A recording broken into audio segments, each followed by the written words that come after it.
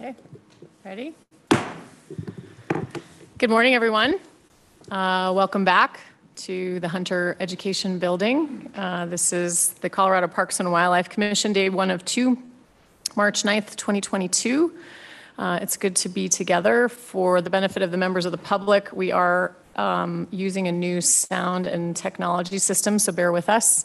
We'll do the best we can and may need a little bit of support along the way. So we appreciate your patience. So I think we will start with a Pledge of Allegiance. May I ask Commissioner Adams, please, to lead us?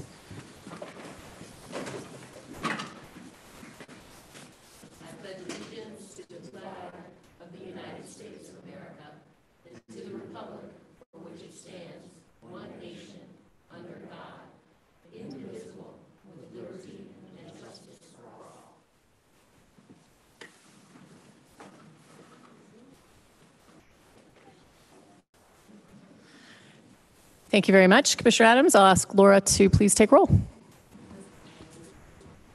Adams. Present. Bailey. Here. Blecka. Present. Garcia. Yo. Haskett. Here. May. Present. Phillips. Here. Schaefer. Here. Touchton. Present. Vardy. Present. Chair Hauser. That was very good practice with our new technology. I'm present. Thank you very much.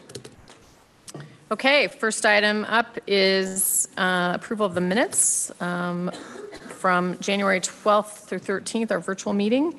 Is there a motion to approve the minutes? Commissioner Bailey.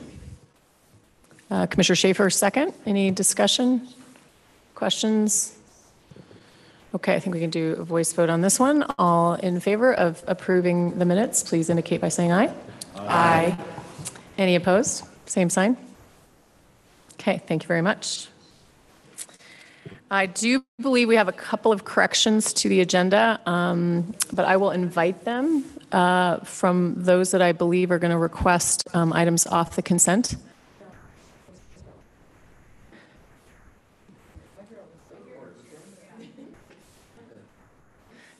Just what you needed was 2 of me.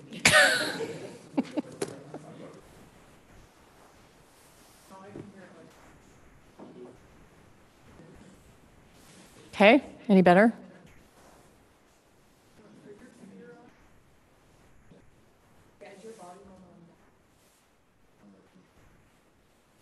Mine's off. Dion, any suggestions on the echo?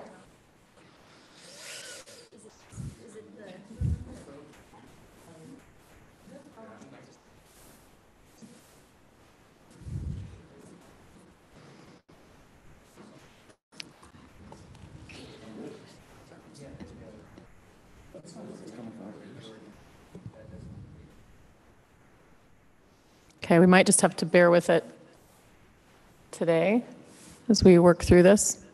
Okay.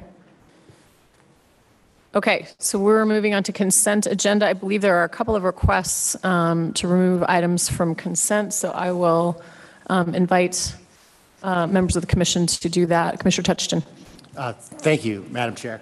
I would like to remove item, it's B11, the Roaring Fork Valley Bear Management Plan from the consent. Okay, so noted. My understanding is that we will probably do that tomorrow when we have the staff available to discuss that. So that'll probably be just before the break or just sometime around there. So we'll adjust accordingly.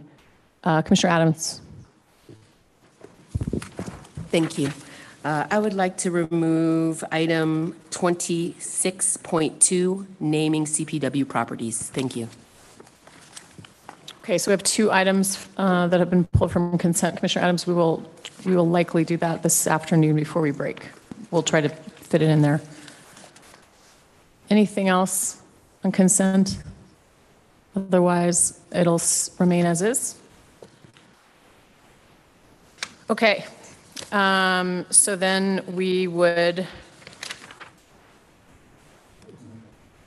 I think that's it. The only other comments I would make about the agenda is that we're going to flex today, given the weather, and see how it goes this afternoon. We're calling for quite a bit of snow, and it was snowing sideways out my window this morning. So we'll just see how it goes. If for any reason we're not able to go to the Clays facility for our site visit, we may go a little bit longer to accommodate some of these schedule changes. And we do have a really packed agenda, so it is up to all of us to be as disciplined as we can to move through it. So thank you for your patience, and we'll just keep you posted throughout the day. Hopefully maybe after lunch we can give you an update on what our plan is this afternoon. Okay? I will go to commissioner comments and questions, and this is a fantastic opportunity for us to all practice our new technology toys. So if I don't see your light on, just wave and we'll try to make sure that we recognize you. Commissioner comments and questions. Commissioner Touchton. Thank you, Madam Chair. Okay, it stays on if I don't hold the button. Would you put up my slide?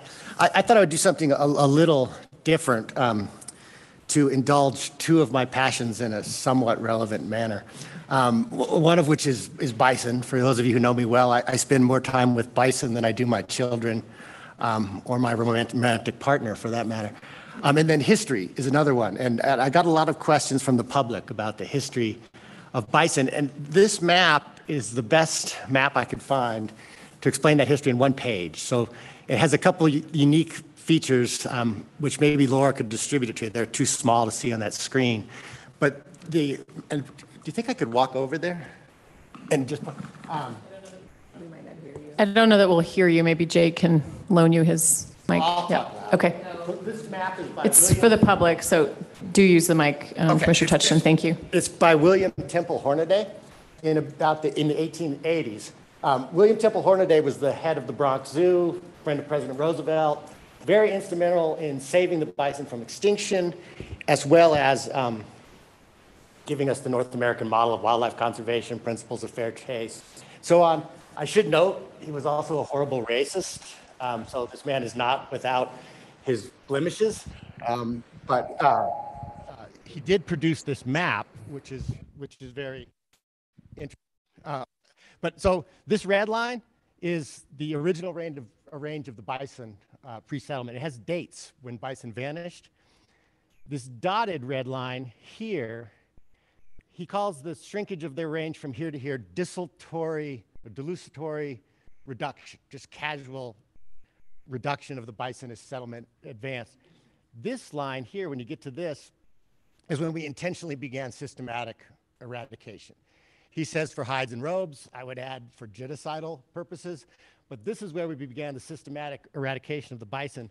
The range continues to shrink. This line dividing north and south is the Transcontinental Railroad. And I'm sure you've seen pictures of the pile of skulls by the railroad tracks or drawings of people shooting out train windows. You had north and south ranges of bison. That's Yellowstone there, so it continues to shrink as time goes along. The reason I put this up, because it's kind of fun, is the last strongholds of the bison, and this is why I wanted to let people know, were actually, some of them were in Colorado. And ironically, this one here, which says, I think, 25 if you get close, is where Commissioner Phillips now works. So he must have had some excellent bison habitat at one point in time. This one is where I work, and I know more about this one. The reason the bison persisted there was courtesy of the Comanche tribe, which was so hostile to European settlement that they protected those last bison. And so Colorado has a big historic role that's often forgotten. I just wanted to mention that because the bison story led to our North American model of wildlife conservation, but bison are one of the species that have benefited the least from the North American model of wildlife conservation. So anyway, that's my little historical map for those who are into that kind of stuff. Thank you, Commissioner Touchton. Other commissioner comments, questions? I know there's been a lot going on.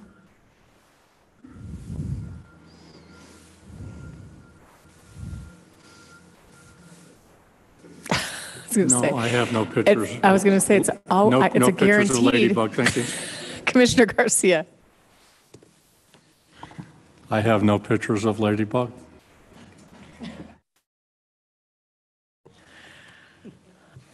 Other commissioner comments, questions? Anything else? Sorry, Commissioner Adams, just help me with your light. It helps to see you, but thank you for the wave too. Commissioner Adams. Thank you. Let me go ahead and share my screen. I will be brief. I wanted to, sorry, let's get the screen sharing up. There we go. Oh, love that. All right. First, I would like to thank Colorado Parks and Wildlife interpretation staff for, as well as the Colorado Department of Agriculture for their incredible participation in the inaugural Black History Month event that Outdoor Afro and Denver Botanic Garden hosted on February 12th. The event featured, purpose of the event was to link urban and rural, past and present, gathering. We had an interview with Alice McDonald, a descendant of the Dry, a Black homestead near Manzanola, Colorado. We also had a panel with Black urban and rural farmers, gardeners, and ranchers in Colorado, representing Frontline Farming, Elk in Urban Gardeners Program, Wild Boyd Farms outside of Lyman's, and Hampton Lavender Farms. The day ended with exploratory stations, and that's where both the Colorado Parks and Wildlife and the Colorado Department of Agriculture had booths and interactive games. And I again want to just thank the Colorado Parks and Wildlife interpretation team for developing a culturally competent and culturally responsive opportunity. They had a gallery of Black botanists. They had a interactive opportunities to talk about the ways that they stored. They uplifted the incredible workshops and programs, whether it be fishing, all the way to hiking, all the way across the ages. And so I just really appreciated that integration and that alignment. I also wanted to lift up the other folks in the exploration station, which was the Black American West Museum, and they are currently renovating, and that they have an expansive library of photographs. And honestly, I'm hopeful one day that when we walk into our visitor center, that they are as reflective of the racial and ethnic diversity here in Colorado as the Black American West Museum. So if we don't have some kind of formal relationship with them, I am hopeful that we can establish one. I also want to thank the Nature Conservancy as well as just all of those who were able to attend and join us on that day. It was also very interesting to connect some of the issues that were raised during the panel and connect those to some of the issues that were raised at the Cattlemen's Conference, the times that I've been able to go there. So those synergies cut across urban, rural, past, and present. So thank you. I also have access to the to the video, the full 30-minute video of Alice McDonald. So that is available for all those who have access to this presentation. But I wanted to also thank, the Black Caucus for the proclamation on Black heritage here in Colorado. It's not, you don't get inclusion and belonging by telling somebody they're included and they belong. You show them. And so it was very powerful after all of these years to actually feel and see not only Black history, but also Indigenous, Latino, Latinx, Hispanic. So thank you for that. And also they did an acknowledgement of the Dry homestead. And so I wanted to thank them for that as well. I don't know why the video is going fancy like that. I also wanted to thank the CPW education team for joining the 2022 Colorado Charter Schools Conference, their annual conference. And charter schools are public schools. I am a charter school founder for pregnant and parenting teens and their children in Aurora, Colorado, called New Legacy Charter School. And so it was just really beautiful to see the expanded access and quality experiences And so, yes, I will be in touch. It's time for my River Watch certification. So if others would like to join me in this journey of becoming certified for River Watch, please let me know. I'm excited to expand my learning and model community science. And then lastly, I had an incredible opportunity to explore the Highland Canal with the Highland Canal Conservancy.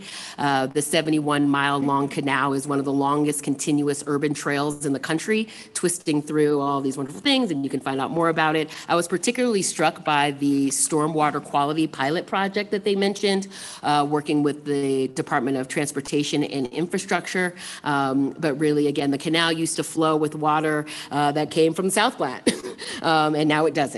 And so they are trying to figure out creative and innovative ways to bring water back to that area, and also to for the benefit of all of the people, the other species, and of course the land, water, and wildlife, the land and water that support it all. So thank you again for that opportunity to learn more and to think more strategically about the urban-rural connection. Thank you so much. Thank you, Commissioner Adams. Other questions, comments from the commission? Okay, seeing none. A couple things I would offer, just comments from the chair. First of all, welcome back to 6060 Broadway and Hunter Education. I believe this is the first time for a couple of commissioners, Commissioner Bailey, Commissioner Phillips. I believe this is your first opportunity to be in this room. Is that right? Anyone else? Well, welcome. We're glad to be back. It's nice to be in person. Feels a little kind of, I don't know what normal is anymore, but it feels a little normal. So we're very much glad to be here. I would say that I'm sorry that we're not in Aurora, which is where we had hoped to be, just given all the uncertainty about where we could meet and what we could do. And maybe it was a blessing in disguise given the weather today. Some of you will remember, I think it was 3 years ago that we had dinner last night and it was a bomb cyclone the following day. And we all got stuck in a hotel for 3 days, I think it was 2 days. So something about the March meeting. I don't know what that is, but I do, Director Gibbs, I want to thank the governor for joining us for dinner last night, for taking time out of his busy schedule to be with us for a social occasion. It was nice to be with him. Lots going on since our last meeting, which you have notes from me in your packet.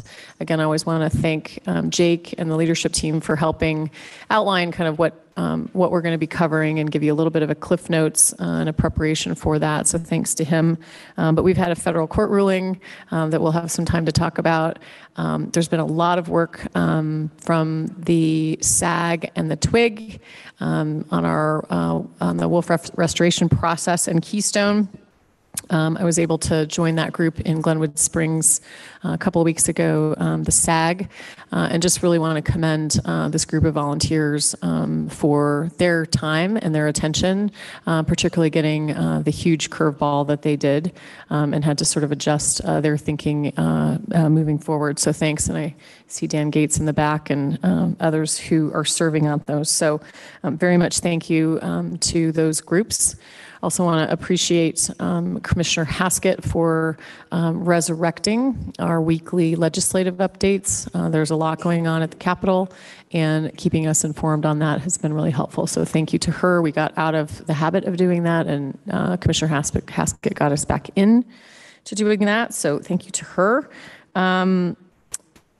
Also, lots of work on the Keep Colorado Wild Pass. We will hear more about that. You all will recall we had a lot of discussion about that in January. So I think you will see that work come back to us and look forward to a rich discussion on that. And then finally, I just would always thank Laura and the team for bringing us together, our catering support, the entire leadership team and others for getting us ready for our meeting. So thank you to all of you for getting us here today. So unless there are questions for me, I will keep rolling down the agenda. And that would be Executive Director Gibbs, Department of Natural Resources. Great. Hello, can you all hear me? Right? All right, great. Thanks, Madam Chair. Great to see you all in person. And, just thinking of that, the Department of Natural Resources, we are, in terms of COVID protocols and mask wearing and so forth, every agency is a little bit different. As you can imagine, we have some agencies in the state where there are folks that work within kind of group homes. Obviously, we have like Department of Corrections where state staff, are working very, very closely with people 24 hours a day. The majority of the agencies have really moved to, I would say, following what local public health orders reflect. And so, as I think you all know, most counties around the state have really moved to not wearing masks. But if CPW, or if we have meetings, let's say in a county that does decide to have a mask order, then our direction would be to wear masks. So, so in short, we're really trying to follow local public health orders to have that consistency. For all of our boards and commissions, the Department of Natural Resources, we're moving to more in person now. So really excited to see that. I think it's great to have the flexibility to have virtual options for those that may not be able to make a meeting in the future. But the issues that we tackle here, or whether it's oil and gas or water issues, a lot of complex topics that we discuss at the Department of Natural Resources, I think there's really no substitute to be able to work, in person if possible. A few other updates for me. Just last week, the Oil and Gas Conservation Commission really continues their work on the implementation of a bill that passed a few years ago, Senate Bill 19-181, that really restructured how we do oil and gas in the state of Colorado. And so they voted to approve the financial assurance rulemaking. We have about 50,000 active wells in Colorado, and ensuring that you have the proper bonding mechanism in case the operator goes out of business, and really looking at big picture needs in terms of making sure the state is not going to be on the hook when there's challenges with the industry. So a few highlights of this particular rulemaking that passed. It requires financial capability, the operator to meet financial capability to meet all the obligations under the Act, the first ever individual operator-specific financial assurance plans. It increases financial assurance for transferred wells and inactive wells, requires financial assistance accounts for new wells tied to the well upon transfer. It creates an orphan well fund. For the first time, too, Colorado's new rules will apply to federal wells as well on BLM land. And then also we'll be developing the first in the nation out-of-service plugging program. And then part of the component, too, is to create a enterprise fund that will go towards plugging abandoned wells. And so this is the Orphan Well Enterprise legislation. So we're going to be working with legislative leadership to get a bill introduced and passed this legislative session. A few other updates. The Colorado State Forest Service just recently released the 2021 report on forest health conditions. This really highlights what the state is doing to improve the health of our forests. And obviously that's tied to addressing wildfires, insect outbreaks, and persistent drought conditions. So the publication is available. You can just type in more or less the Colorado State Forest Service website, and they'll have the report, right there available. Just recently, a few weeks ago, the Secretary of Interior, Deb Haaland, issued Secretarial Order 3404, declaring the word squaw as derogatory term. So I'll just refer to that as the S word. And so she has given the directive that nationally all places that use the S word should not be using the S word. And the Interior Department has given various different recommendations as words, as substitutes. So we have what's called the Colorado Geographic Naming Board that's housed within the Department of Natural Resources. And that is really the body that looks at contemplating name changes. And what they do is they work with various different stakeholders, local communities, and make recommendations to the governor, who then will make a recommendation to the National Geographic Naming Board. So it's a kind of a layered step process. We have 26 known natural features in Colorado that use the S word, and so we are actively, really focused on those locations throughout Colorado. If you want to learn more about the Colorado Geographic Naming Board, just look at our Department of Natural Resources website. We have a link on that in terms of, new meetings, how you can get involved. But they are, undertaking a lot of, potentially new names, around the state of Colorado. Let's see here. A couple other updates. What was that? What's today? Wednesday. So just on Monday, I spent the day out in the northeastern part of the state of Colorado, doing a fact-finding mission, frankly, really looking at the water challenges of the Northeast. But in particular, this really comes about after on January 10th, 2022, Governor Ricketts of Nebraska announced his intention to construct what's called the Perkins County Canal. This would potentially divert up to 500 CFS from the South Platte River during non-irrigation season of October 15th through April 1st. There's a subsection within the compact known as Article 6 of this 1923 compact that does, as written, allow Nebraska to do certain things. It also allows Colorado to do certain things. But we are really trying to learn more about what the intention of this is. We have not seen a formal plan from Nebraska, but in terms of the media outlets that we've seen, this is really, as we understand, a direct reflection of the 282 what's called basin implementation plans that are located within the South Platte Roundtable region. And the governor referenced those total projects would cost $9.8 billion. And so what's almost comical is people that are involved with water probably know our basin roundtables. What they say is not always a direct reflection of, okay, this is the state stamp of approval. It's really designed to be localized collaboration to really figure out, hey, out of the 9 basins in Colorado, what's your vision? What are your challenges for water? And really an opportunity to bring all different stakeholders together to discuss, critical water needs of the state. And, but to think that Nebraska thinks we're going to spend $9.8 billion on water projects just for the South Platte, when last year was a big year to spend on water.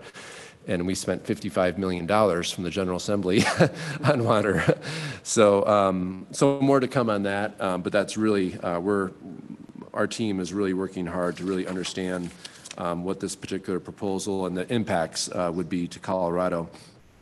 I mentioned the State Forest Service before a little bit. They're obviously a really important partner with looking at kind of wildfire challenges and forest health issues. I have mentioned in the past a new program that we have in the Department of Natural Resources as a result of Senate Bill 248 that passed last year, that created what's called the COSWAP program. That is a new wildfire mitigation program that we partner with Department of Corrections on, as well as the Colorado Youth Corps. And we are getting projects off the ground. We just sent out a release just was it last week or the week before, urging folks to get us their ideas for projects. Parks and Wildlife actually is a great partner with this too, where we're working with some of the locations that we have where we can do proactive forest health management. But this is really a game changer for Colorado, because all the other grant programs that we have in the past have required like a 50-50 match where local communities would pitch in and the state would pitch in. But this is, where local communities can say, hey, this is a big need, please come to this particular location, and we potentially can come with people on the ground that can get the work done at no cost. So I think that's really exciting. Another bit of exciting news was just a couple of days ago on Monday, the Joint Budget Committee approved every decision item for the Department of Natural Resources. This may be looking at Doug Vilsack, because it's maybe the first, or I don't know. It's pretty good. It's good. Yeah, we're really happy with that, of course. And so it includes a lot of, great programs and funding for FT and everything, includes increases to support our outdoor recreation and conservation initiatives, support protecting our scarce water resources, helps to expand and engage important rural resources. A really amazing component, too, that I think this is very long overdue is funding to support a DNR tribal liaison. Some other departments like CDPHE, let's see, I'm trying to think who else, Department of Human Services, some of the departments do have a tribal liaison. But when you think of everything the Department of Natural Resources does, land, water, wildlife, minerals, oil and gas, everything touches indigenous lands. And I couldn't be more excited that they have approved this. This doesn't mean it's 100%, going to be funded, but normally when the JBC comes to an agreement, the chances of taking positions out once it hits the floor for the long bill are pretty slim. So we're going to keep our fingers crossed that everything gets funded. And some other key components too, and Director Prinsloo may mention this too, but also include recommendations for CPW's big game policy report, as well as operating funds for Sweetwater Lake as well. And then also our legislative agenda. I know we've been having kind of updates, so I think you were all up to speed on what we have for our portfolio, but everything is, kind of in the works or, being introduced. Everything from reauthorization of our Habitat Partnerships Program, reauthorization of the non-game species tax checkoff, protect sensitive wildlife data, annual Species Conservation Trust Fund bill, our annual water projects bill, and then the backcountry search and rescue bill. So that's our, portfolio. So I know I covered a lot of material. Sorry for taking a lot of time, but definitely a lot's going on. And happy to answer any questions. I'm planning on being here all day today and hopefully all day tomorrow too. Great, thank you. Cool. Before I call for questions, a little tip, if you all would turn off your volume on your iPads, it might help the echo. Somebody told me. Commissioner Schaefer. Thank you, Madam Chair. And thank you, Director Gibbs, for the update. I just wanted to make a couple comments on the COGCC's financial assurance rulemaking. Really wanted to give kudos to Director Murphy and the Commission. This was, in my day job, I was engaged in that process, and by far and away the most technically challenging rulemaking process I've ever engaged in my life. Very, very complicated. While I don't think any side was perfectly pleased with what came out of it, I think it was a really good product. It's going to be a model for the nation and other states. And I think the connection to what we do here is also important, that plugging and abandoning all of those low-producing and non-producing wells is going to lead to habitat construction and restoration. We're going to see benefits not just from the climate angle, but also a direct habitat angle as well. And so, I'm really excited to see that implemented over time. And I believe, we'll see in 18 months if the Bureau of Land Management is able to promulgate their own rules, or if these will simply be extended over to federal lands. But that as well is just, fairly revolutionary. And so I just wanted to be certain to, mention that publicly. I was just really impressed by all the work they did.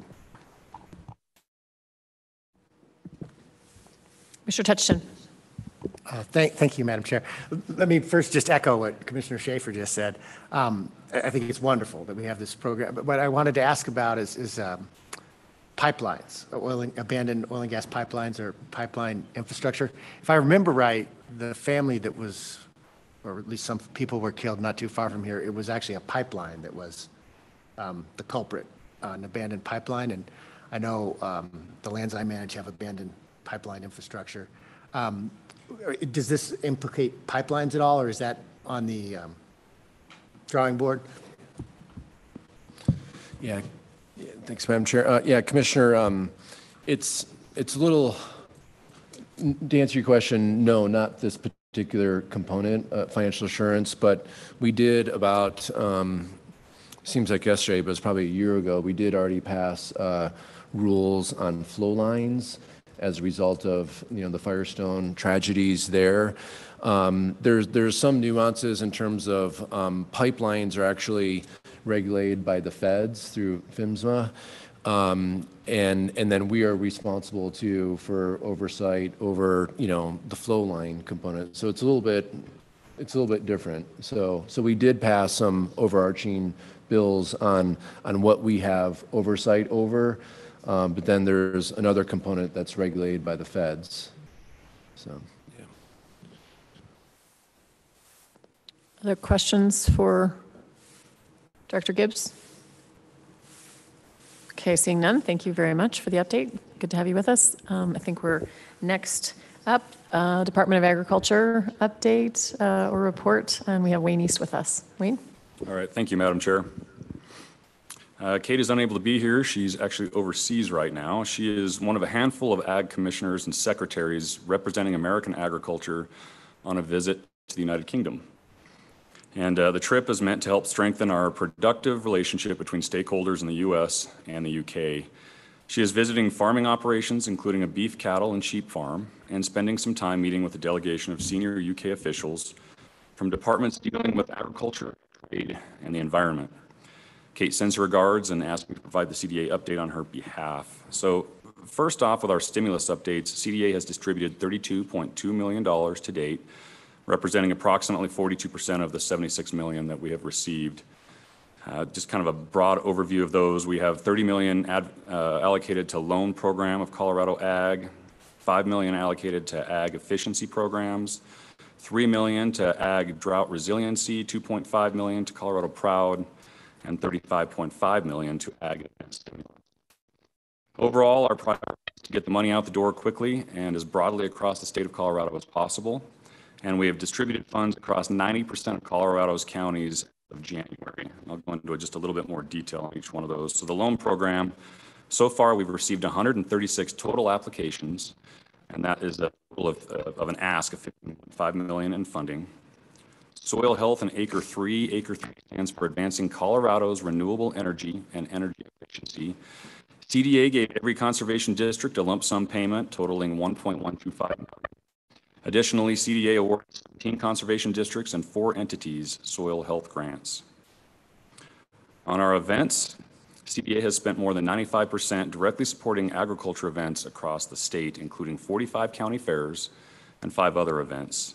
Most of the funds went to the National Western Stock Show to support the 2022 event and campus construction, but additional money went to Colorado State Fair to upgrade the grounds and make that event a modern showcase for Colorado agriculture. On drought, most of the drought funding has been directed to the western part of the state that was most impacted by drought in 2021. However, CDA also supported statewide drought efforts, including $145,000 for CSU drought education and research and CSU post-fire watershed assessment training. And then last on the stimulus is the Colorado Proud. Colorado Proud funding aims to increase awareness and growth of Colorado businesses, providing grant and financial aid, increasing Colorado Proud membership, and opening international marketing channels.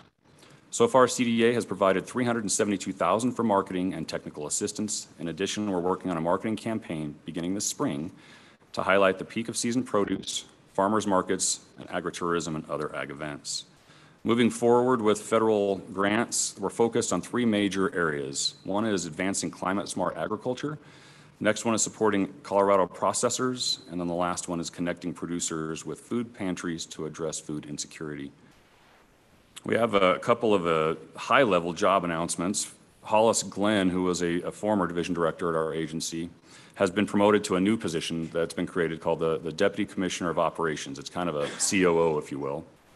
And he's been a great guy to work with, and I look forward to working with him in that position. And then, as you may be aware, Steve Silverman, our former Deputy Commissioner of Agriculture, has moved on.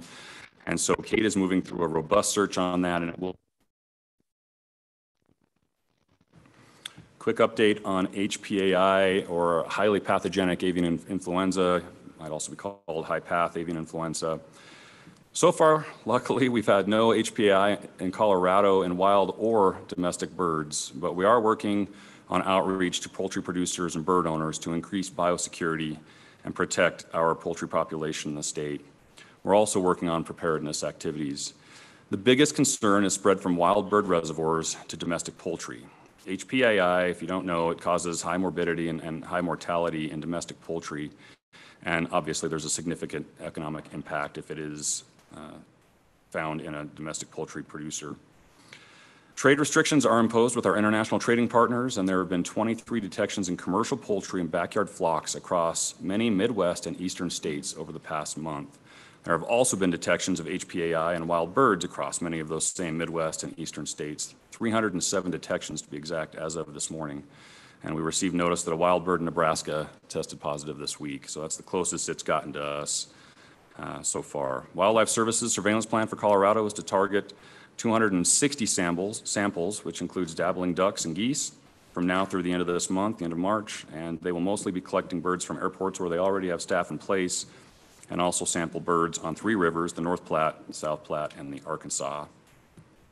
And then my last update is we're gearing up for our 150th state fair this year. We are in conversation with CPW staff about how we can enhance our collaboration for public outreach and education at the fair. And if you want to put it on your calendar, it's August 26th through September 5th. Again, that's going to be celebrating the 150th State Fair. And with that, Madam Chair, that concludes my update. Thank you for the update. Questions for Wayne? Comments? I think I speak on behalf of all of us that however we can support and be part of the celebration and the 150th anniversary of the State Fair, please let us know. All right, thank you. Okay. Okay. Any other questions, comments for Wayne? Okay, we will turn to Director Prenslow for the CPW update. Director's update. Thank you, Madam Chair. It's kind of hard to hear your echo, but hope we keep working on that. So we'll start with a Sweetwater State Park update. U.S. Forest Service, Parks and Wildlife, and Eagle Valley Land Trust continue to make progress on the development of a state park at Sweetwater Lake and appreciate the commitment of the local governments to engage in the planning process. In addition to the meetings with local government officials, Forest Service, ourselves, and Eagle Valley held 3 in-person open house sessions earlier this year in Gypsum, Glenwood Springs, and the Sweetwater community to collect initial public input on the management plan. An online comment form has also generated 160 responses as we go through those, help us guide through the planning process. To build trust between stakeholders and land managers, our partners are working to hire a consultant to develop and implement a robust community and stakeholder engagement strategy in anticipation of the NEPA process that the Forest Service must go through. CPW also has hired a park manager for that Sweetwater Park. His name is Mark Lehman, and we look forward to his vision for that, and we wanted to put somebody on the ground. I also want to highlight Jacob Braid, Deputy Regional Manager in the Northwest, significant work bringing this to this point. The license allocation update, just, keep sure Mr. Schaefer stays ahead of him. I can stay ahead of him on this, so it's hard to do. We continue to work with the Commission's request, take a fresh look on how limited big game licenses are distributed around the state. You may recall that we kicked off the discussion last fall, received more than 10,000 responses so far. Next step is to send out a big game attitude survey. It's going to a random sample of 6,000 hunters, 3,000 residents, 3,000 non-residents. And through the survey, we want to identify resident and non-resident hunters' perspectives about license allocation. And secondly, track and monitor resident and non-resident preferences, motivations, and experiences. In April, we plan to convene about 10 public focus groups on big game license distribution with both resident and non-residents. Results from the big game attitude survey and focus groups are expected to be shared with the Commission in late spring, early summer, followed by another round of stakeholder workshops and public meetings to draft alternatives. So lots of work on that process. Bighorn sheep allocation, translocation, as you may have heard or watched the news in early February, staff trapped 21 bighorn sheep, 13 ewes and 5 lambs and 3 young rams from the Rampart herd near Colorado Springs, and used a helicopter to fly the animals into Beaver Creek state wildlife area south of Pikes Peak. Transplant was funded through the auction and raffle special funds grant. Numerous volunteers and over 100 CPW staff from multiple branches in the agency supported this effort, including research, policy and planning, financial services, information and education, Southeast region, aquatics, terrestrial, and natural resources. So we had everybody there. I did hear that we didn't have enough there, and some rams throttled a few people. So that's always fun to, kind of like goat roping on steroids. Never mind, I'm sorry. Human bear conflict reduction grant opportunity. CPW has $1 million available to reduce human bear conflicts in Colorado.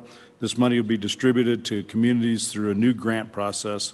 Parks and Wildlife staff met internally and with external stakeholder groups knowledgeable about bears and bear conflicts to develop a framework for prioritizing and evaluating projects. Local governments, NGOs, HOAs, community groups, businesses, tribes, universities, and individuals are all eligible to receive funding. Applicants can apply for the grants between $50,000 and $500,000. We would like to see projects with local support that are designed to prevent conflict with bears and have tangible outcomes with realistic timeframes. Grant program has been finalized and was announced and will be announced in the very near future. So I'm just giving you a sneak peek on that. We'll be accepting applications for 8 weeks and hope to have the project selected by June of this year. I'll keep rambling. Outdoor Equity Grant application. I'm excited to announce that the Outdoor Equity Grant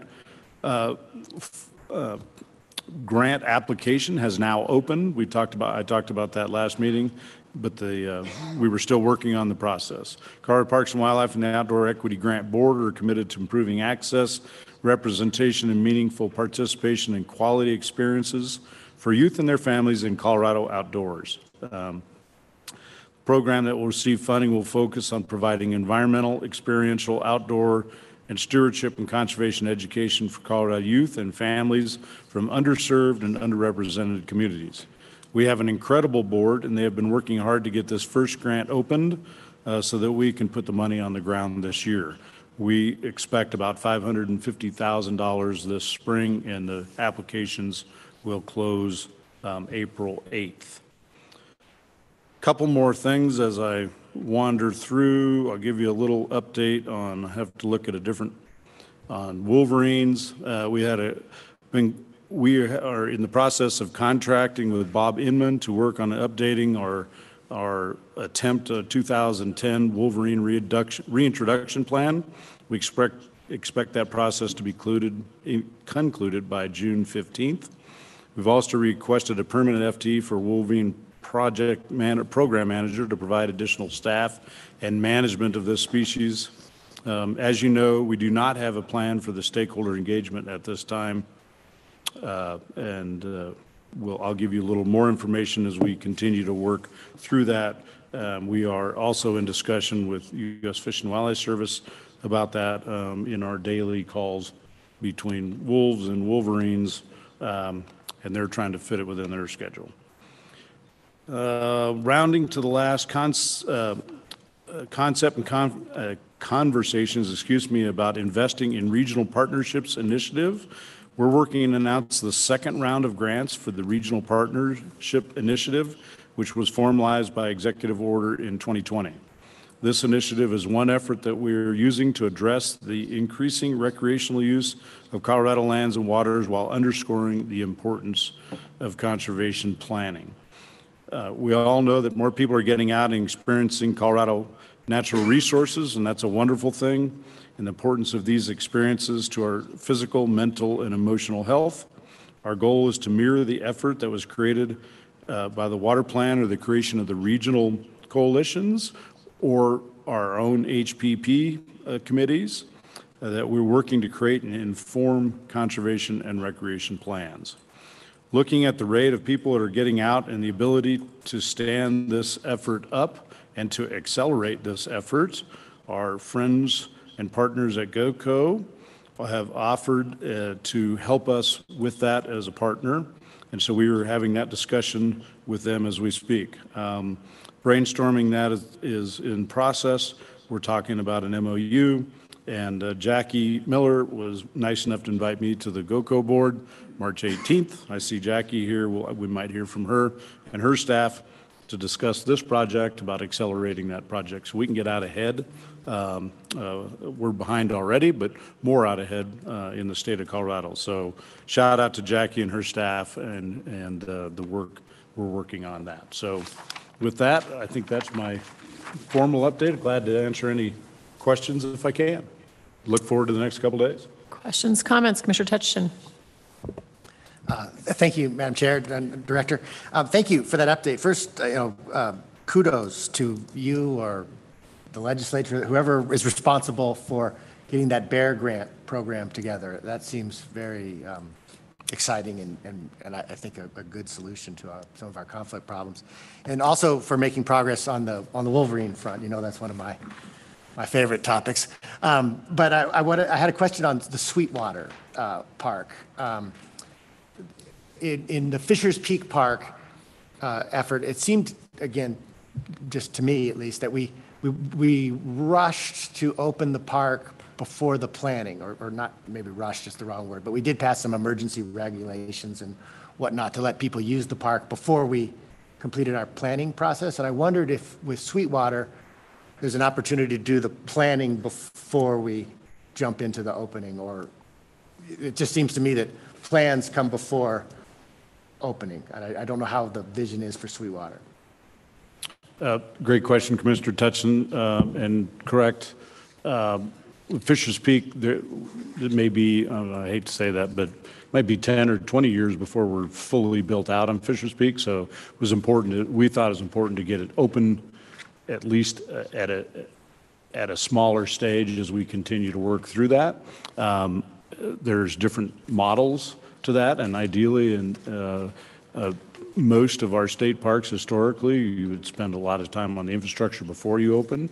But I give you like Staunton as an example. State Park was, at least portions of that were in state parks in 1986, but wasn't open until 2011 or 12. So that's not as good a working model as trying to get it open. So I'll get to your question in Sweetwater. It is public land. If we don't do something jointly, it will be open to the public. We are temporarily closing. There's some indigenous paintings in caves, and so we're temporarily going to close those, and there's some things with the Forest Service, but it is public land now, not ours, and so there is some urgency to work on a plan to get that open. To the second part of your question, yes, I'll use a pun, better to aim before one shoots, rather not shoot and then aim, and so we're working hard on a plan, especially this spring before we get to this summer, so we have a pretty good plan to start it with and control that use that is coming because of the public land. I might just piggyback on Commissioner Tutchin's comments, having attended one of the Sweetwater open houses. Obviously, lots of attention. I think a reminder to us to work very closely with our local stakeholders and local partners as well. That's part of the aim and collaborate in advance. We heard that a lot in at least the feedback that we've gotten, and certainly the local press. So in our backyard, Commissioner Vardy and I have heard a lot about that. So I think that's Commissioner Adams' light. Go ahead, Commissioner Adams. Thank you, Madam Chair. Thank you for the update. I had some questions around the Outdoor Equity Fund. So really excited that the application was open. Was curious if there was any kind of like informational webinar or something that folks who are interested in applying can tap into, since this will be the first time. There might be some additional questions. Great question. There is, I actually might have it, but I'll send it around. Awesome. There's a Colorado Equity Grant guideline. Awesome. So I assume it's on the website, but you're asking the wrong person. So I can try and get that answer, but I'll send this around the table left, and we'll come around so everybody can see that. And certainly, I did get the announcement about the application, but I did not get an announcement around the webinar. So if that could be resent, that would be wonderful. And I'm happy to uplift, and hopefully others, commissioners, staff, can continue to uplift the application process and encourage folks to apply. I also was curious about the Hunter study, and I was curious specifically about the demographic data that you plan on collecting as a part of that. Specifically curious if you're planning on asking race and ethnicity questions as well as language. I don't know. I'll have to get back to you on that. I'm not sure if we have an update on that on the agenda later, but I will find out and get back to you. Awesome. And again, I just asked that. I know that there is a study on the perceptions of Black people and hunting nationally through a grant from WAFA. That was one of the challenges that the research team encountered, is that many of our databases do not collect race information or race, ethnicity, or language. So would love to be a leader in healing that disconnect in our database.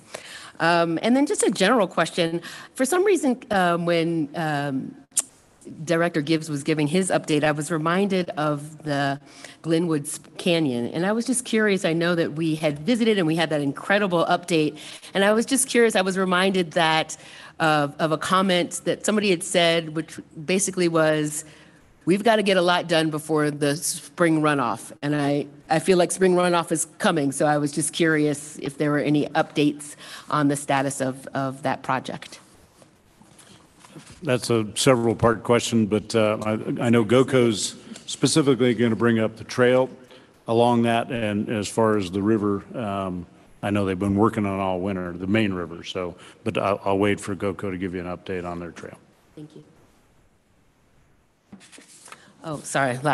Lastly, I'm curious and happy to table this as well, but there's so many partners that we work with, and it's been so wonderful to see the cross-agency, interagency collaborations that are happening. Curious if there's been any updates on the partnership matrix that we had discussed, or that. So basically just something that lets us know at a high level the key partners that Colorado Parks and Wildlife are working with, and different ways that you can volunteer. I know, Lauren, Truitt, our communications director, has talked about the efforts to help us better navigate all of the incredible partnerships that we have, from wildlife all the way to outdoor recreation. So just curious the status or any updates on that request. I'm unaware of that. I'll have to look into it. Okay.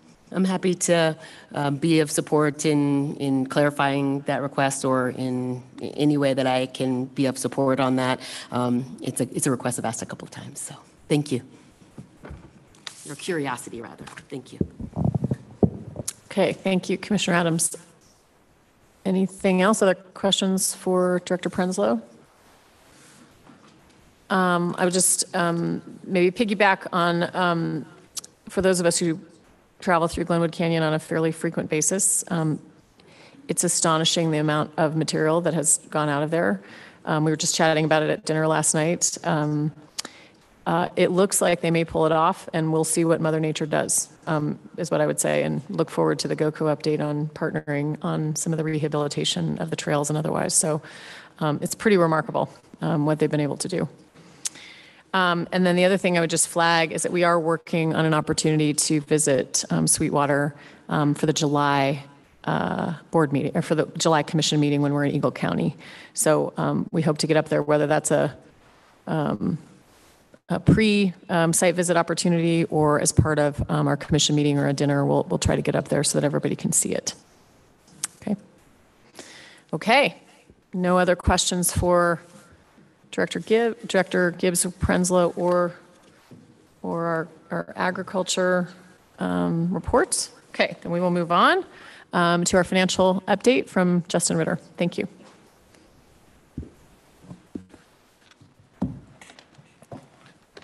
Good morning. Thank you, Madam Chair, Commissioners, Directors.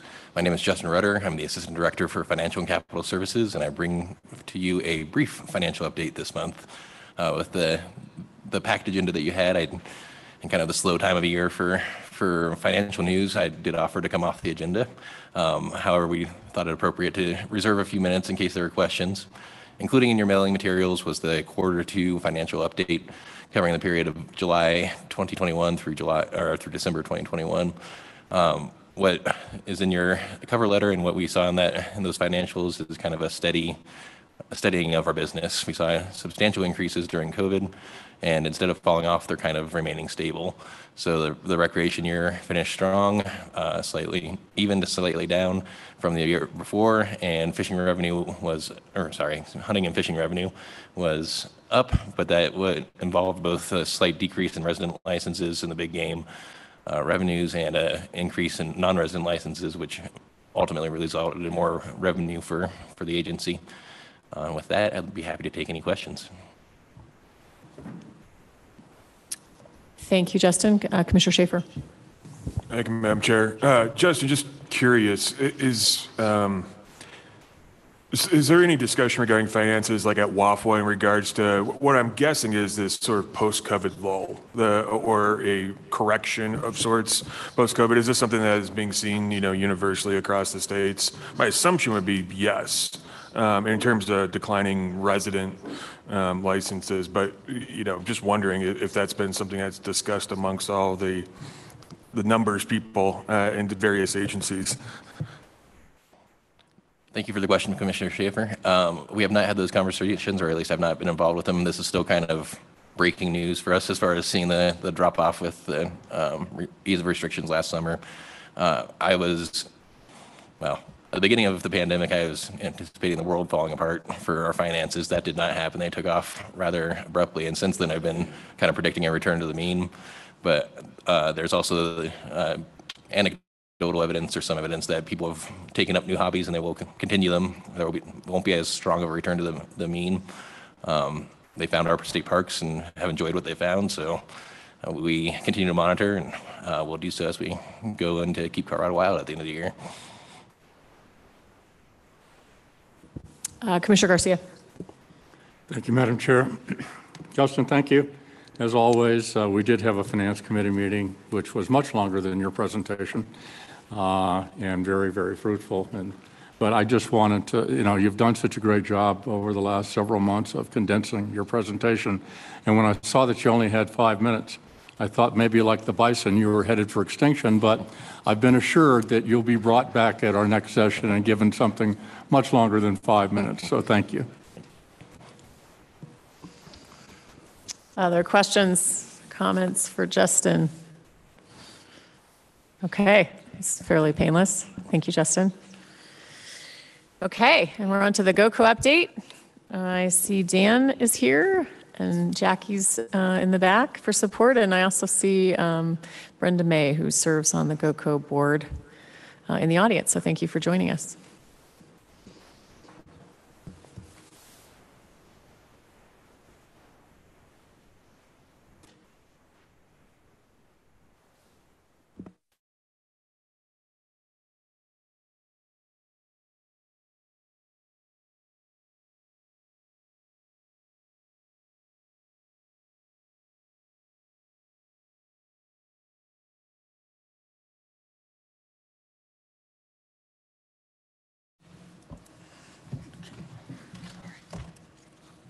Thank you, Dirk. Appreciate it. Good morning, Madam Chair, Commissioners, Director Prenslow, Executive Director Gibbs. It's an honor to be here in person today, and just here to provide an update from GOCO. And unlike the bison, we're not going to become extinct, Charlie. But just want to take a few minutes. Again, my name is Dan Zimmer. I serve as the Parks and Wildlife Partnership Manager at Great Outdoors Colorado, and update you on investments of GOCO and CPW, in particular as it relates to our completed investments from the last fiscal year and also our upcoming investment proposal for the next fiscal year. And then as requested at the last meeting in January, I'm going to do a brief update on our response to disaster recovery funding efforts.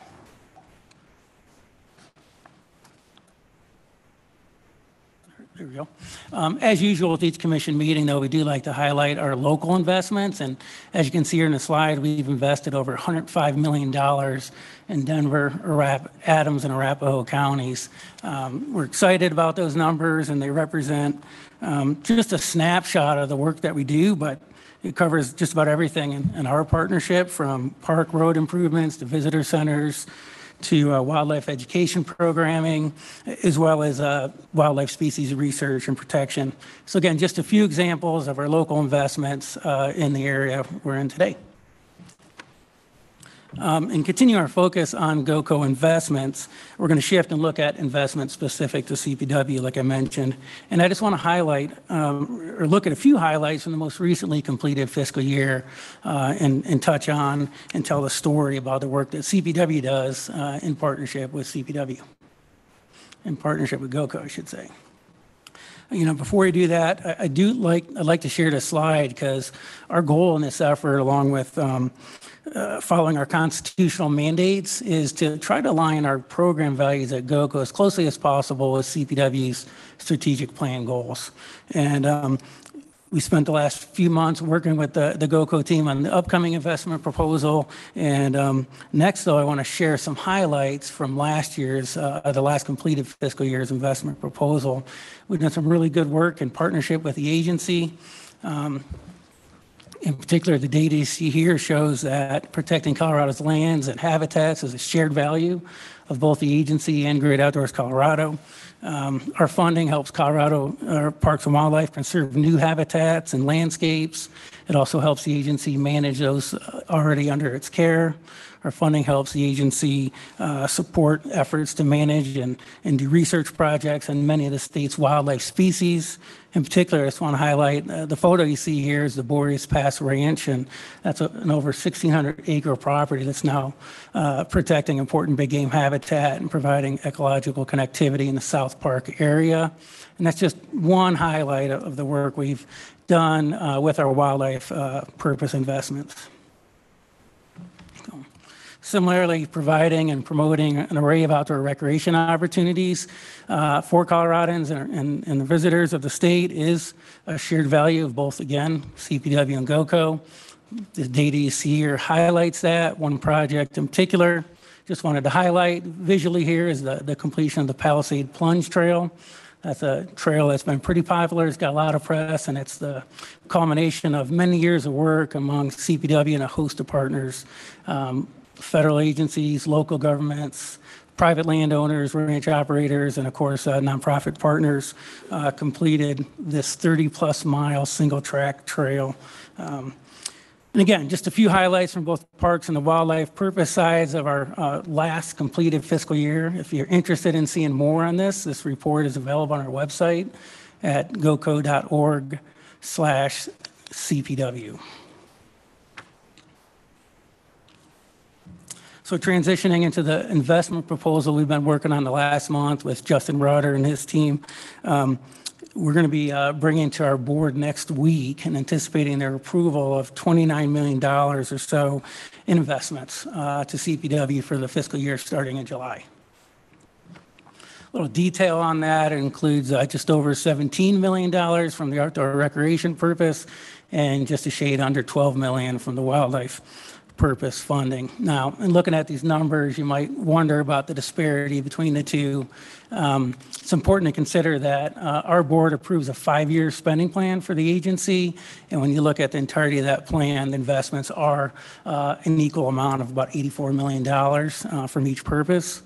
But for this coming fiscal year, the difference is primarily accounted for in CPW's participation in the Centennial Program that GOCO has as a key part of our strategic plan.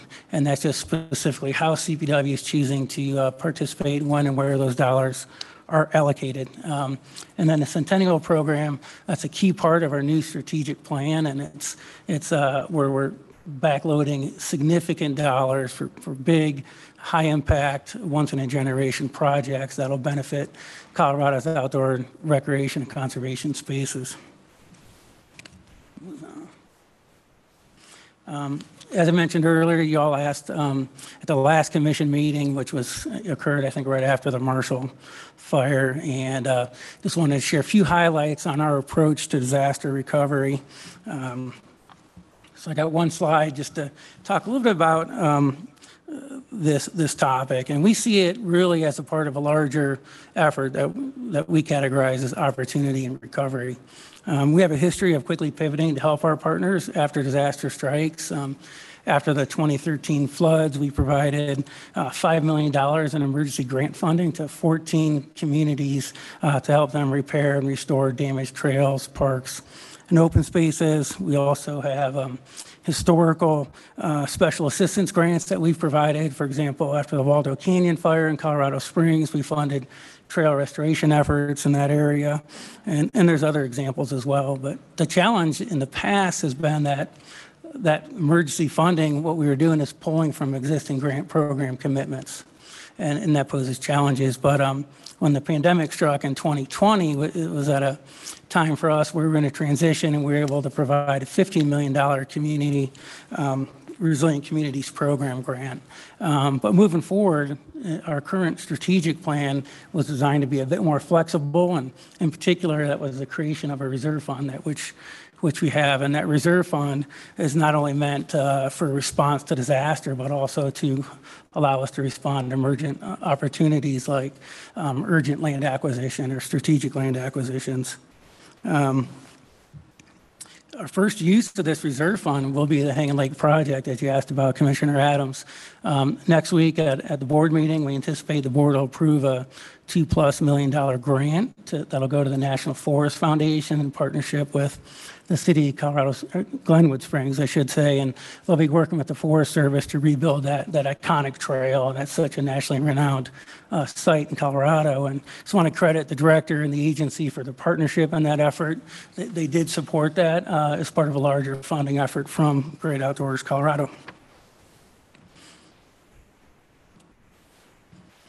So moving forward, a couple topics that are front and center in our mind is the Director's Innovation Fund. That annual grant program will stay open for the remainder of March. We'll take April and May and review, and that's open to all Parks and Wildlife staff from both sides of the agency, if you will. And we're hoping to see a good slate of innovative projects like we have in the past. And we'll work with the director on selecting final projects and bring that to our board for approval at the June meeting. Again, the GOCO board meeting is next week. If anyone's interested, I'm happy to chat with you afterwards. We'll be holding that hybrid as well in Lafayette with Zoom capabilities. But at that meeting, we also expect to receive approval for our competitive funding, which is over $4 million. That'll go to 9 different organizations, and I got a couple highlights here. At the completion of those grants, it should protect over 18,000 acres of land for wildlife, scenic vistas, and natural resource values. It'll protect a mile of frontage on the Arkansas River and support equity initiatives that drive diversity for Youth Corps. Also at that board meeting, there will be more discussion on the partnership that Director Prenzlau mentioned related to the Regional Partnerships Initiative. So we'll have that on the agenda as well. And then lastly, we're looking forward to seeing everyone at the Partners Conference next month. GOCO is again proud to serve as a platinum sponsor for that annual event. Our program staff, along with select partners, will be presenting a session. And then perhaps most importantly, we'll be bringing a host of staff and board members to that event. So that's all I got, and I'll open it up for questions or discussion.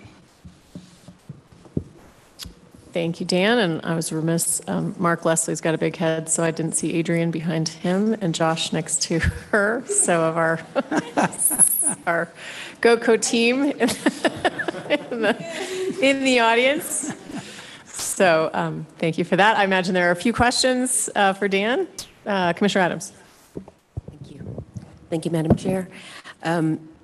These are more just appreciations. One for just always trying to balance the needs of recreation and conservation through the funding mechanisms. I also really appreciated the goals of CPW and GOCO lined up just to reinforce that relationship and that alignment. And I also just wanted to take a moment of appreciation for the scholarships. And again, I know that was a multi-agency, multi-organizational effort, but I know many people who were able to take advantage of those scholarships and are very excited to be active participants as the fiscal barrier was a challenge. So again, I just want to take a moment of appreciation for everyone for really ensuring that this year's Partners in the Outdoors Conference reflects not only the racial and ethnic diversity, but the geographic and role diversity as well. So thank you. Thank you, Commissioner Adams. And yeah, I think our sponsorship dollars really supported that scholarship program in part anyways. Yeah. Thank you, Commissioner Adams. Commissioner Garcia. Thank you, Madam Chair. Thank you, Dan. Great presentation, and thank you and Adrian for reaching out to me this month to talk about some of the things that we're doing in partnership. And of course, we always know Jackie's here, but Josh Tennyson's also here. Josh, and people should get to know him because he's kind of like Justin. He's got the money, right? And so it'd be a good idea for you to get to know Josh as well. Just quick comments, Hanging Lake, things that are coming before the GOCO board next week. Hanging Lake is huge, absolutely one of the greatest things I've seen in my time on the board. But I also want to be reminded, one of the other things that we're looking at that's going to be on our agenda for next week is our policy on loans. And I think many times people don't understand the value of that. I have seen it. Commissioner Phillips has seen it. Zapata Ranch was one of the recipients of GOCO's loan money. We have now Sand Creek, which I think is a great opportunity, in Sweetwater. Sweetwater, as we know, has turned out to be a wonderful loan. And so I'm glad that GOCO is stepping forward and looking at having a loan policy and looking at that as part of a bigger package of all of the great things that GOCO does. So thank you to you and all your friends back there from GOCO for all the great work.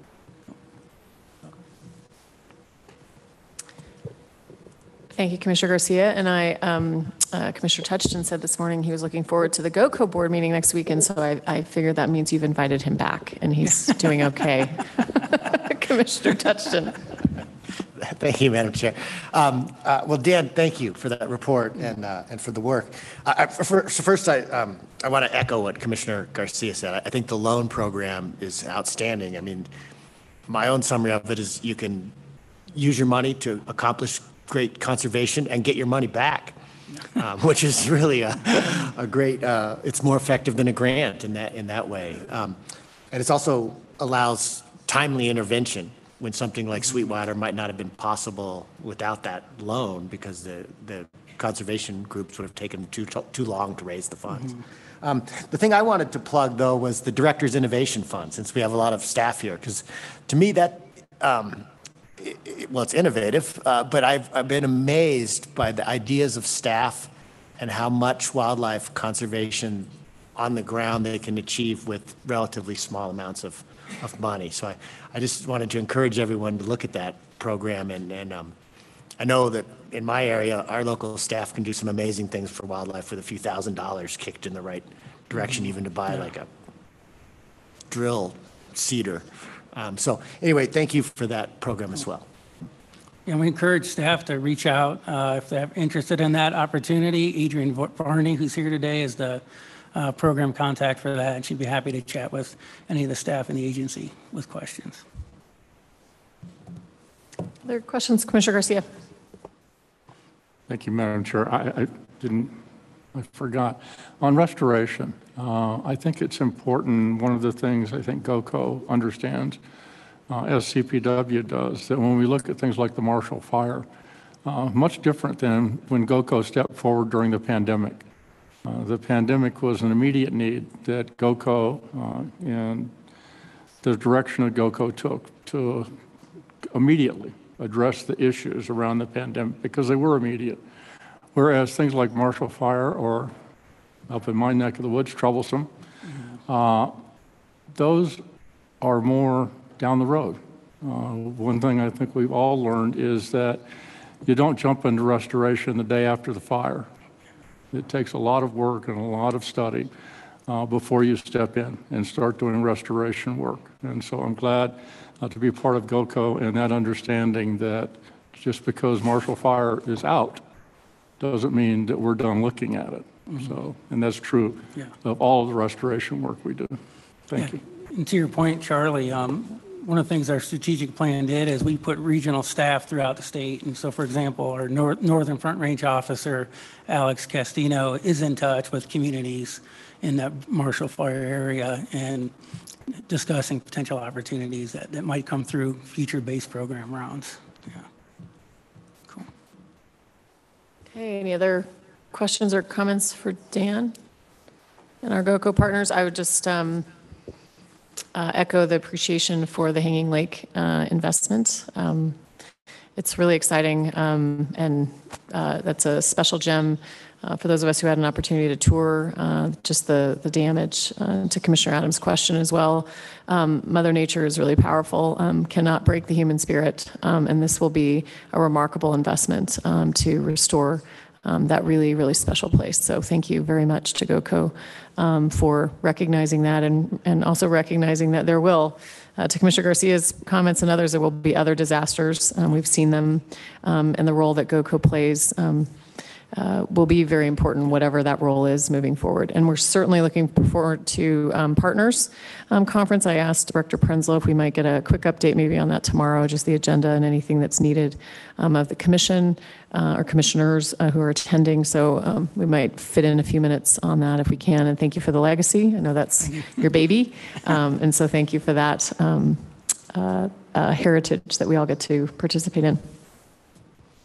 Okay, anything else for Dan and GOCO? I know we've got a number of folks from GOCO here, so we will go ahead and take our scheduled break, and please be back and ready to go at 10 o'clock. Thanks. Thank you.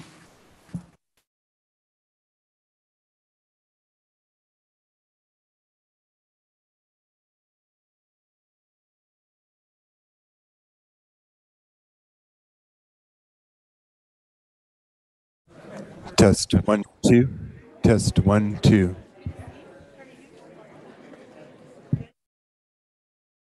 Trying the mic. Testing 1 2.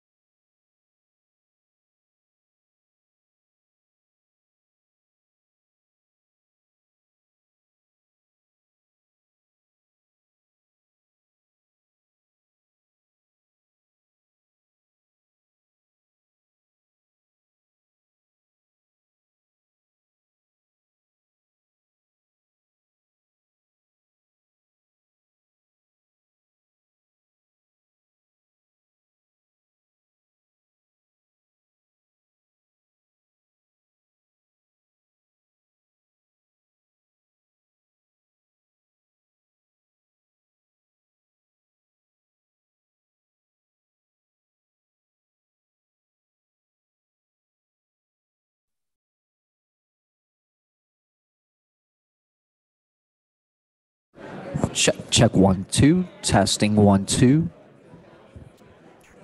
Test 1 2 3 4 5. 1 2. Check 1 1 2.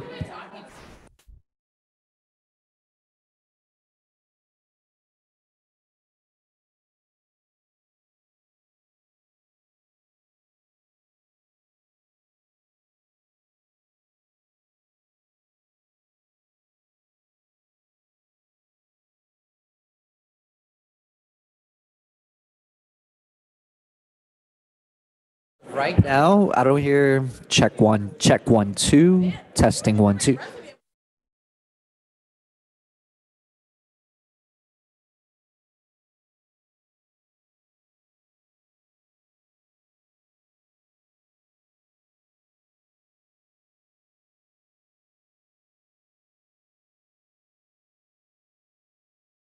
This 1 2 1 2.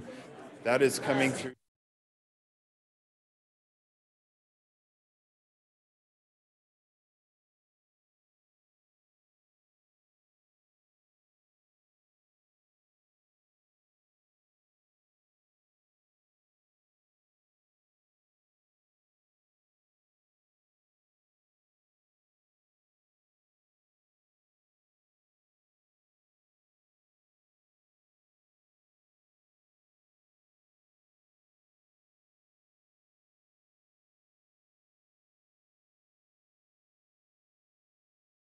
Check 1 2 1 2.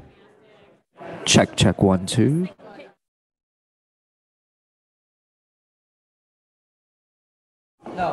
Check 1 2.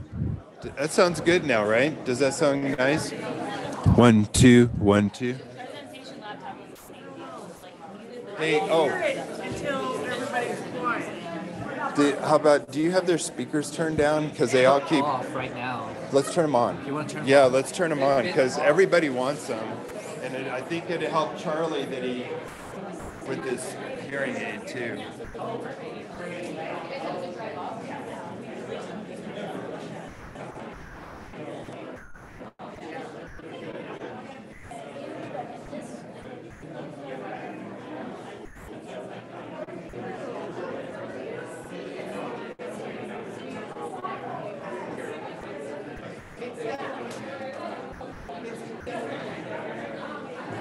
Check 1, test 1 2. Check 1 2.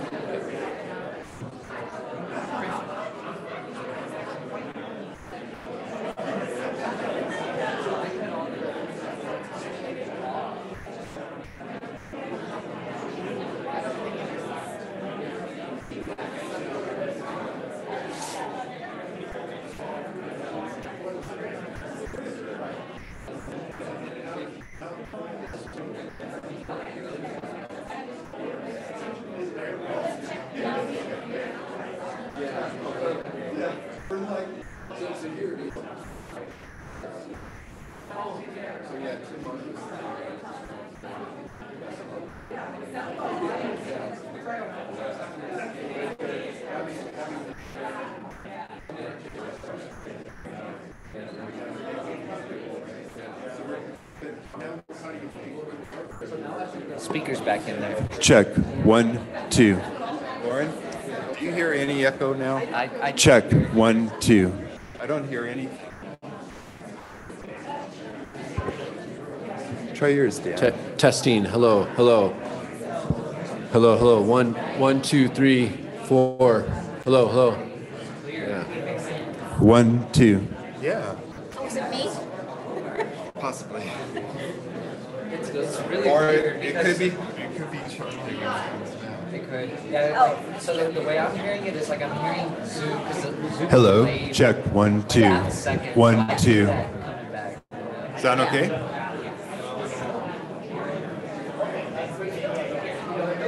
So, Alex, Should we turn off the rest of them then again? so, yeah, let's turn them off.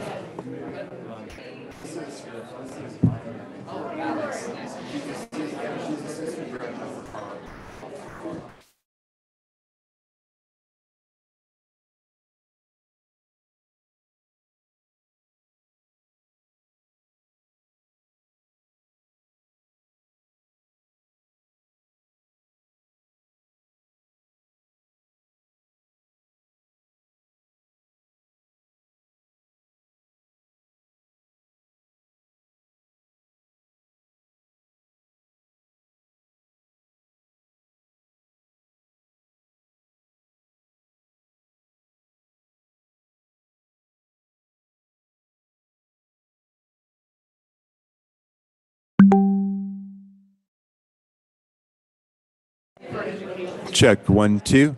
1 2. 1 2. Check 1 2.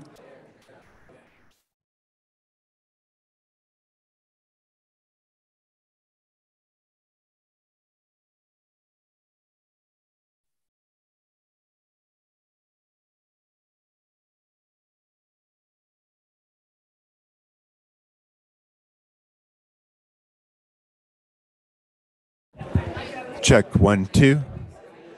Is that all right, Alex? 1 2.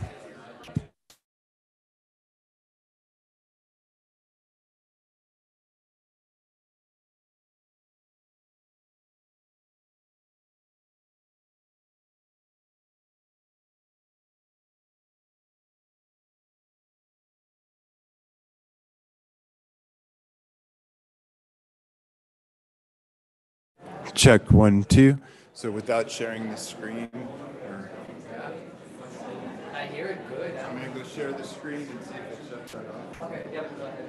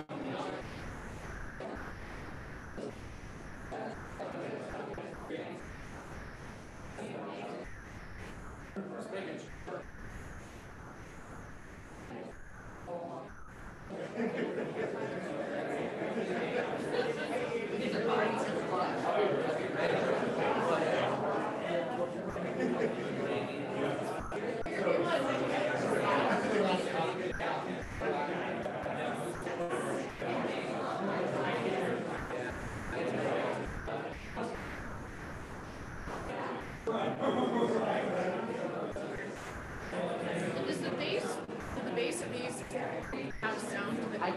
They do. I turned them off when we were hearing the echo. Yeah, and I turned it back on. Okay. Yeah, because I don't think that was the cause of it.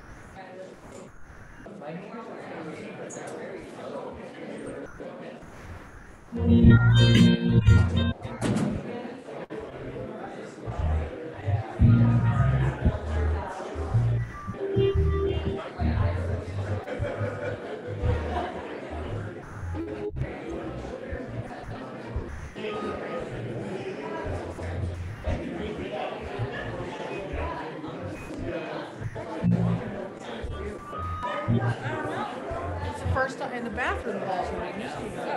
Yeah.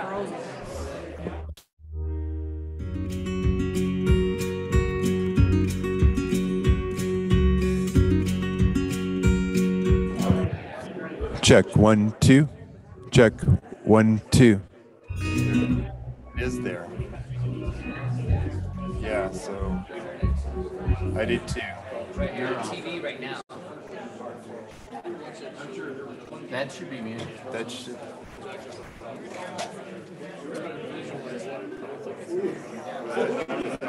That That was on, yeah. So that was on? Not audio. When you did that, I heard it. Test, test. See, now it's clear. It was.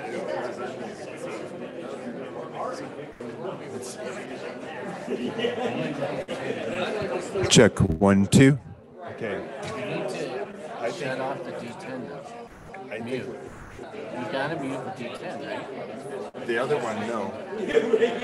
Huh? 1, 2. Check. 1, 2. 1, 2. Check. 1, 2. Check. 1, 2. It's feed.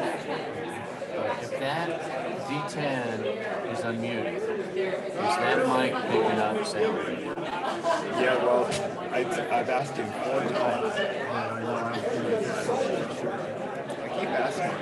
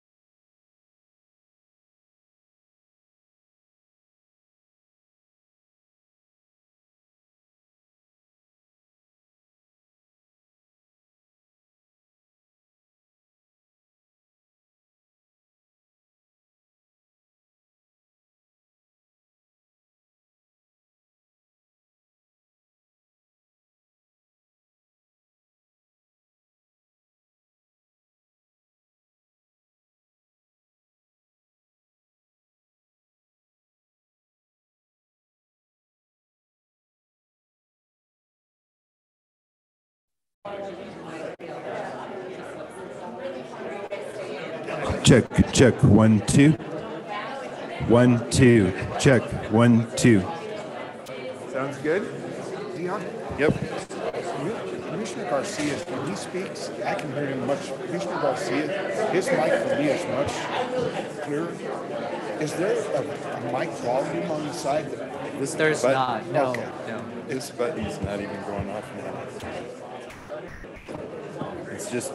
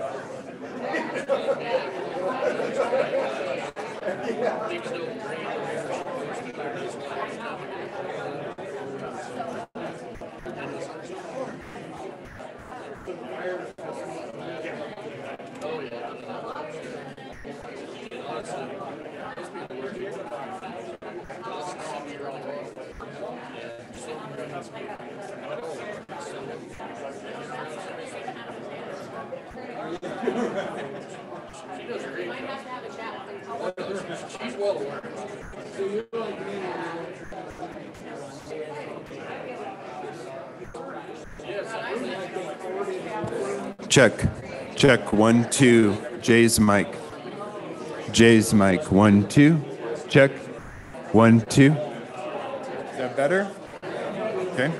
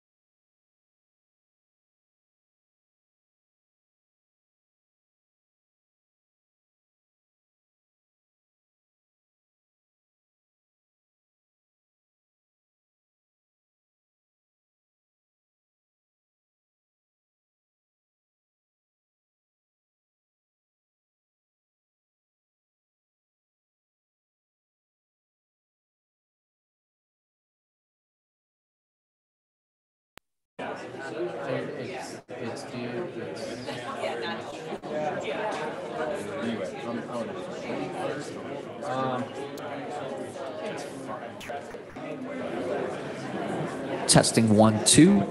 Check 1, 2. Test 1, 2, 3, 4. Not coming through here for sure. Check 1, 2.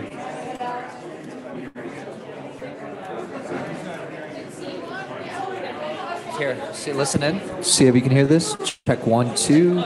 Check 1, 2, 3, 4. You want me to turn it up a bit more? Testing, testing, testing, testing, testing, testing.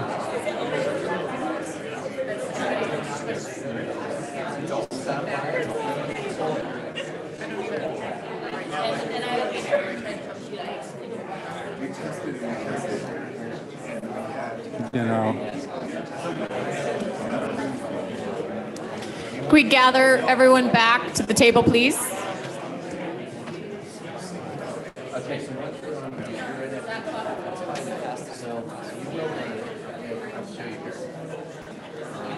So sometimes it's just like the hunting license. They told me, you can get your federal duck stamp with your license this year. I went over, no.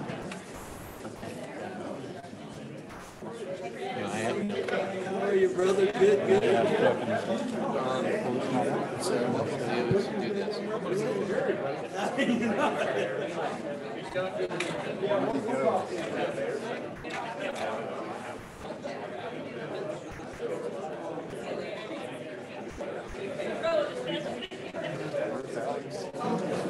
Test 1, 2. Test 1, 2. I don't know. You have test early.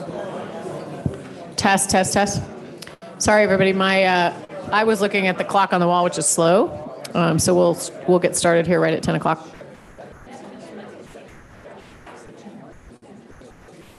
Test, test, test. Test, test. Does that sound better, Betsy, Eden, over on your side? Okay. Everybody else sound better? Seems like it's better. Okay, great. Okay, we'll call us back together following a break. This is the Colorado Parks. Take two. Welcome back to the Colorado Parks and Wildlife Commission meeting on March 9th. We just completed a break and we are on item number 11. So I'll turn it over to Krista Heiner. Thanks, Krista. Good morning, Madam Chair, Commissioners, Executive Director Gibbs, Director Prenslow. I'm Krista Heiner, Regulations Manager for Colorado Parks and Wildlife. And we'll get you started with final regulations, agenda item 11. These are final regulations for Chapter W0, General Provisions. This is step 2 of 2. And these are final regulations allowing the release of privately owned game birds during an established season for falconry training. And this is, you can find this on page 6 of the blue document. This regulation change is based on a citizen petition that you heard at the last meeting, at the January meeting, where the petitioner was arguing that most falconers serve quarry for birds for training purposes during the fall and winter months when the game bird seasons are open. So the division supported this petition with the specific exception for the training of raptors by licensed falconers, as long as the number of game birds released does not exceed the daily falconry bag limit for the species. And if approved today, the regulation change would go into effect on May 1st. That is all I have for you for that agenda item, Madam Chair. Happy to take any questions. And I do believe we have public comment as well. I do note that. First, we'll have any questions or comments, and then we do have public comment, which since Katie's at the table, I'm going to assume is virtual. Is that right? Okay. Questions, comments on this? You will recall we spent quite a bit of time on this at our last meeting. Okay. Commissioner Garcia. I'm sorry, I wanted to wait to hear public comment first, if that's, okay. Thank you. Anything else before we go to public comment? Okay, Katie, if you'll facilitate that, please. Sure. So we have Matt Gould to provide public comment. Can we make sure that Matt is unmuted? And Matt, did you want your camera on? Yes. All right. Looks like we have you up, so you'll have 3 minutes. Go ahead. Thank you very much. I understand the commission has a very packed schedule, so I will be brief. The reasons for this change and the other regulation change related to falconry that are on today's agenda have already been pretty clearly stated in the petitions and comments and the discussion at the prior meeting. I just want to say on behalf of the Colorado Hawking Club that we deeply appreciate the commission's willingness to consider these proposals, which we believe will put falconers on more equal footing with other sportsmen. And we also want to express our gratitude to staff for the time that staff has dedicated. And that's all, the only comment I wanted to offer. Thank you, Mr. Gould. Commissioner Garcia. Thank you, Madam Chair. I think you said it all. I've been working, as you know, with Roger Tucker on these issues, and I'm glad to hear that the falconers are pleased with the outcome. And I know there's some other things that we're still working on, but thank you for your support. Commissioner Garcia, sorry, Commissioner Schaefer. I just wanted to make the motion, Madam Chair. Motion to approve the changes as to the regulations as recommended by staff. Okay, we have a motion on the table. Commissioner Phillips, second. Any further discussion, comments? I think we can do this by voice vote. And if you're all are like me, you hear a little bit out of your base now. Is everybody hearing okay? Okay, so all in favor, please indicate by saying aye. Aye. Any opposed, same sign. Okay, motion carries. Thank you very much, Krista. We'll go on to item number 12 and back to you. Great, thank you. Yes, agenda item 12. We have final regulations for Chapter W2 Big Game. This is step 1 of 1. These are final regulations to correct a few minor errors to the 2022 season dates and other provisions. This is an orange document. I'll just run through these really quickly. On page 12 and page 20, we have updated the application fees to correspond with the fee increase with the Consumer Price Index that was adopted in November of 2021 by the Commission. On page 40, you'll see that we've updated the season end date for the hunt code SFS 2901R. On page 45, we've updated the totals to account for the either sex license, which was incorrectly incorporated into the RAM license total previously. On page 94, we've updated the season end date for the hunt code DM009L1R. On page 99 and 100, we've updated the season end dates for three hunt codes, DM020P5R, DM029P5R, and DM038P5R. On page 114, we've updated the season dates for the hunt code EE061E1R. On page 138, we have updated the season start date for the hunt code EF421P5R.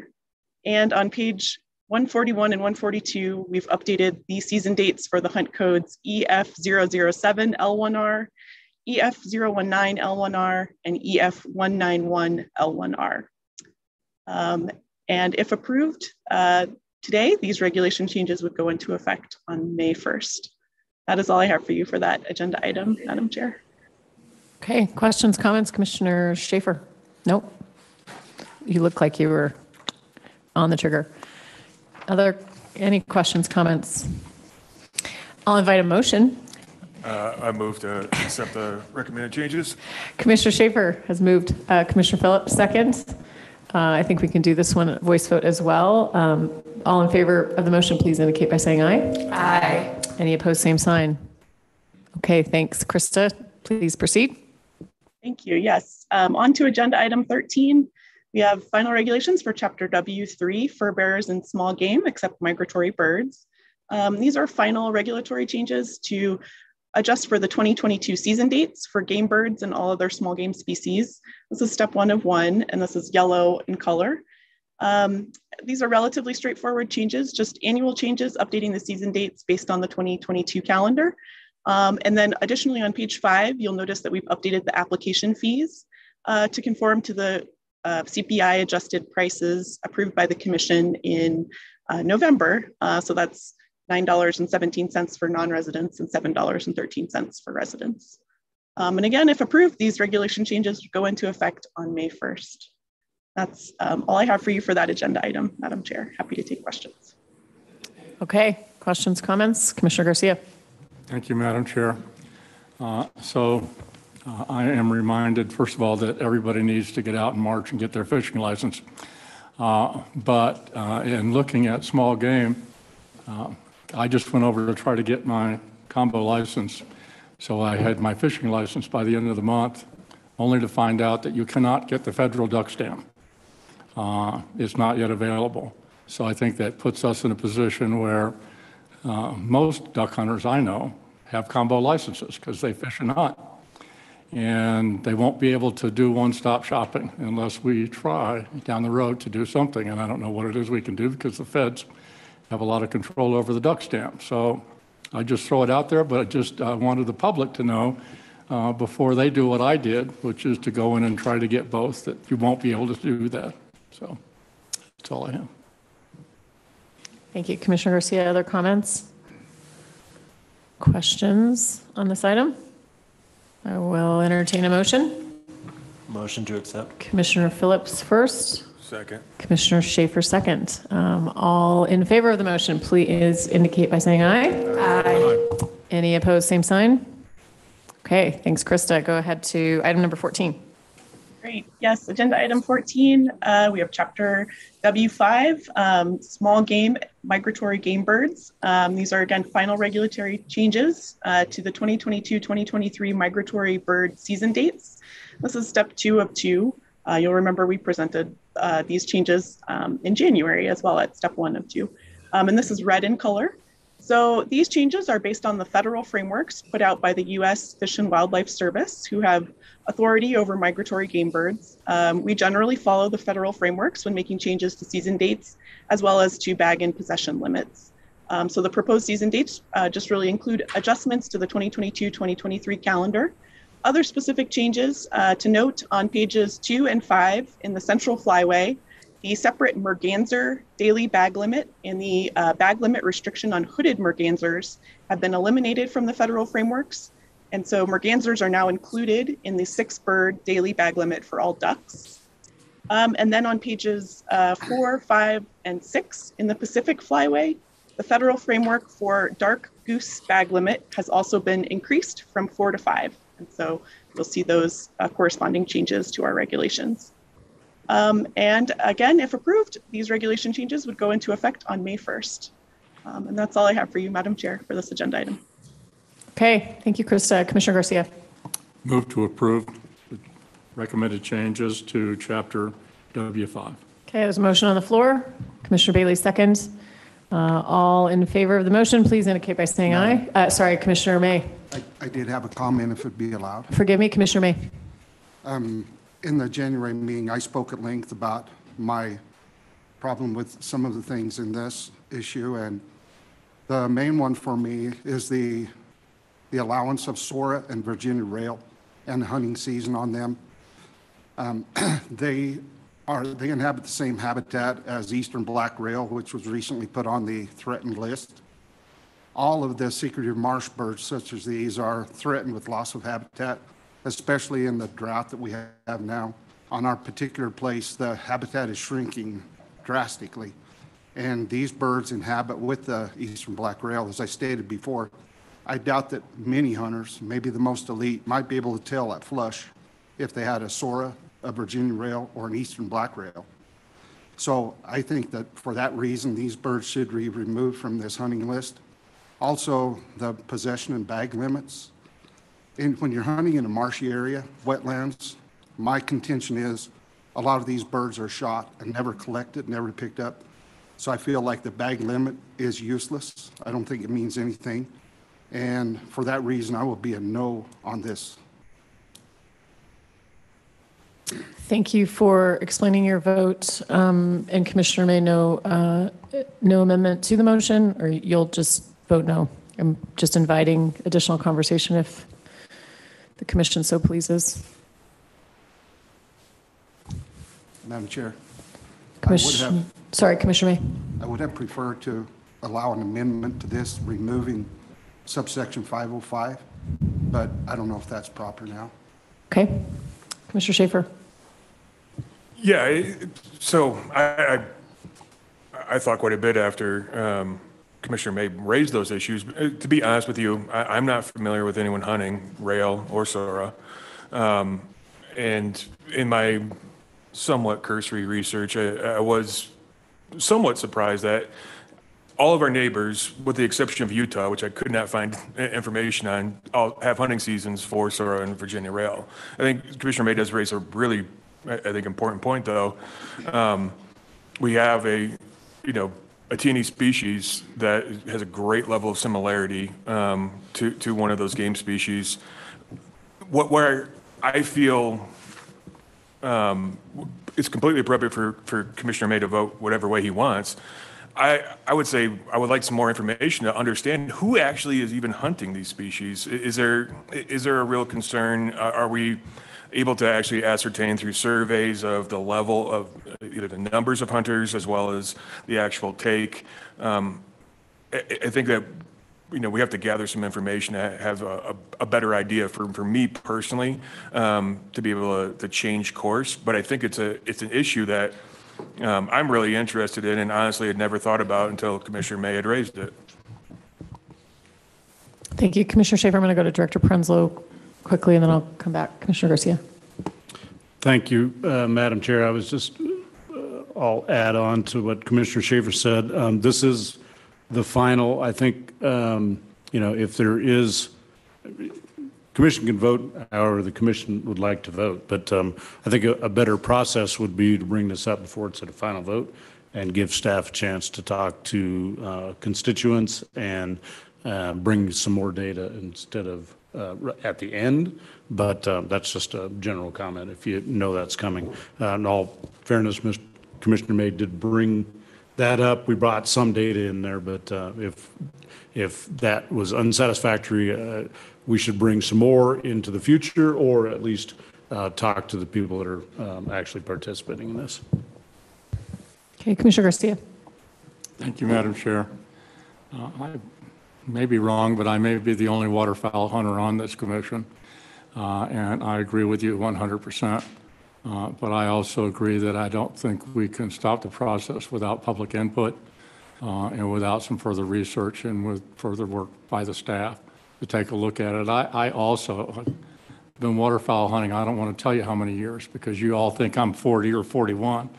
But I've been hunting for a very long time, and I've never shot or have ever heard of anybody shooting one of these. And so I would like to get more information, but I don't want to. We have a process here today. We have brochures that need to get out. I just went over and picked up some of mine, but I noticed that the fishing isn't out yet, but I need to go fishing. So, but we need to get that stuff out. And so I don't think we can stop the process today, but I would encourage that we take a deeper dive into this issue. Commissioner Touchton. Thank you, Madam Chair. Dallas reminded me about this when he just made his comment there. And I had some concerns last time as well. I completely agree. Well, my understanding is that this comes from the Federal Fish and Wildlife Service because they're migratory birds. And so maybe on the East Coast or in some different habitat that I'm unaware of, people are hunting Virginia rail and Sora and using these bag limits. But I am concerned, like Dallas said, that the identification with birds that are rare in Colorado, at least, could be a real problem. I talked with my area biologist, and he says he's unaware of many people doing this in Colorado. So I think it's something that, with the appropriate process, we could look at not just taking the Fed's cookie cutter approach because it doesn't seem applicable to Colorado, or at least potentially tailoring it to Colorado so that we're not hunting Virginia rail and Sora where we know there are black rail also present. The other concern I'd like us to address, and I mentioned this to Brett, is our continued inclusion in the hunting regulations of things no one eats or collects. Last time I brought up crows. I just think it's a disservice to hunters to include species that are just killed and left on the ground within the rubric of hunting.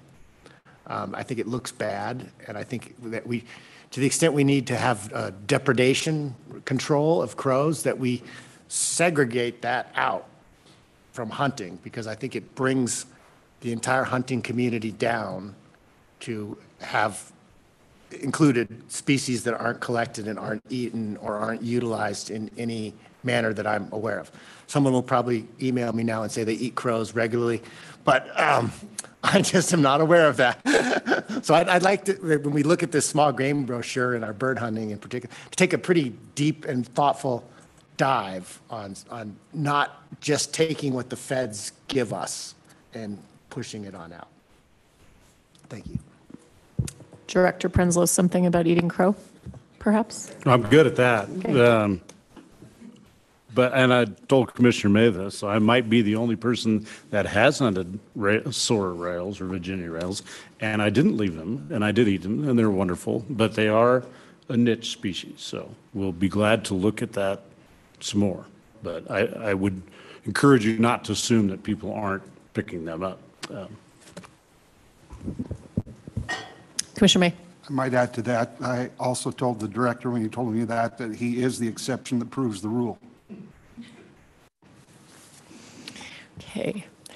If there are no other puns or play on words, thank you for your comments, Commissioner May. I think we all learn a little bit, and I think the dialogue provides Director Prenslow and his team additional opportunity to learn and to observe this particular area of regulation. So I think for the purposes of this vote, we do have a motion on the table in a second. So I think I will ask Laura to perform a roll call vote. Thanks. Adams? No. Bailey? Yes. Blecka? Yes. Garcia? Yes. Haskett? Yes. May? No. Phillips? Yes. Schaefer? Yes. Touchton? No. Vardy? No. Chairhauser? Yes. Motion carries. Okay, thank you. I think we're on to item number 15, Krista. Yes, this is final regulatory changes for Chapter W6, Raptors, step 2 of 2. This is green in color, starting on page 10 of the green document. These are, again, changes in response to the citizen petition, which you heard at the January meeting, requesting a means by which leftover peregrine falcon capture permits can be purchased. Previously, there was no way for leftover permits to be allocated or that were not allocated via the lottery to be distributed. So this change does allow that to happen. In addition, we have made a few other minor corrections to places in the chapter that were a little out of date. So on page 7 and 10, you'll see where we've changed the wording as applications are only accepted online now. And on pages 8, 13, 17, and 18, you'll see that we've updated the outdated URL for the application webpage as well. So that is all I have for you for this. Madam Chair, again, if these are approved today, the regulations would go into effect on May 1st. Happy to take any questions. Okay, thank you, Krista. Questions, comments, Commissioner Garcia? Thank you, Madam Chair. So just again, in my conversations with representatives from the Falconers associations, very pleased with the work that we've done here. There was some concern over the price and concern over the number of years that a person has to wait before they can come back and reapply if they have been successful. And I worked with them and explained to them that this, what we're doing now, is something that we are going to need to take a few years to see if this does anything at all. It may not change. We may not have anybody even purchasing these leftovers. We don't know until such time as we have data and some evidence to support either a price change or a change in time limits. They agree and they are happy with this, and based on that and my review of the changes, I would move to approve the recommendations for Chapter W6 as outlined by the division. Motion on the table, seconded by Commissioner Phillips. Any other discussion or questions on this item? Okay, seeing none, we'll do a voice vote. All in favor, please indicate by saying aye. Aye. Any opposed, same sign. Okay, motion carries. We are on to item number 16, Krista. Great. Agenda item 16, we have final regulatory changes for Chapter W9. This is our Wildlife Properties chapter. And this is open for annual review, step 2 of 2, and it's a blue document. I'll just walk through the changes relatively quickly here. On page 12, we've updated the regulations for Creed State Wildlife Area, as it's managed specifically for fishing. On page 16, we added a seasonal closure to Fish Creek State Wildlife Area for wintering elk. On page 20, we updated the permit requirements for Heigl State Wildlife Area. On page 24 and 35, we clarified the regulations on vessel use at John Martin State Wildlife Area and Queens State Wildlife Area. On page 39, we updated the regulations for San Luis Lakes State Wildlife Area. And on page 52, 59, and 64, we changed the property-specific regulations for Big Springs, Carville, and Pumpkin Center state trust lands. And this is to prevent overcrowding and provide consistent regulations. And then finally, on pages 52 through 69, you'll see that we changed the opening date of many of the newly enrolled state trust land properties in Moffat County to August 15th to accommodate the archery pronghorn hunting season. And again, if approved today, these regulation changes would go into effect on May 1st. That's all I have for you for that agenda item, Madam Chair. Okay, questions, comments, item number 16. Seeing none, I will invite a motion. Commissioner Schaefer, Commissioner Bailey second. All in favor, please indicate by saying aye. Aye. Any opposed, same sign. Okay, thank you very much. Okay, we are on to item number 17, and I do believe we have public comment on this one, just to flag that. Krista, go ahead. Great. Yeah, agenda item 17, we have final regulations for Chapter P7 related to the Keep Colorado Wild pass price, which is at step 2 of 2. As you'll remember, we discussed it at the last meeting in January.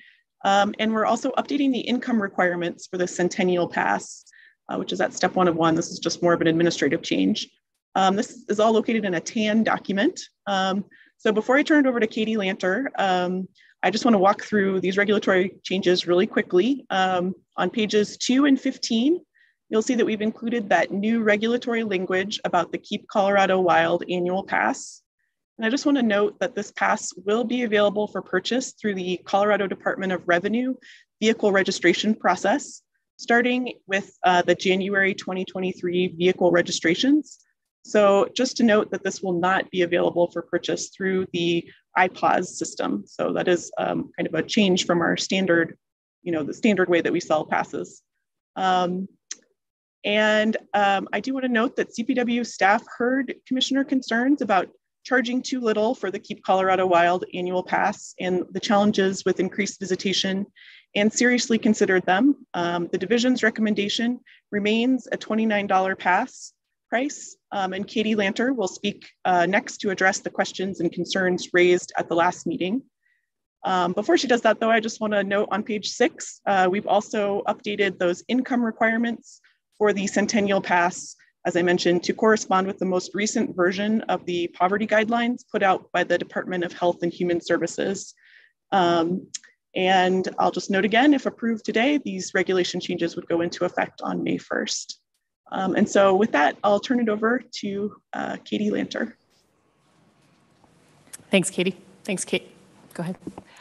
Thank you, Madam Chair. For the record, again, I'm Katie Lanter, Policy and Planning Supervisor for Colorado Parks and Wildlife. I'm here today to follow up on the information that we presented to the Commission in January for the Keep Colorado Wild Pass, and as Krista mentioned, seeking your final approval on that pass price point today. In January, you heard the results of the pricing study that we did exploring the willingness to purchase a Keep Colorado Wild Pass at various price points. And I shared the division's recommendation to set that price point at $29. Again, as Krista mentioned, we heard the concerns from the commissioners about charging too little for the pass and the challenges of increased visitation. We'll address some of those specifics today. And we do still recommend setting the pass price at $29 as striking the right balance between revenue generation and participation in the Vehicle Pass program. We also feel that this price point encourages new users to experience our state park system, allows us to also reach out and educate Coloradans about our mission, and that the pass gives all Coloradans the opportunity to invest in the outdoor spaces that we love and protect the outdoor lifestyle that we cherish. In terms of revenue generation, CPW and DNR would like to generate more than $36 million annually from the pass because of the benefits it provides to a variety of important programs. The first $32.5 million would go to state park maintenance, the next $2.5 million to search and rescue, the next million after that to the Colorado Avalanche Information Center, and finally any revenues beyond $36 million would be split 50-50 between wildlife cash and parks cash. And on my next slide here, again, looking at that beyond $36 million threshold in the 50-50 split. That funding would support programs in our areas like new state parks, outdoor recreation, even beyond state parks, including federal lands, the state trails program, our state wildlife action plan, our equity, diversity, and inclusion initiatives, and also regional outdoor partnerships. When we're marketing the pass, we'll want to underscore that as Coloradans, we live life outside, and with that comes the responsibility for all of us to care for Colorado. So in other words, the Keep Colorado Wild Pass is more than a state parks pass. It's a contribution to conservation and recreation in Colorado. So we hope that many people will purchase the Keep Colorado Wild Pass and maybe never have the intention to visit a state park, but instead are just interested in funding for non-game species, trails, outdoor equity, and so on. And as staff, we believe that the price point at $29 may be more enticing for these types of target audiences. In January, some commissioners advocated for setting the Keep Colorado Wild Pass price at the maximum allowable, which would be $40. The pricing study projections did show that revenue is projected to be greater at $29 than $39. That's reflected here on the slide. And the more revenue we bring in, the more resources would be available to cover our operating costs. It's worth mentioning that if people opt out of purchasing the Keep Keep Colorado Wild Pass, the act was written such that they're opting out for future years as well. So, we have concern as a division that if the price is set too high initially, we'll lose customers for the long run. It's safe to say we don't know what the participation rates will be, but based on our survey, if a third of the people who said that they would probably buy a pass did so, as well as everyone who said that they definitely would, our revenue would be about $37 million. And if 2/3 of the probable purchasers did so, we're looking at revenue around $48 million. One correction I'd like to make to my remarks from January is about the ability of the commission to adjust daily and annual park pass fees. In 2018, when the Future Generations Act passed, that did place limits on how much daily and annual park pass fees could be increased in any 12-month period. However, I forgot that the Keep Colorado Wild Pass Act, when it was adopted last year, removed that language. So the commission can, in the future, adjust these fees. I will say, though, that the Keep Colorado Wild Pass itself does require computer programming with the Department of Revenue for the vehicle registration process, and that takes 6 to 9 months of time. So any future adjustments to the price of the Keep Colorado Wild Pass would have to bear in mind that timeline for programming. There were also some comments from commissioners in January expressing reservations about how CPW will respond to the projected increases in visitation that this pass is expected to generate. So in a moment, I'll turn the floor over to my colleagues Scott Roush, Chris Wellers, and Alan Martinez to talk more about visitation capacity and how they are and will continue to be applied as visitation increases across our park system. CPW is experienced at managing park visitation capacity, including annual increases in visitation that have been occurring for decades, and also the ramp up that came with the pandemic. We have mechanisms in place to restrict park attendance when capacity is reached. Those programs have existed for decades to manage high use days and times. Parks are also designed with carrying capacity in mind. Parking lots are sized to accommodate the number of vehicles, visitors and vehicles that a given area can support. And when areas of a park are full or the park has reached carrying capacity, we can hold vehicles at entrance stations and permit them to enter when other vehicles are leaving. And we use signage as well to advise visitors about what that is looking like on those days. As we move through the first 1 to 2 years of the Keep Colorado Wild Pass being on sale, we'll get a better sense for how visitation is increasing, including at which parks, on what days, and so on, and also what additional revenue the pass is bringing in. So in the short term, we're more likely to spend funds to increase temporary staffing and to pay direct costs like buying more toilet paper. But in the mid to long term, we can explore and bring in other tools like timed entry, additional parking, shuttles, and so on.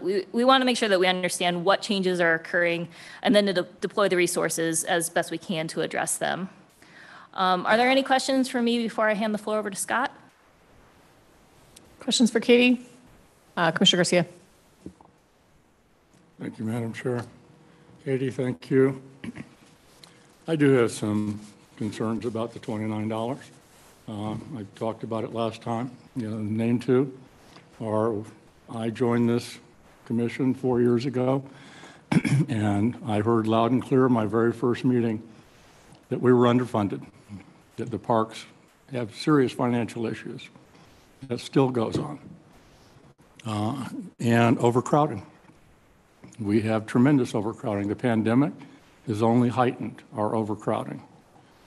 I'm not only a CPA, but I was a business major, and I looked at this and went, really?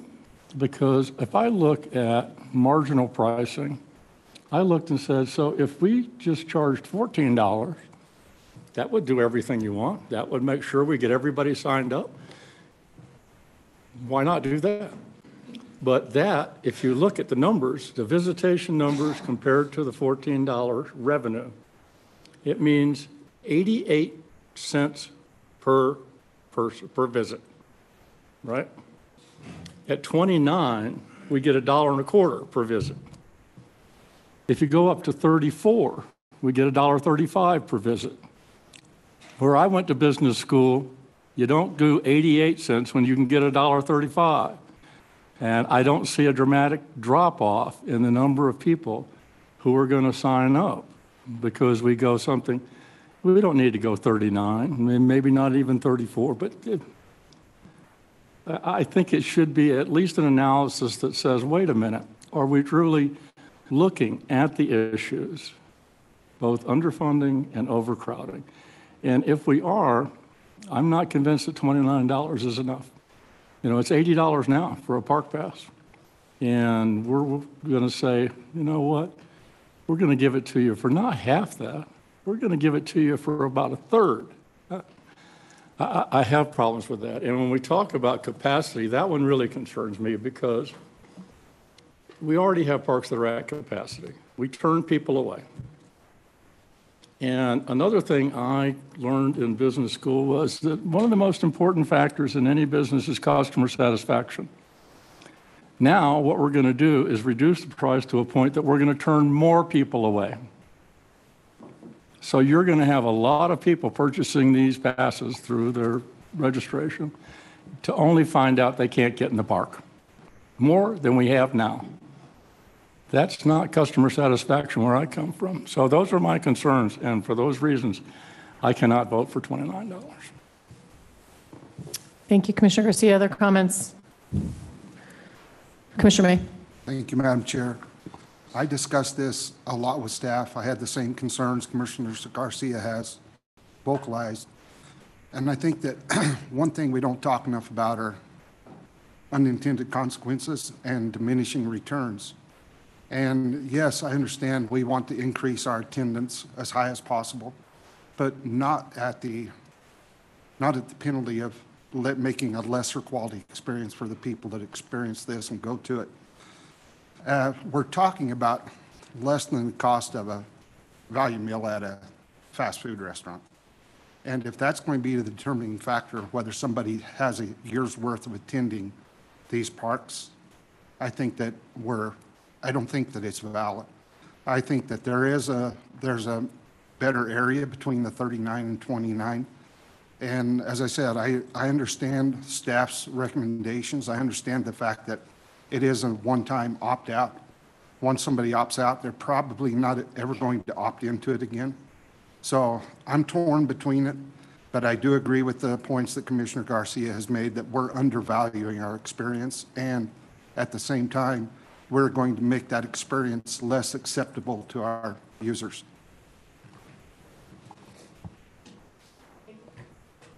Thank you, Commissioner May. I think, I don't want to cut this off, but I do want to give the staff their remaining time to provide us with the additional information that might be helpful.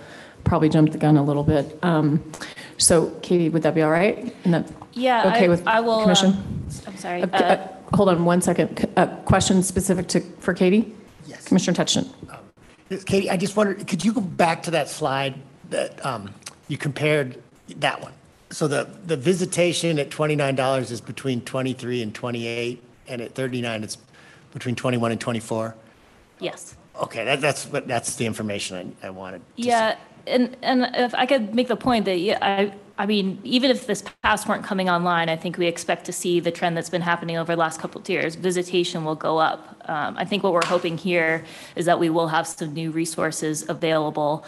And to Commissioner Garcia's point about, charging a higher price and that would seemingly bring in more resources. I mean, all I can point to is the study results that it seemed like as you moved much beyond the $29, people saw that price, seemed to think it was too rich for their blood and started to say, I won't purchase it. And so it actually makes the projections for revenue go down rather than go up. And that's reflected here again on the slide. You see at $29, the revenue generation potential is 30 to 59, and at $39, it's 29 to 53. So it does seem that at some point, people just see that price point and are start to turn off. And so even though we're charging more, we would actually bring in less money.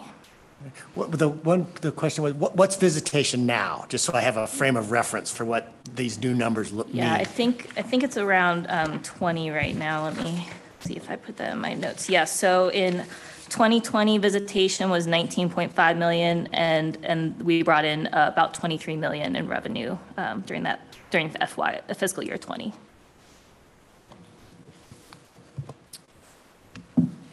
Okay. Let's bring up the rest of the team, and then we'll circle back to additional discussion. If you have a question, just if you'll park that. Thank you. Please introduce yourself. Thank you, Madam Chair, Commissioners, Director Prenslow, Director Gibbs. I'm Scott Roush, the Deputy Regional Manager for the Northeast Region, and we heard a lot on the last commission about capacity and what we do at our parks and how that works, and we thought it'd be a good idea to bring a couple of park managers up here, one from the Front Range here and one from on the west slope, just to let them go over how they run capacity and then talk about the things we've done. We've been doing this for a long time, and capacity is nothing new. It's, we've been doing it back in the 70s, and it's just kind of changed as we've done things and how we've operated. So I'll let these guys, I think Alan Martinez from Highline, he's going to go first.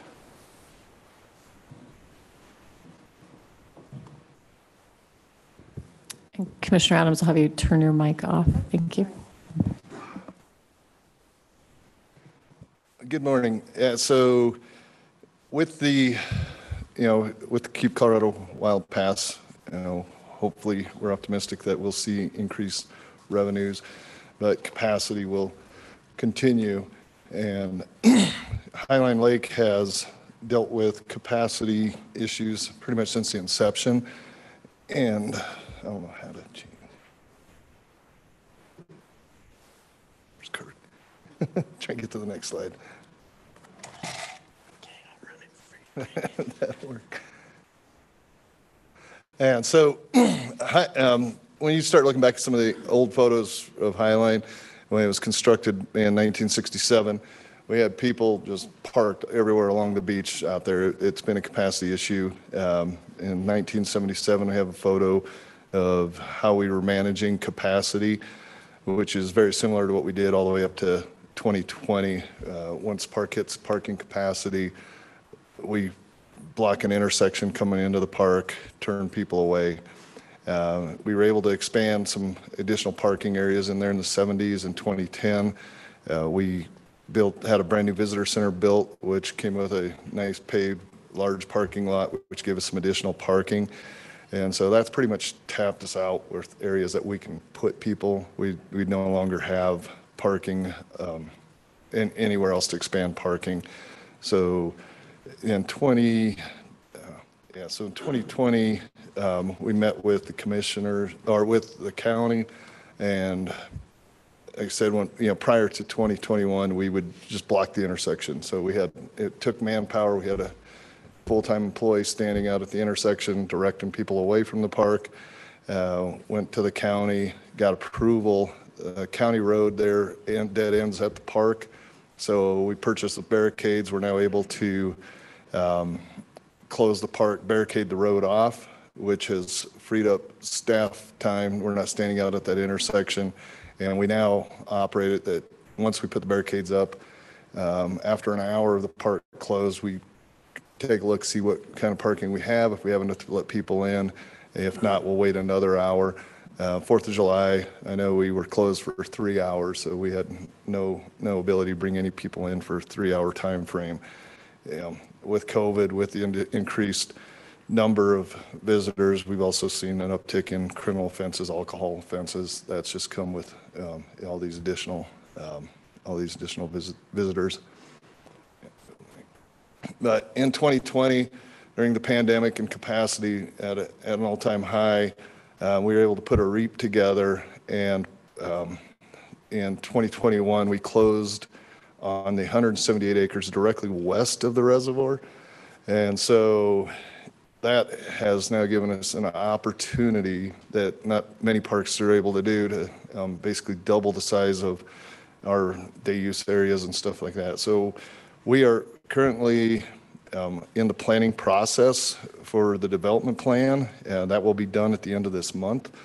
And that's going to give us the ability basically to double our capacity at Highline with parking. And what we'll do is pretty much duplicate what we have on the east side of the lake over to the west side with additional camping, day use, swim beach. And then the nice thing is the southern end of this property is a real critical wildlife corridor. And the big alfalfa field you see on the bottom and stuff to the right. So we'll be able to work on some of the habitat there to increase, to help out with that. We have a resident mule deer herd in there that are all through their opportunity to see more pheasant, quail. So we'll develop everything north of that irrigated field. So that basically is going to give us the ability to double our capacity at Highline Lake. So, the benefits that I see, I've been, doing in this business for a long time, and seeing when I started, we had $3 day passes and $30 annuals to where we're at now. I'm optimistic that these revenues generated will help us to increase some of our operating budgets for additional temporaries, operating costs, as well as utilities. Start hopefully replacing some of these aging facilities that we have. I know our group picnic area out at Highline was built in early 1970s and is in dire need of being replaced. We just recently had our beach restroom facilities replaced. So, hopefully with the benefits that I see out of this as a manager is hopefully some of those additional revenues will help us in taking care of additional funding that we need, so that we necessarily need to continue to operate our parks. I think that's it.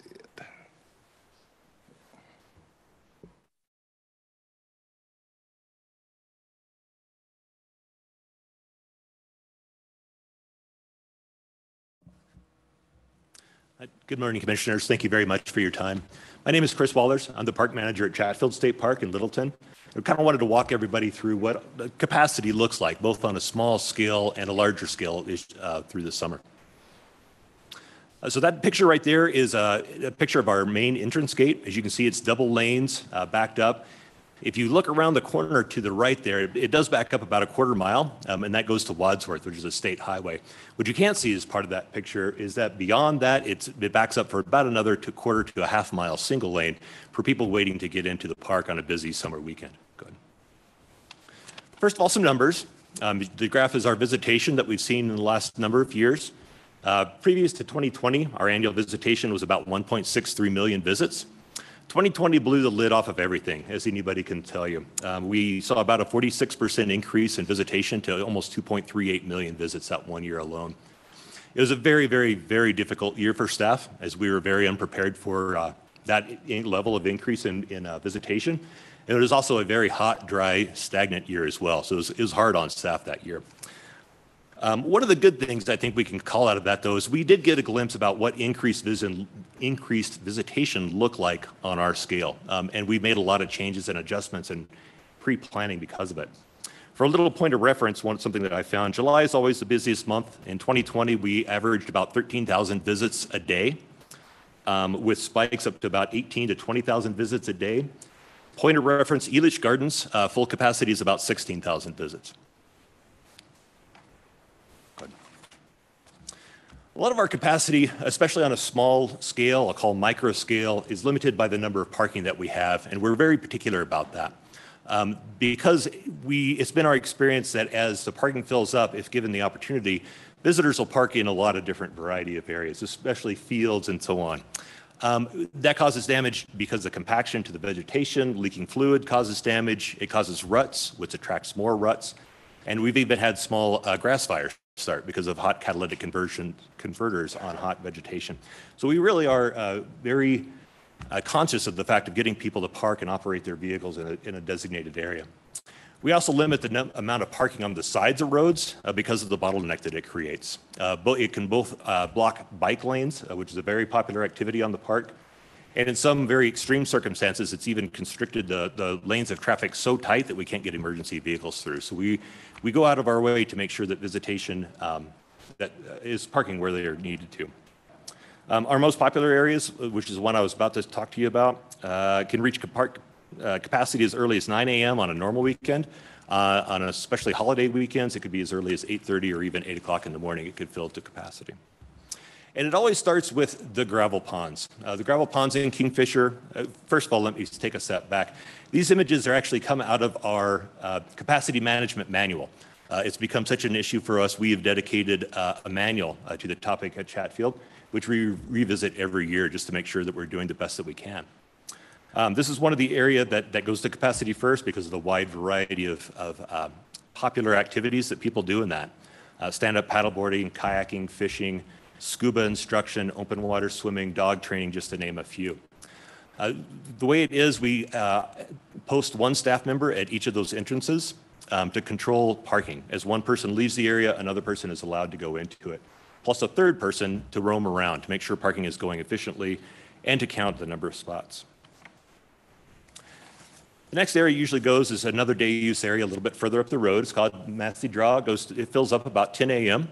And again, it takes one person to stand there for anywhere between 2 to 3 to 6 or 7 hours. Swapped out, of course. We don't make them stand there all that time straight. And that could last until about 4 or 5 o'clock in the afternoon. We usually have about 4 other day use areas that frequently fill up during the weekends.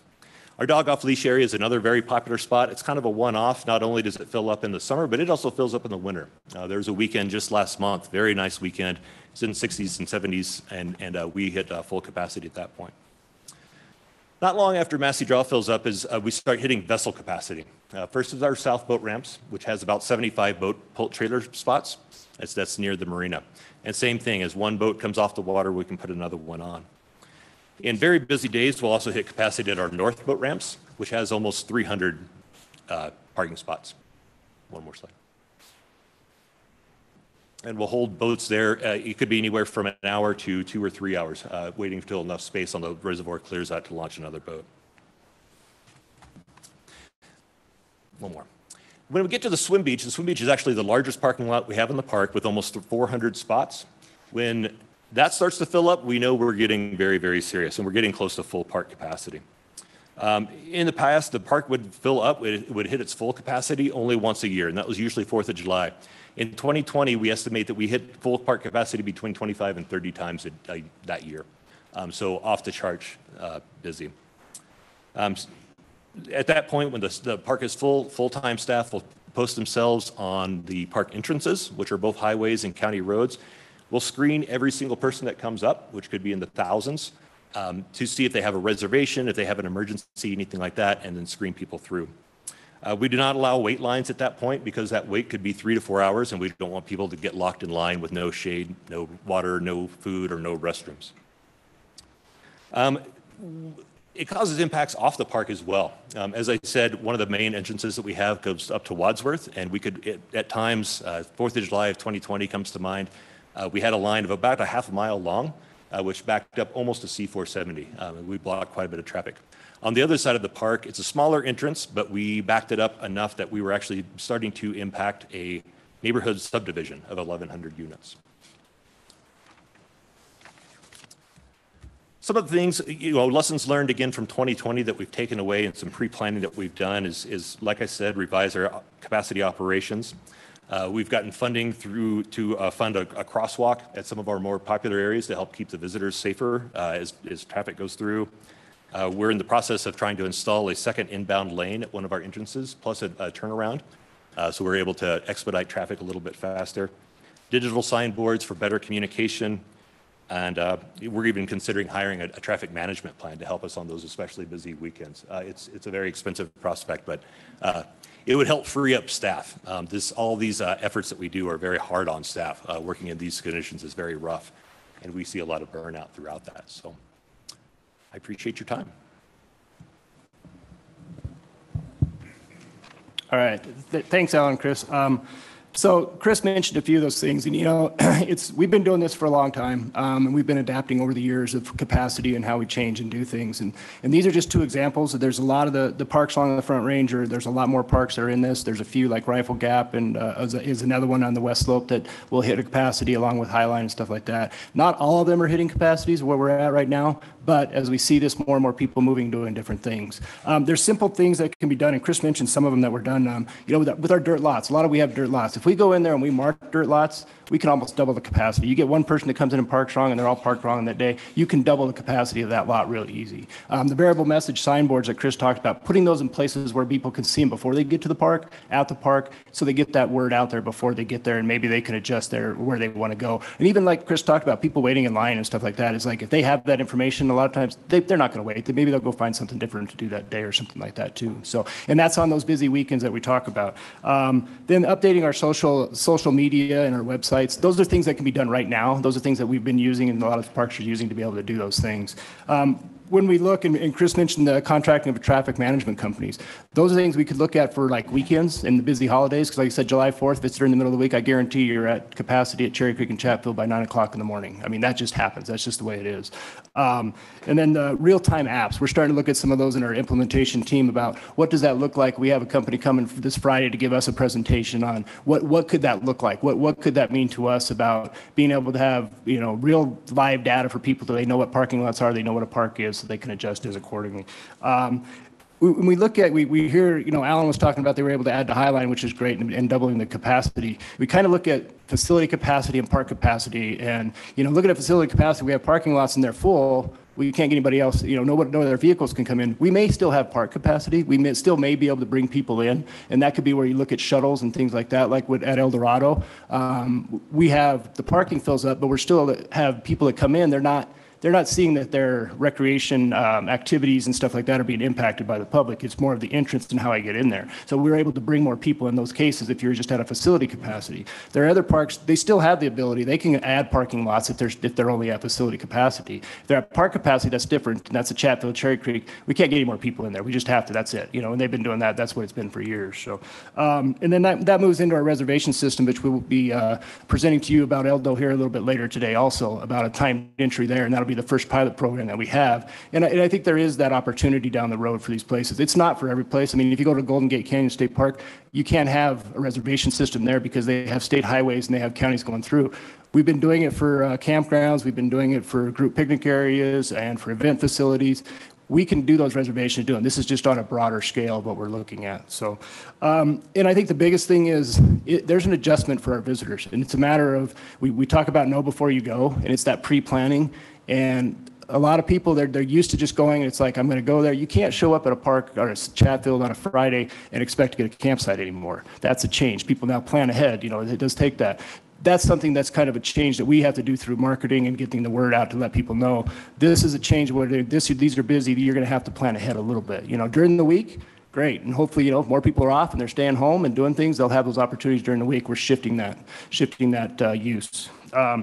So the Keep Colorado Pass with the funding, it gives us that sustainable funding into the future. It's going to allow us to have increased FTE and temporary employees to help during those busy times. And that's what we need. There's burnout. And during COVID, there was burnout from staff and everything. And nobody wants to stand out on a street for 8 hours on the hot pavement. If you got enough staff and you can, like Chris talked about, we have to be able to circulate them through, getting them doing different things. And that allows more staff into the park to be able to be with the visitors that are in the park also to help them. You know, we look at facility upkeep and maintenance. We need to have more money into there to keep those. We have aging parks. We want to be able to bring on new parks, which would be part of it also if we have enough money to be able to do new parks at that time also.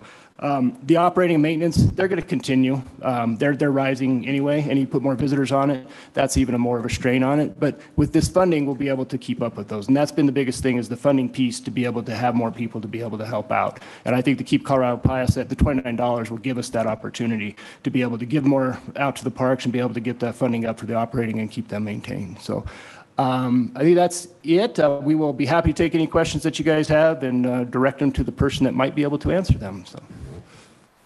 Okay, so we'll open it back up. I'm sure there are additional questions. Thank you for that. That was more information for us to contemplate before we fire away all of you. Commissioner Schaefer. Thank you, Madam Chair. So I think, first of all, thank you for your presentation. I think it's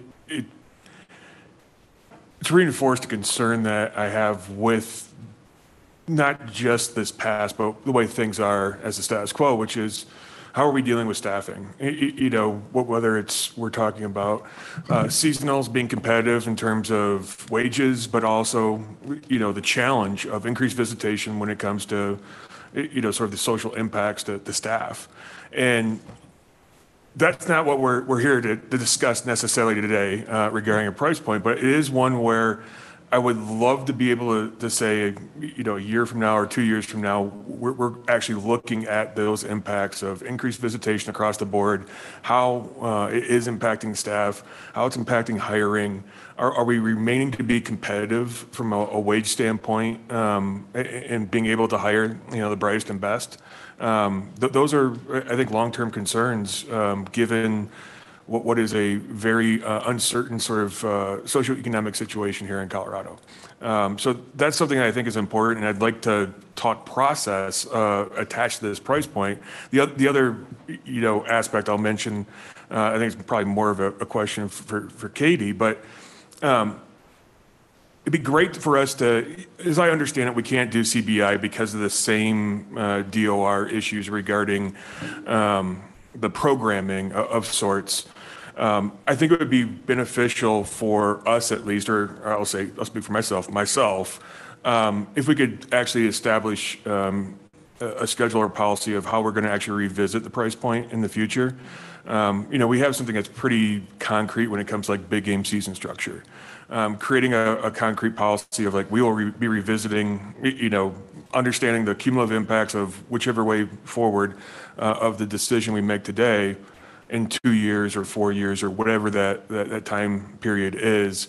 That gives not just us, but I think the public an understanding of this is a moment in time. We will, reflect upon the information that we glean from the implementation and adjust accordingly based upon that. So I wanted to highlight those couple things in terms of process because I believe this has been a fairly drawn out, it's a year and a half. It's fairly quick for most things, but we still have some outstanding questions when it comes to the process moving forward. And the idea for me is if we can be as transparent about that, we're going to lead to less uncertainty from all the stakeholders involved. Thank you. Thank you, Commissioner Schaefer. Commissioner May. Thank you, Madam Chair. As I said, I'm moved by the testimony of the people who are directly involved. And I presume part of the thought process behind this procedure was the fact that revenue capture will occur with the Keep Colorado Wild Pass. Whereas that gives people, especially people on limited income, an opportunity to get a bargain. What it doesn't do is people that would normally buy an annual pass and probably do that on the first day they visit, or people who buy a daily pass, that might be revenue that is lost to us. But my thought now is with the $29 pass with the vehicle registration, it captures that for the agency. Plus it gives people who are willing to support an option to do that at a reduced price. Thank you, Commissioner May. Commissioner Garcia. Just a quick response, and Katie, you can correct me if I'm wrong, but you said $29 is where the revenue peaked, and after that it went down. That's only on the Wild Pass itself. If you look at the very far right column of the worksheet we have, the projected total pass entry revenues, it peaks at $31. So if we're really going for maximum dollars, we go at least 31. I'm a sports fan, and Elston Howard was baseball's number 32. Magic Johnson was basketball's number 32. Jim Brown was football's number 32. I'm a 32 guy. Flagstaff High School Eagles, number 30. Shooting guard. I'm teasing. Director Prenslow, and then we'll come up this side of the table. I'll give Katie a break. I think there's hard numbers too, and again, if the commission would like to do that, that's to do that. But there's a pretty well-known marketing axiom that when you keep under a hard number, $29.99, and not break the 30 or the 31, it's a significant improvement to participation. So I think when we're around that number, that's how we ended at 29. It's not there's a little art and a little science in that. Whether that helps or not, Commissioner Garcia, that won't help you with your basketball jersey number. If you're suggesting $29.99, we're moving in my direction. Thank you. We are, but I'm pretty sure the county clerks and recorders would not appreciate me as much. I'm going to start using my magic mute button soon. Commissioner Blacka.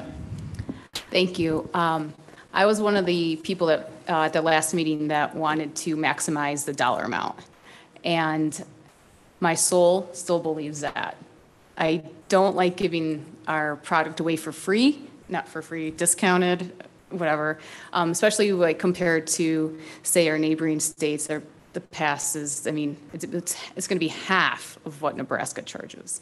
And you can't, and we're talking apples and oranges. I mean, like, we're such a different agency, and our product is so much larger. So, but I will get behind the presented price, given the research and everybody, I will get behind it, and I really, truly hope that these numbers are fulfilled. I'm just not, I have two things. One, is there clear, I need some clarity. Can we revisit this in a couple years, or is that part of it? I'm not sure. Yes, so Okay. so the past price can be revisited. As I mentioned, the main hurdle is the programming with the Department of Revenue for their drive system that would be, basically what operates the vehicle registration system. And as Commissioner Schaefer mentioned, so that's part of the reason we can't do like a CPI adjustment on this, although obviously we learned the power of that with the Future Generations Act. So, but I think if the commission wanted to say, okay, at whatever interval it is, annually, every 2 years or something, to revisit the price point, see if you want to make changes, just knowing that at whatever point the commission took action to change this past price, it would take 6 to 9 months for that to go into effect. Okay, great. And then my second question isn't about money. It's about Chatfield and that eye-opening presentation of capacity and users. Wow. And so my question is, and you might have touched on it, but you're going to be developing a transportation network essentially within the park. What professional resources are you guys using? I didn't pick up on that, whether that's private, are you going to CDOT, are you working at working with the local road and bridge? Just curious. Thank you. Sure. A lot of things are done in-house. We're not afraid to try new ideas, and if they work, we adopt them, and if they don't, we scrap them and move on to something else.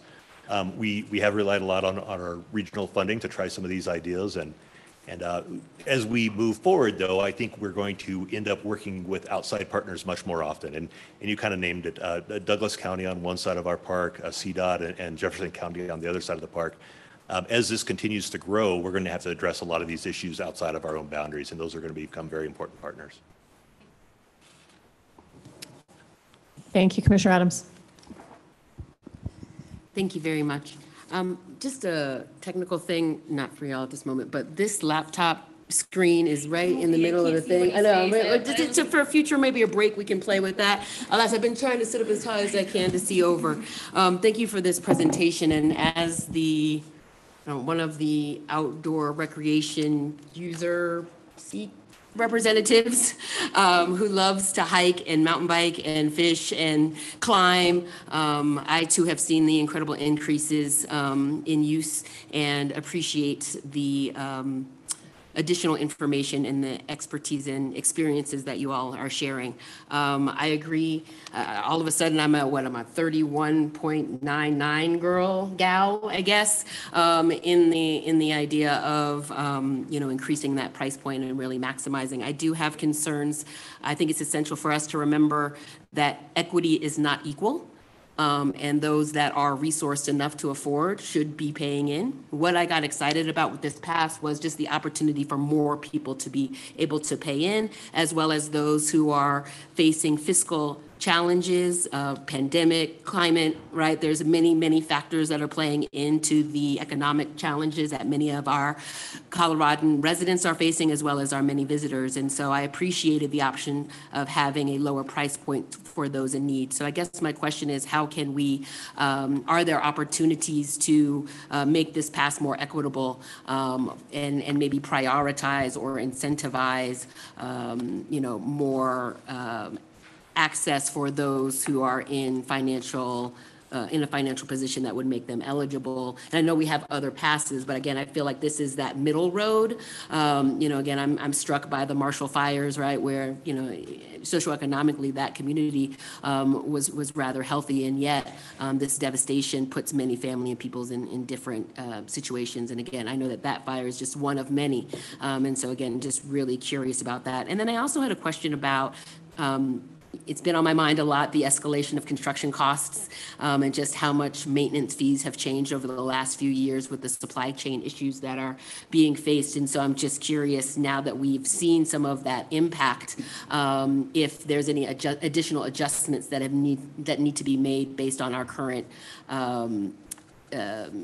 the current issues facing construction and maintenance. Thank you.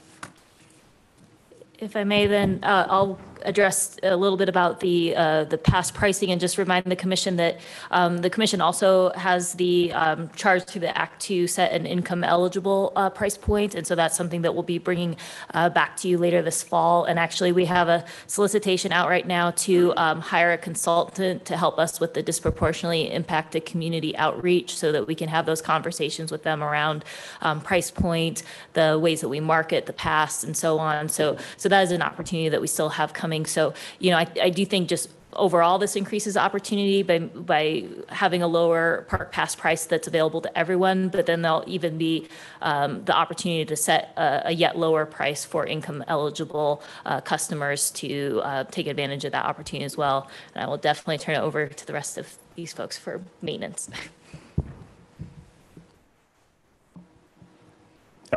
Thank you, Commissioner. I'll try to see over the top here. So.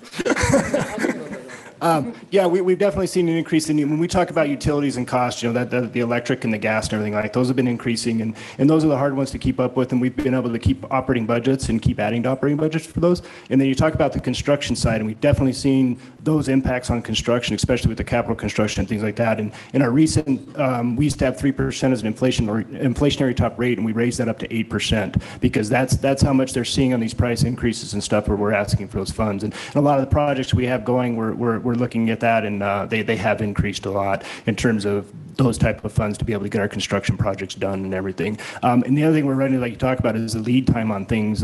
Like a simple electrical box for a campground, I think, is now at like a 52-week lead or something like it. There's a huge lead time, so it's like planning these projects and you get them in place, and then the lead time on trying to get products and stuff, that's adding in because then the costs are going up at those times too. So. Okay. Anything else on those questions before we move on? Okay. Thank you. I'll come this way. So Commissioner Barty. Thank you, Commissioner Chair. I was previously concerned about discounting our product, as has been mentioned previously. But as I was listening to this presentation, I realized that I'm significantly more concerned with having adequate funding for our state park system. And to me, that's number one. And as a result of that, I feel very comfortable with the direction that's been presented. And when the time comes, I'd be happy to make a motion to approve as presented. I would very much like to see this scheduled to come back to us because we are kind of taking a little bit of a guess in direction here to have some sort of commitment that this will come back to us at an agreed upon time frame so we can revisit once we see the impact of what happens. But when ready, I would be happy to make a motion. Okay, so noted. Commissioner Richardson, and then Commissioner Bailey. Thank you, Madam Chair. I agree with Commissioner Vardy on a return date. But I guess what I wanted to ask was, Chris, I worked at Chatfield. I think it was one of my first jobs, probably 1979, 78. I could have taken a nap in those parking lots. I think my crew and I were some of the only people there. So it was somewhat horrifying, actually, to see what has transpired. I mean, the gravel pits are gone and they're now recreational areas, but but my question, I want to make your guys' lives better so that you have the resources and your staff is not burnt out. And I really just want to ask if you guys are confident with your internal work, I can't second guess it, that 29 is the right place to make your lives better. I guess I'll attempt to answer that one. I mean, so the pricing study, we hired external consultants who do this kind of analysis for a living. We did confer, our staff that have, some relevant expertise, but probably couldn't do a study this comprehensive. And yeah, I mean, I think we feel comfortable with the results that were provided. I do think it's warranted that, as the commission has discussed, to continue to taking a look. These are all projections. They're based on assumptions. So we'll have to see, what happens, in reality. But I think this is, solid data that we can go on at this point to set a starting point. And I'll just add real quick, and we need to be able to try to maximize those revenues because the visitation is going to increase no matter what we set this at. I mean, if we leave it at 80, our visitation is going to increase. With the population in Colorado, when we're increasing, we're still going to see the increase in visitation. Is it going to be as quick as that? Maybe not, but we're still going to see that, and we're still going to have to deal with it, and we're going to need the funds to be able to deal with it at that time too. So. Okay, Commissioner Bailey. Yeah, thanks so much for all this information, and I'm excited for where we're going, and I think a lot of really valid concerns have been raised. I don't know exactly in addition to sort of a schedule for revisiting this, I think a plan for the current data being collected and additional data being collected. We've mentioned environmental impacts. We've mentioned visitor satisfaction. I think we're all very concerned about staff burnout, right? That means a lot to us. So any information about what the plan is and how often we'll see any of that data once this is operationalized would be really wonderful. Commissioner Garcia. Thank you, Madam Chair. So, accountant and a lawyer, I also read tea leaves. And when I walked out of this meeting last time, I was convinced that we were dead set on going high, not low. The tea leaves tell me differently. And so I'm not going to make a motion for 32. I'm going to defer to Commissioner Vardy. We do have public comment, so I'm going to wait until we do that. So any other comments before we get to that? Sorry, and I'm going to get to Director Gibbs too. Sorry, you are truly in my blind spot, Commissioner May. Commissioner May. Thank you, Madam Chair. I was just going to second Commissioner Vardy's motion. We'll get back to that in a moment. Thank you very much. There was a reason you were in my blind spot, Commissioner May. Director Gibbs. Yeah, thank you, Madam Chair. I just really appreciate everyone's thoughts on this. But also maybe remind everyone too that the genesis when we think about the Keep Colorado Wild Pass was really looking at a new paradigm shift. It was looking at how do we do things differently, and how do we not just look at the visitation numbers and the impacts to our state parks, but also really look at have everyone in the state of Colorado buying into our natural resources. When we look at these photos over here, these are highlights of some of our state parks, and it's too far away for me to tell you exactly which state park it is. But when you think about, when people are in Colorado, they think of our natural resources, and whether or not they visit a state park or not, they're going to travel on our roadways. And so they're going to depend on potentially some of the access funds that will go to Colorado Avalanche Information Center that will provide the best available information to people when they're traveling on our highways or they're backcountry skiers or snowboard enthusiasts. When people come to Colorado and they visit, REI or their favorite outdoor recreation shop and they buy their tent and hiking gear and so forth, they're likely, hopefully, going to visit a state park. But guess what?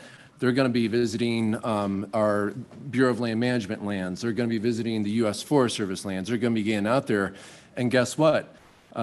We see more and more search and rescue needs in the state of Colorado. In fact, last year we saw about 4,000 and we have about 2,600 SAR professionals that get out there, volunteer, and put in hours of time to take care of people in need. We also, looking at the Keep Colorado Pass, a big component of that was making sure that price was not an issue for people to get outdoors. We wanted to have the outdoor equity component to make sure that it would be affordable for folks to not, for the price point to not be a deterrent to get outdoors. And also, we want to look through a lens too of, similar, you've heard me talk before with wildfire issues. In Colorado, we want to have a management strategy to fight fires that reflects that we have federal lands, we have tribal lands, we have private lands, and we need a management strategy that reflects all hands on deck. Well, guess what? The Keep Colorado Wild Pass really gives enabling language to Parks and Wildlife to work with our federal partners to try to figure out how we manage, how we work together on those kind of cross lands, cross boundaries. And so I feel personally that CPW and the partners involved, the $29 price point is very reasonable. I think it's easier to go up and harder to go back down. But, this is a starting point. And, my goal, and I hope it's everyone's goal, that everyone in Colorado, make sure you buy into the system, that you don't opt out, because this is Colorado, folks. This is equity in the outdoors. This is our avalanche needs. This is search and rescue needs. This is like dealing with growth issues, not just at our parks, but all of our lands. And guess what? We're seeing about 70,000 new people moving to the state a year. The most recent, actually, projections are a little bit less than that now. But we're all in this together, and I feel like the Keep Colorado Wild Pass, like the cheaper price point, we're going to have less people that will say, hey, I want to buy into the system even though I'm not going to go to a state park. But I am going to go hiking somewhere, and I may need the search and rescue needs. I am going to go, snowmobiling. I'm going to go backcountry, cross-country skiing, and I may need avalanche information center need. Or guess what? I may live in an inner city, and I want to have better access to get out to areas that I've never had access to, and we want to provide some funds and opportunities for everyone to get outdoors. So, anyways, it's just my 2 cents, and I think we're on the right track with $29. Thanks.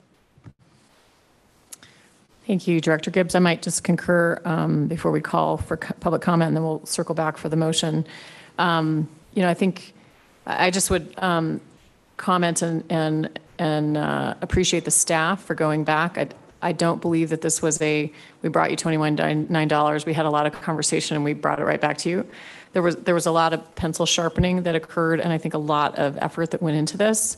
And it is a bit of an art and a science. I mean, I think maybe to Dan's point, we should be celebrating. We moved the Titanic. I mean, we are here. We have created something that we've never had before. And like any quote membership program or anything out there, those with multiple vehicles and those with means hopefully will have a subsidy, and hopefully there will be opportunity to bring additional funds in, and there will be the person that will buy one and visit a park once, and there will also be those that will visit a park 50 times because they go every morning. So I think this is practice. We're going to do the best we can to understand. I think there's a lot of sentiment around the table that let's collect data, let's learn.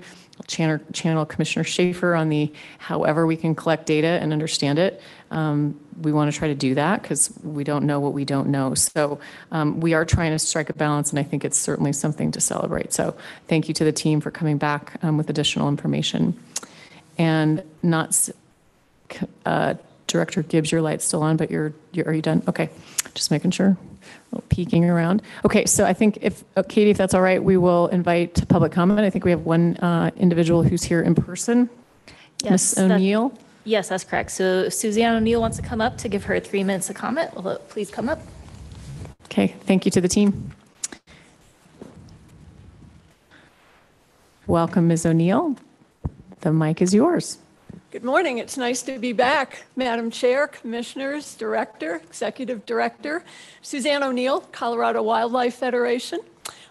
We fully support the pass, and of course, we'll work to promote it. In fact, back when it was a bill, I testified in favor of it and pointed out that many of our state parks have important fish and wildlife values, and so how important the pass is.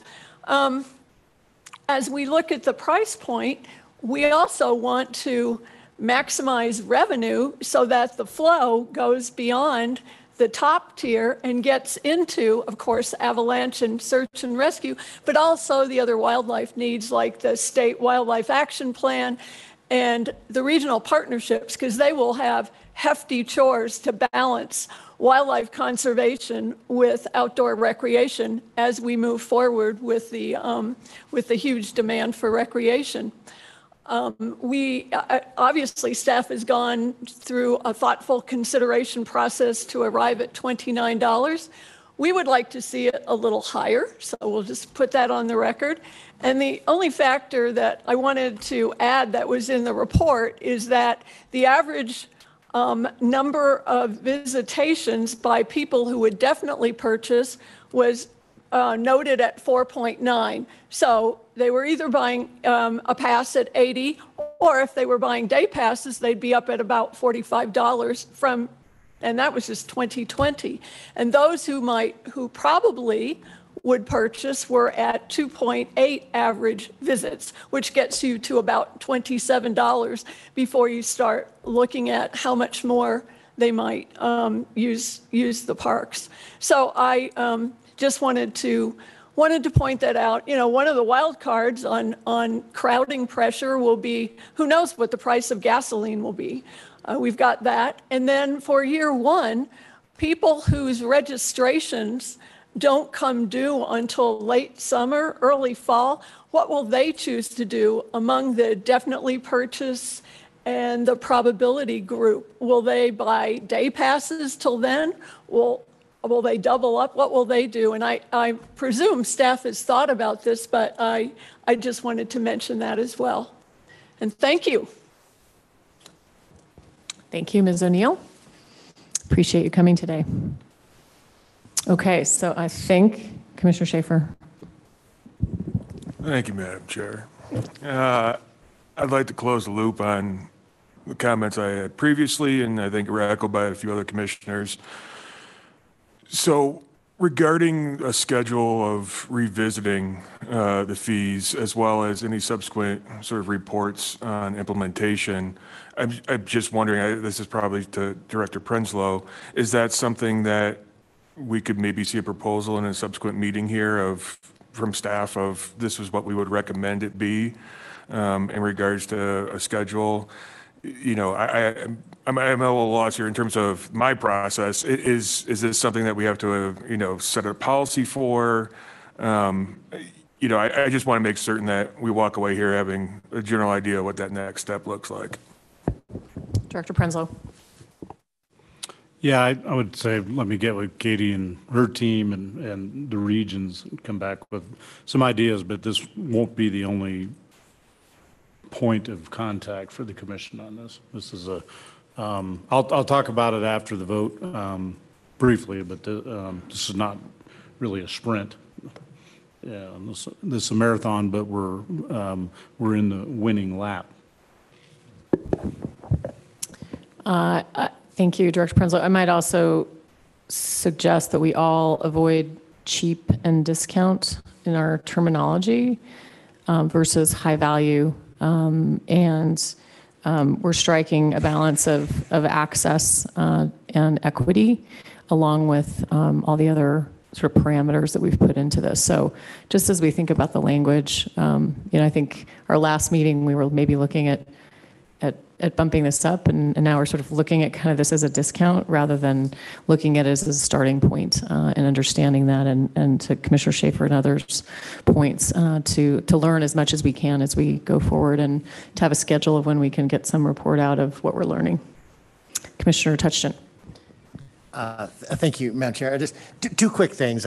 First, I wanted to thank Ms. O'Neill for mentioning the swap species. That was actually one of the most exciting things about this whole program to me. Chide Director Gibbs for failing to mention the swap species when he went through all the list. I know you had to go through everything. For me, before I defer to Commissioner Vardy and May to make their motion, you know, I think we pushed on staff to make sure they felt comfortable about this $29, and it sounds like they thought of it and they came back to us. They're the tip of the spear on who gets impacted by this. And if they think they got it right, and we've asked the hard questions, I'm prepared to let them go forth at $29 and hope it works out for the best. And we'll get back to it in a year or two when the director says. So I'm pleased with the way the process went forward and that you guys thought about it and came back to us and had reasons for why you wanted to stay where you did. Okay, with that, I will invite a motion. Commissioner Vardy. So moved. Commissioner May.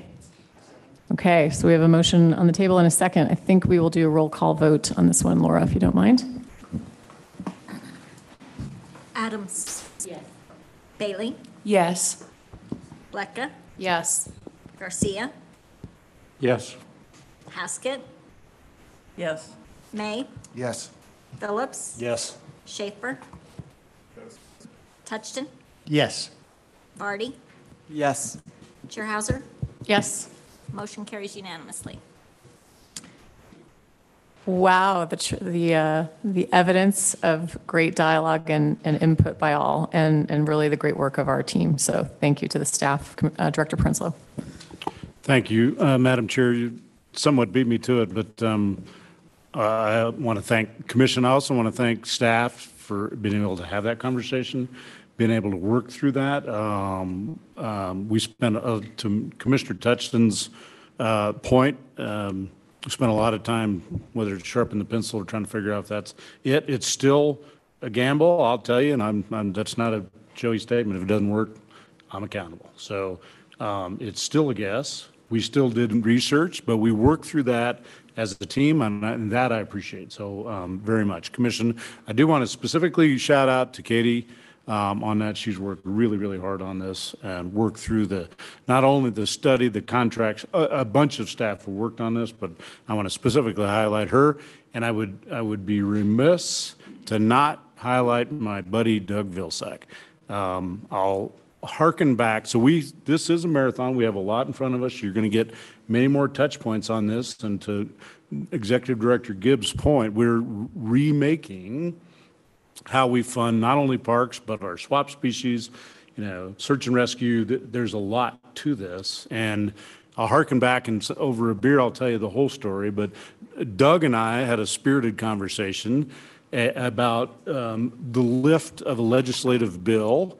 And we agreed. We were not in contrast, but I might have mentioned something like, I'm tired of my career of 37, 38 years. I hear a lot of chopping and I don't see a lot of trees falling. When it comes, everybody wants to support Parks and Wildlife financially, but they don't want to step up to the plate. And to Doug's credit and to DNR's credit, agency's credit, and the governor's credit, right? We stepped up to the plate. We ran legislation faster than we were ready, quite frankly. And that's why we're here looking back in the back. But this is just a long-winded compliment to, I appreciate Doug very much. We worked at that and said, let's push this envelope because it's not going to happen. Logs aren't going to fall without chopping. So for that, I want to thank the group. Okay, bravo, historic day. Yep, thank you. And I don't, Mark, you're actually in the right spot because I actually can see Doug beyond you.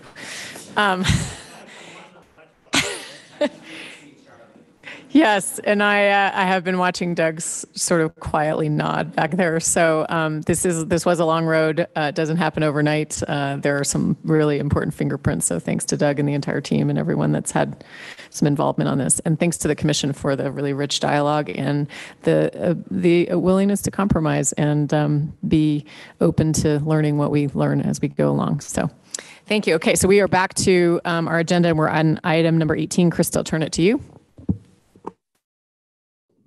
Get that mute button. All right, great. Back to agenda item 18. We have final regulations for chapter P8.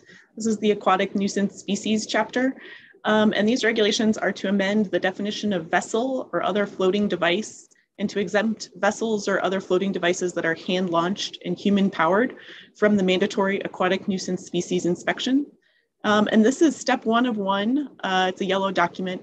I just want to make a note as to why we're bringing it to you at step 1 of 1. Staff would like for this to be effective starting May, which is the start of the boating season. So it's important to get this change done as quickly as possible. So I'll just go through a little bit of the background. Watercraft are required to be inspected prior to entry into the state's waters, also when exiting a positive or suspect water body, and as required by the owner or manager upon launching into water bodies in Colorado. Previously, there were 11 specific types of watercraft that were exempt from the mandatory inspection requirements as listed in regulation number 800K. And that's because they pose a lower risk of introducing aquatic nuisance species than more complex craft. These exempt watercraft pose a low risk because they're all hand-launched, hand-powered. They have no marine propulsion systems. They typically do not anchor or remain stationary on the water for extended periods of time, and they typically dry very quickly before transport in or on a vehicle. So law enforcement officers have expressed difficulty in enforcing the previous list of exempt watercraft, And additionally, the regulations had to be updated regularly to add new styles of watercraft. As you'll likely remember, the Commission has seen several citizen petitions on this. As a result, the regulations have been modified to exempt all hand-launched and hand-powered vessels from mandatory inspections. And staff believes that this method of exempting vessels provides the same level of protection for Colorado's aquatic resources, but is less open to interpretation and is more inclusive of various styles of watercraft that pose a similar level of risk. And so that's all I have for you as far as background about this issue. I'm happy to take any questions or comments. And again, if approved today, this would go into effect on May 1st. Okay, I see questions, comments. I'll go to Commissioner Touchton and then Commissioner Schaefer. Thank you, Madam Chair. Krista, my question, hand-launched and human-powered, and I understand we were trying to make things easy for our enforcement officers. What is a windsurfer or a sailboat without a motor? You know, I have a small sunfish, I can hand-launch it. I'm not going to human-power it. I'm going to let the wind do it. So I just don't know what category those things are in. Yeah, that's a good question. Yeah, Jake, would you, I see your hand. Would you like to respond to that? Sorry, Jake, go ahead. Yep. Thank so on this issue in particular, we tried to bolster a response to your question and similar questions by adding a little more detail in the statement of basis and purpose, like we talked about previously with respect to the Wolf rules. The statement of basis and purpose is part of the rule. I was going to read it, the sort of relevant point. Watercraft that are hand-launched and human-powered have a low risk of transporting ANS because they are not launched with a trailer, I think probably like a sunfish, or other launching aid that comes in contact with the water. They have no mechanical propulsion system. They generally do not anchor or remain on the water for extended periods of time, and they typically dry quickly after leaving the water. So, you know, I think if it has a trailer, if it has some sort of mechanical device that helps you get into the water, that's really the focus. And we have these sort of, you know, there are rollers, right? There are these huge rollers that can roll big boats into the water that are enormous. So if that piece of equipment comes in contact with the water, I think that's where the fear is of contamination. So that sort of boat would not be exempt. Okay, Commissioner Schaefer. Seems like a smart change, and I move to accept the recommended changes. Thank you. Motion on the table. Second. Commissioner Haskett, second. Any further questions or discussion on this item? Seeing none, I think we can do a voice vote. All in favor of the motion, please indicate by saying aye. Aye. Any opposed, same sign. Okay. All right. Bring us home, Krista. We have one issue paper. Go ahead. Great. At issue stage, we have one issue paper related to updating disease testing requirements for cervids in commercial parks. And this is to match the Colorado Department of Agriculture's revised requirements for alternative livestock. And this would impact chapters W0 as well as chapter W11. This is a green document, and this is step 1 of 2. So just a brief background, the Colorado Department of Agriculture is revising regulations concerning the prevention of disease in alternative livestock. And the major proposed changes include removing the chronic wasting disease testing requirements for import, certification, and movement of fallow deer, and also removing tuberculosis testing requirements for the intrastate movement of alternative livestock. So as you might know, there's a split jurisdiction between the Colorado Department of Agriculture and CPW regarding the possession of privately held deer and elk after they've been lawfully imported into Colorado. CDA has the authority to regulate the possession of fallow deer and elk, otherwise referred to as alternative livestock, at alternative livestock facilities. And CPW has the authority to regulate the possession of all of their cervids, including the possession of deer and elk at commercial wildlife parks, which are licensed by Colorado Parks and Wildlife. So CPW staff has worked with CDA to review the disease testing requirements and information through this regulation revision process. And so the proposal is to update regulation number 006B4, which requires testing for tuberculosis for all intrastate movement of live captive cervids. Colorado has not documented a case of bovine tuberculosis in captive cervids since the early 1990s. And so the incidence of bovine tuberculosis in Colorado is low, and eliminating the testing requirements for cervid movement within the state would hold a low risk, staff believes. The testing requirements would remain in place for interstate movement, however. And then CPW regulations in Chapter 0 and 11 would also be updated in that we have regulations that require CWD testing for all captive deer, which includes fallow deer, for importation and movement. To date, there have been no documented cases of CWD in fallow deer under natural exposure conditions. And so there is no current evidence that fallow deer are susceptible to CWD under natural exposure conditions. So eliminating that requirement would hold a low risk for CWD transmission as well.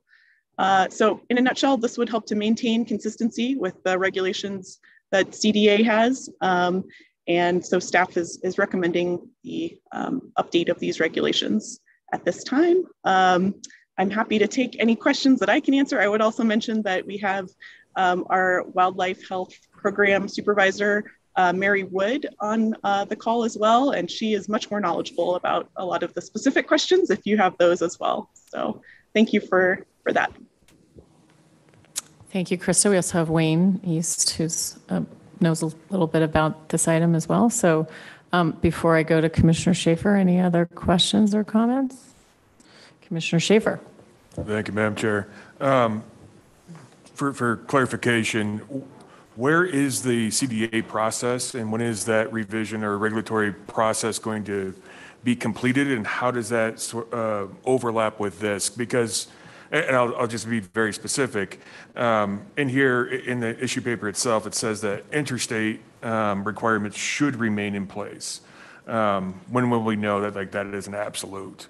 Because it's a much different scenario of intrastate for the TB testing, I think in particular, but it's a different thing, at least in the back of my head, knowing that that testing requirement will remain in place for animals moving in from out of state. Yeah, thank you, Commissioner. So right now, you're talking about the TB testing requirement, right? So it's still right now obviously required for both intra and interstate. If this goes through, our rule will be effective June 15.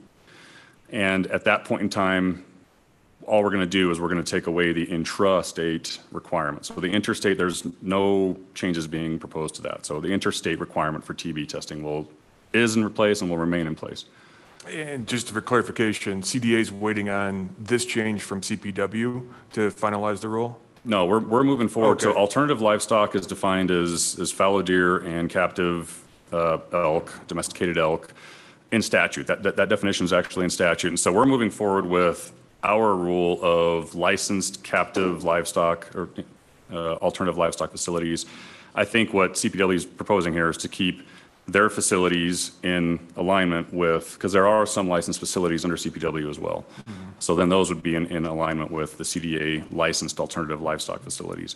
And for a little bit more, clarification, every movement request, whether it's intrastate or interstate of captive cervids, is jointly authorized by CPW and CDA. Every single movement is. So this is a jointly managed program, and we really do appreciate our relationship with CPW and Dr. Mary Wood. Also, Eric Slater and Luke Hoffman were also involved in the CDA rulemaking process. So I really do appreciate CPW's partnership in this. Thank you. And for the record, that was Wayne East from the Department of Agriculture. Sorry, I didn't acknowledge you. Commissioner Touchton. Thank you, Madam Chair. I think this probably for Mary Wood. I had two questions. One is, how do you test for CWD without killing the animal? And so I'm just kind of curious what the protocol there would be. And then the other question is something that Krista said is, why would we suspect that fallow deer would have some immunity from CWD that our native deer lack? I'm just curious about these issues. Who'd like to take that? Wayne? Yeah, I can answer that as Wayne well, East. if you'd like. So fallow deer as Krista mentioned, under natural conditions, there's been testing on all kinds of species for decades now. Under natural conditions, they have never shown that they can contract CWD. USDA does not even list them as a susceptible species. So if something is ever contracted, we have very few cases of reindeer, but they have contracted it. So now they are a susceptible species under USDA. They are not listed as a susceptible species there. You can force the movement of the prion if you directly inject it into the brain of another animal. And yes, they've done this kind of Frankenstein science, if you will. That's not natural conditions. So there's been multiple species that you can do that. If you take a needle and actually inject the prion into their brain, yeah, they get it. Shocker, right? But under natural conditions, fallow deer have never been shown to contract chronic wasting disease. As far as your first question on how you test for CWD, the two approved testing tests are, they're postmortem. It's a part of the brainstem called the OBEX, and then the other one is the retropharyngeal lymph node, which is kind of the one that your tonsil drains into. You can also do tonsil biopsies. That is a live test. It's not as sensitive, as effective as those two postmortem ones. There's rectal biopsies. They're doing all kinds of different tests on other things, but the tonsil biopsy and then the rectal biopsy would be the next most effective, but they're not as effective as the postmortem of the retropharyngeal lymph node and the OBEX. I don't know if Dr. Marywood wants to chime in, but I think I answered your questions. Okay, any other questions or comments? Sorry, Jeff, Krista? Sure. Yes, please. Dr. Wood? Do we have you unmuted? Go ahead. I think Wayne covered it well. I don't know that I have anything else to add on that. You know, the live animal testing, like he mentioned, you can do tonsillar biopsies or rectal biopsies. Those are not official approved tests. But they are certainly things that folks use. But I think maybe the confusion is our testing program relies heavily on that post-mortem sampling. So facilities have to remain compliant with sampling animals that do die on their facility over time. And that's the surveillance that we require for most of our commercial parks. And then I believe also the alternative livestock facilities. Okay. Don't see any other questions or comments. Can I invite, well, this is not an action item, so this is information only. Any other questions, comments on this item? Okay, seeing none, we will move. I believe we have a couple of members who wish to give public comment before we go to awards. So Katie? Yes, we do have essentially two groups signed up for public comment. First up, we'll have Ayana Rail, Peter Callan, and Tim Hare, who are all signed up on a single topic, and as approved by the chair, we'll have 5 minutes. So if my colleagues could please work on getting Ayana, Peter, and Tim unmuted. Would you all like your cameras turned on as well?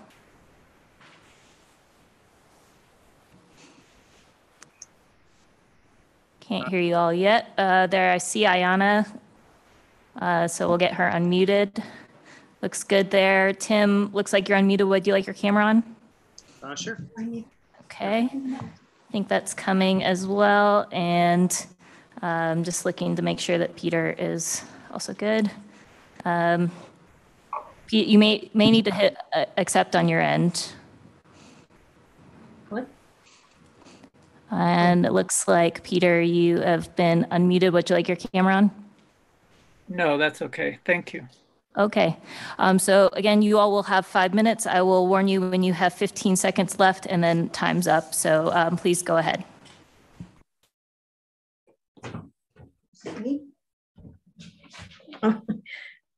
Hi. After I read a short text, we hope you will speak with us. So we've timed it to less than 3 minutes, the text. We are private landowners in a naturally existing sanctuary forest off Left Hand Canyon in the mountains west of Boulder. We don't allow public hunting on our private land. We hold land for quiet, peaceful living, learning, healing, conservation, and community. We have a 501c3 for Indigenous voices and sanctuary forests. With respect, CPW hunting policies are destroying our way of life. We require a no public hunting buffer zone around our tiny forest. Half of the land in our Game Unit 20, Area 2 is private, so we are in intermingled lands with private owner rights. We already have a buffer on the west in Boulder County lands which prohibit hunters and hunting. Extending that buffer zone around our tiny forest into USF lands would be simple. Initial boundaries could be Gold Lake Road to Left End Canyon and Ward down to the 12-mile marker. Why the urgency? The first ever elk kill in our sanctuary forest last October near where children play. In order to follow regulations to get permission from private owners to enter private land to get their kill, the hunters had to trespass our well-marked private driveway. The peaceful communal life we have been nurturing for children, flora, and animal kin was shattered. We are deeply hurt and afraid. We cannot continue our lives this way. A sanctuary forest is for animals, people, and conservation practices determined by its own flora, fauna, and soil. For over 30 years, this forest has been instructing us on what to do, and we listen. Our first priority is safety for children gathering together, playing and learning. Having elk and all the other animals in our community and daily lives is an honor. Our animals have a right to not be killed by strangers. We all deserve freedom from gunshot noise pollution. CPW says we must dress ourselves and our children in safety vests and be with children every moment. This is inconceivable and unlivable for us. Our little forest with a small amount of public land and no reasonable public access is unsuitable for public hunting. We are private landowners carrying out our values on our private lands. We ask you respectfully to honor our decisions by enacting a buffer zone around our tiny forest for this year's hunting season. Please share your thoughts with us. Thank you.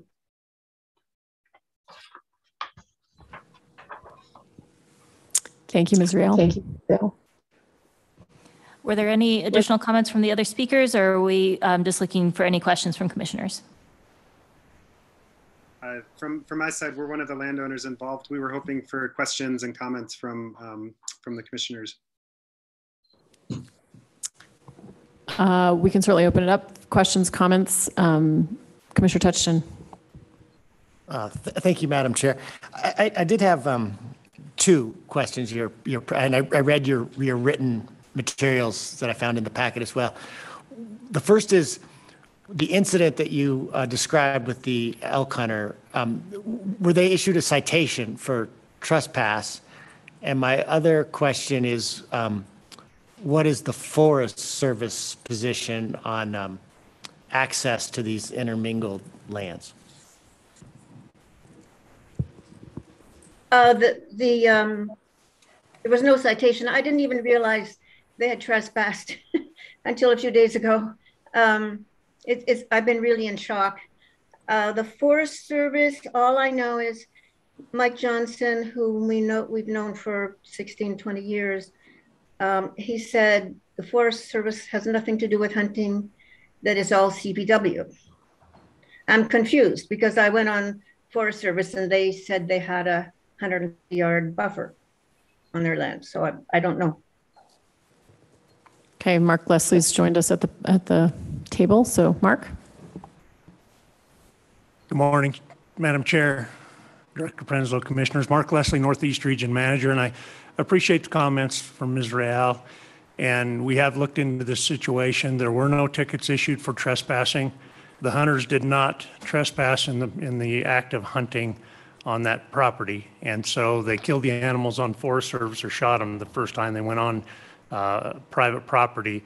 State statute requires that before hunters pursue wounded game on private property, they make a reasonable attempt to contact the landowner before they go on that property to retrieve the animals. And my understanding is that the hunters drove up the driveway, which is private, to Ms. Rael's residence and talked to her to try to ascertain who the owner was of the land where the elk were wounded and died. And they found that information out from a different person, and the landowner ultimately let them go in and retrieve those elk. So that from our perspective, there was no trespass that took place in this position, or in this situation. As far as the Forest Service goes, those lands are multi-use lands, and they're managed for multiple use. And so in Boulder County, Clear Creek County, some of the other counties on the Front Range, we have an interesting interspersion of private property, in some cases that were old mining claims that are interspersed with patches of Forest Service land. And so we deal with this issue up and down the Front Range. It's imperative that we're able to use hunting to manage our big game populations on the Front Range. And so in situations like this where the hunters access forest property to hunt legally and took these animals, we encourage that we continue to be able to do that. Area Wildlife Manager Jason Deach went up and met with Ms. Real for 3 hours the other day to get an eye on the property. I was up there 2 weeks ago, just from the county road on the highway between up to Ward, and took a look at the geography of that area as well. I was the Area Wildlife Manager in Boulder County for 6 years, and I'm very familiar with some of these issues. So if you have any questions, we've got Area Wildlife Manager Jason Deach here. We also have a map, electronic map of the area that we can provide if you need to take a look at that. Okay. Anything else on this item? Thank you, Ms. Real. It sounds like you're in close contact with our team, and we appreciate you providing public comment and sharing your thoughts with us today. Katie, go back to you for our other public commenter group. Yes, thank you, Madam Chair. So next up, we have a group from the Colorado Wildlife Conservation Project that will have 3 minutes to provide comments. As I understand, they're here. Liz Rose was the one that signed up, but I think Dan Gates and others may be coming up as well.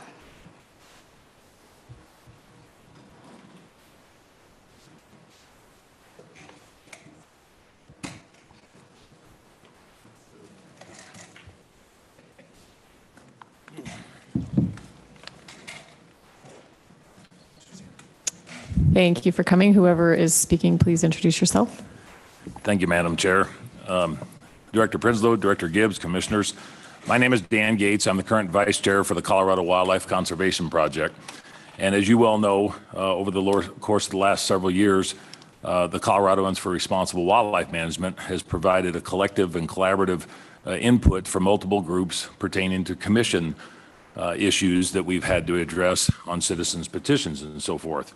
The groups that were part of that conversation and those interactions have formulated the Colorado Wildlife Conservation Project. We're about 29 different organizations, and we've provided multiple levels of input at the legislative level this year, but would like to offer our offerings to be able to let the commission know that we are here. You guys have dealt with us individually over the course of the last 3 or 4 years, and beyond that. And we would like to offer the opportunity for a collective offering of what we are doing from a collaborative aspect.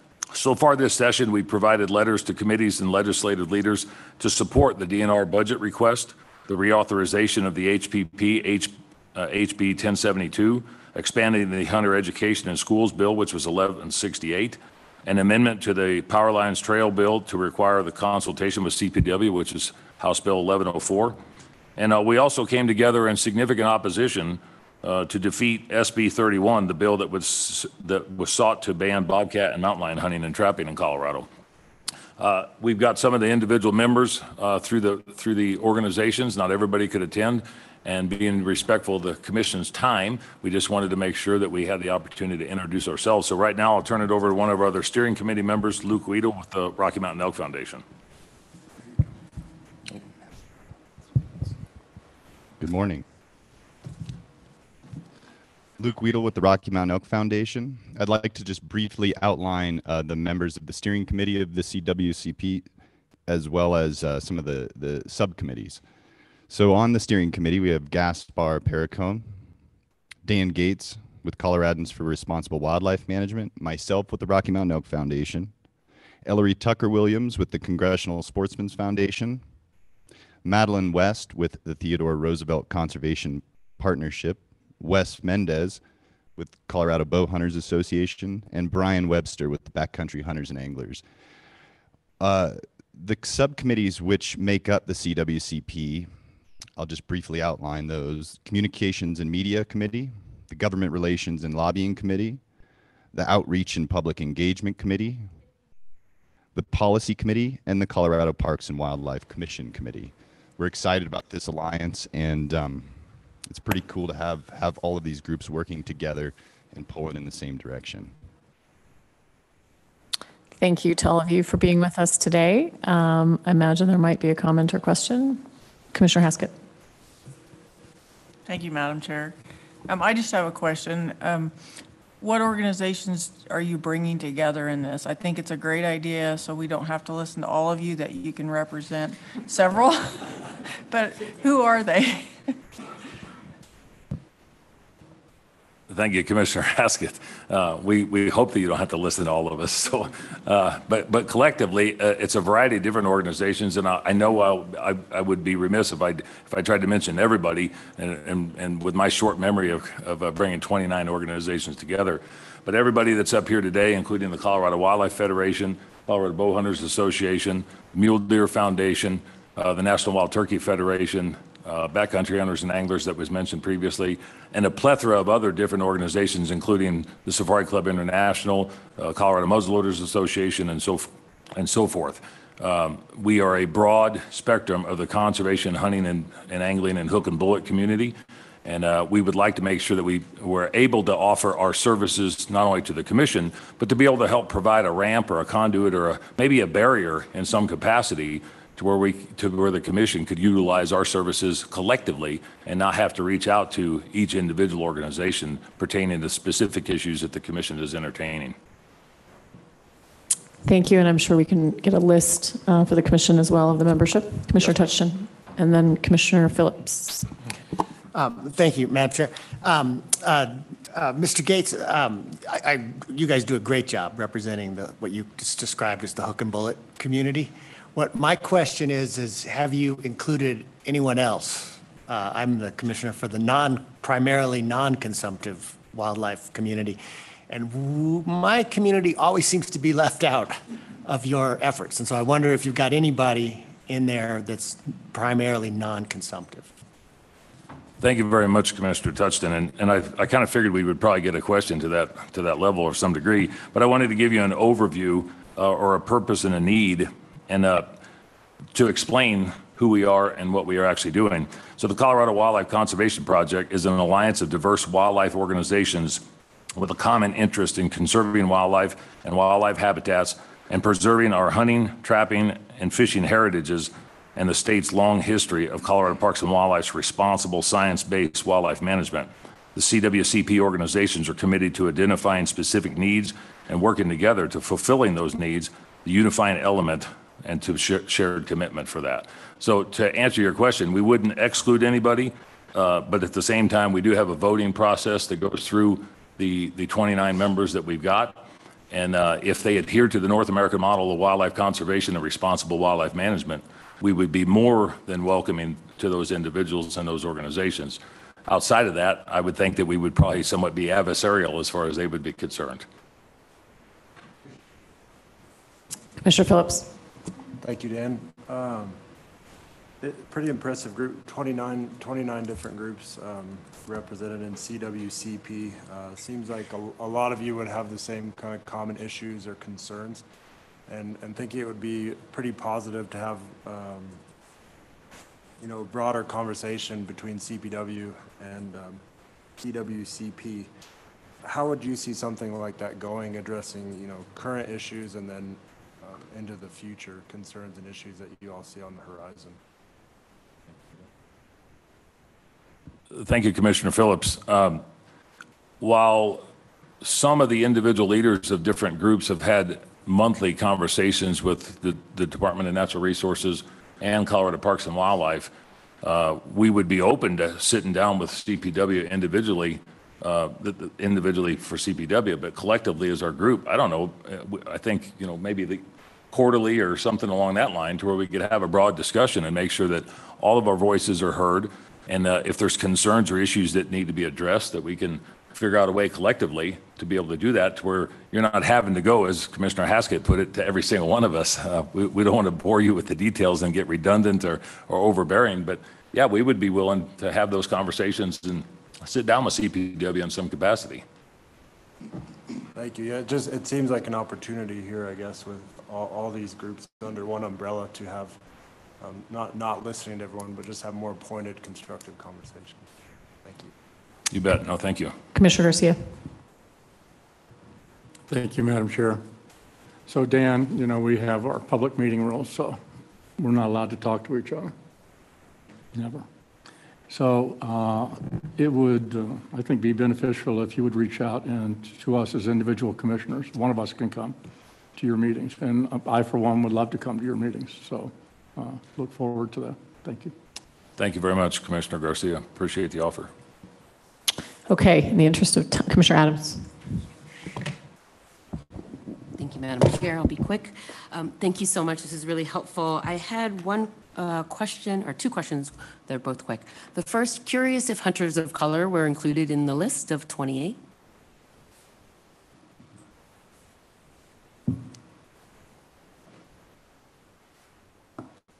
Thank you, Commissioner Adams. Remember, right now, but at TRC work closely with. So we formed very quickly, I'd say, and recently, and we're still actually building out the final list of organizations that want to work with us on some of these issues in different capacities. So they're a group that we can reach out to. Okay, thank you very much. Just wanted to clarify that they're currently not, or whether or not they are currently actively involved in this. As I know these are issues that they've discussed as well, and I would hate for them to be out of the loop as this forms.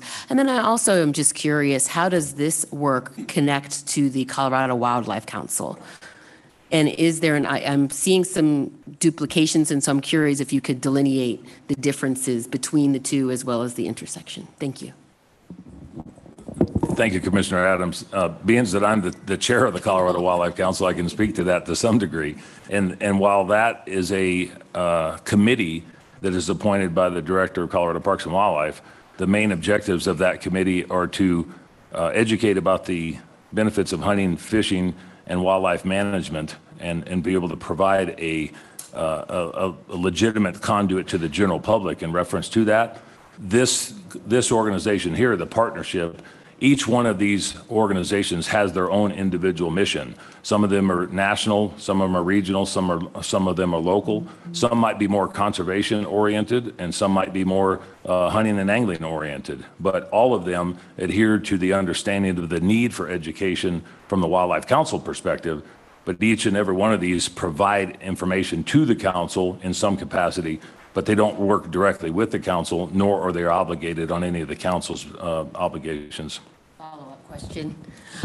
Curious if there are possibilities to amend the Wildlife Council so that it is meeting the needs of the moment. I'm just curious if, from your position as chair and recognizing obviously there are legislative things that would need to happen, but I'm seeing, if the same groups are meeting here, and similar groups are also meeting here, I'm just trying to find the synergies. One of the issues I've spoken on is just stakeholder fatigue. There's just so many opportunities to engage on a variety of different levels. And so I'm always looking for those opportunities to maximize our time together, particularly when we're with the same people talking about similar issues. Thank you.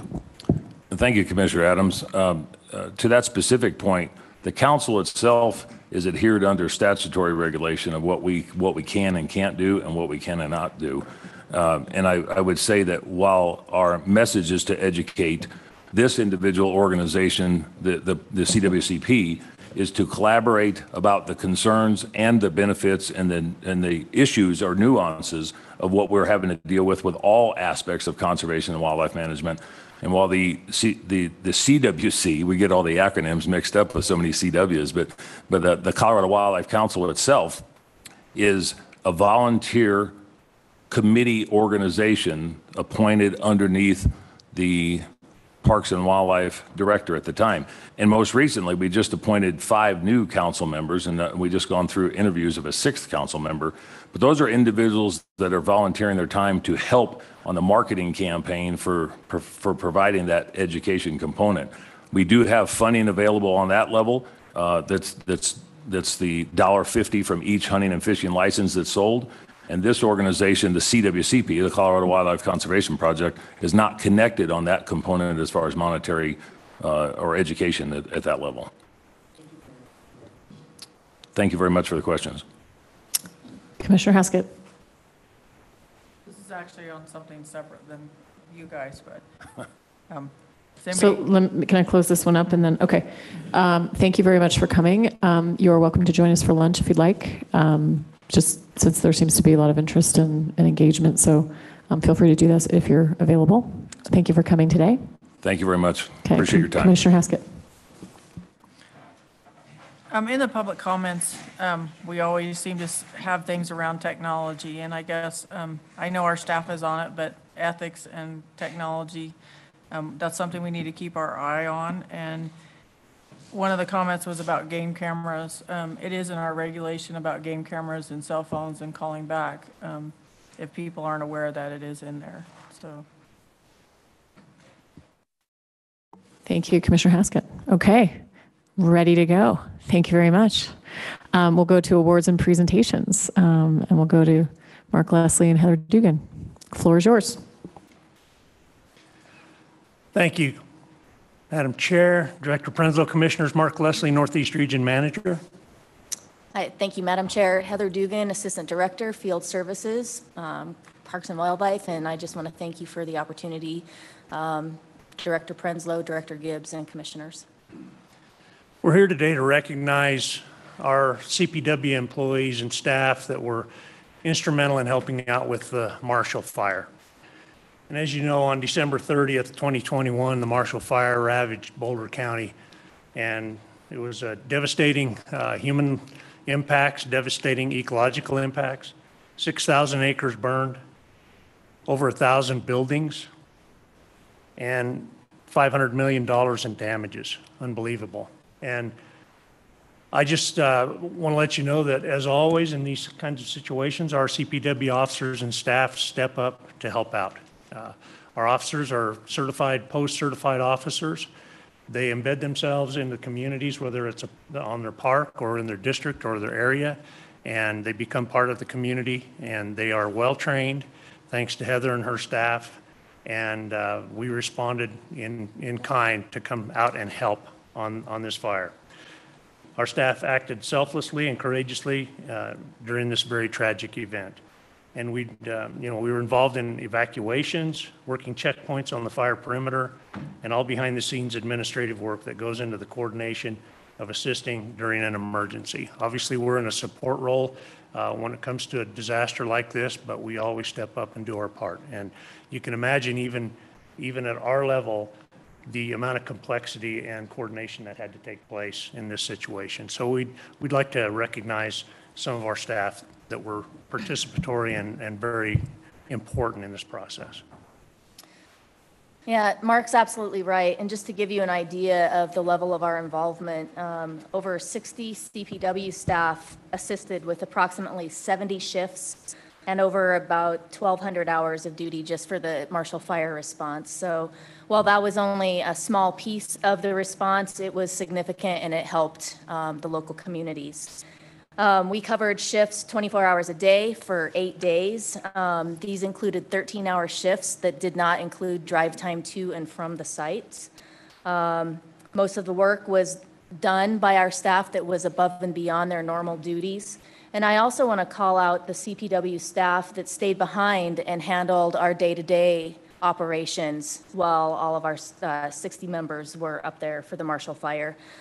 Without them, we couldn't have continued to accomplish our mission. So I'm going to call 4 people up in a few minutes, but Mark and I, on behalf of the leadership team and all of CPW, would specifically like to thank Ty Petersburg and Kristen Fleetmeyer from the Field Services Branch, and also Deputy Regional Managers Kristen Cannon and Shannon Schaller. Without these 4 individuals, there's no way that we could have accomplished all of the logistical stuff that was going on that we needed to get people up there. Ty was our point of contact with the Emergency Operations Center. Kristen did a lot of the background logistics, and Kristen and Shannon marshaled the majority of our staff that came up to help out. So the coordination of all of this was nearly a 24-hour job for everybody involved, not to mention the fact that it was during a holiday weekend. And thanks to these 4 folks, our staff stayed safe and they were at the right place in the right time. So our staff showed bravery, professionalism, and a strong commitment to our public during an intense tragedy. And we'd really like to thank everybody who was involved. Thank you, Heather. Additionally, we'd like to acknowledge some of our staff that found an opportunity to go that extra step in helping Boulder County citizen and hunter who lost his home during the fire. You may have noticed a public announcement and article that came out on this, and Commissioner Garcia asked me if it'd be possible to recognize these employees, and I thought it was a great idea, so thank you for the suggestion, Commissioner. On January 5th, Park Ranger from St. Vrain State Park, Scott Reffel, was working a checkpoint for the Marshall Fire where he talked to a homeowner who had lost everything in the fire, including a freezer full of elk meat and a late season elk license. The homeowner, Fleetwood Matthews, followed up with Scott to ask if there was anyone he could contact for some places to go try to harvest an elk and replace the meat. Scott took note of the need and relayed the message to our Area 2 staff. Jason Deach, Area Wildlife Manager, sent a note to his staff asking them to help out with the hunter as soon as possible. And later that week, DWM Clayton Brossert had an illegal elk available for donation. He coordinated with Sam Peterson, District Wildlife Manager, to go to the processor, pick the elk up, and deliver it to Mr. Fleetwood. They took quick action to get the elk meat to someone in desperate need, and I'm really proud of them for doing that. Mr. Fleetwood and family were very appreciative of the Area 2 staff providing them food after such a great loss. We would like to recognize Scott Reffel, Jason Deach, Sam Peterson, and Clayton Brossert for their outstanding customer service during the Marshall Fire as well. And I want to let you know that Sam is ill today and wasn't able to attend the services, the commission meeting today. So if we could have all those employees come up front, please. And Director Prenslow and Madam Chair, would you come out, please?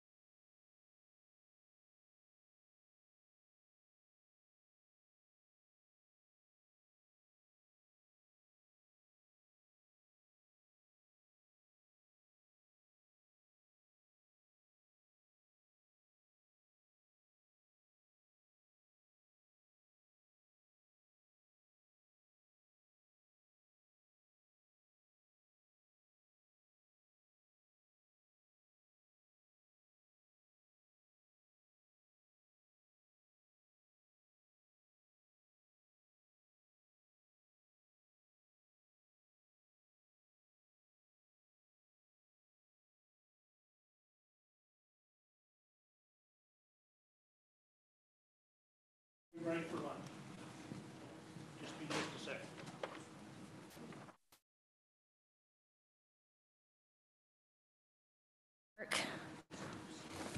So I'll make this very short. My assistant chief, Ty Petersburg, who is just up here, is a fantastic addition to the field services branch.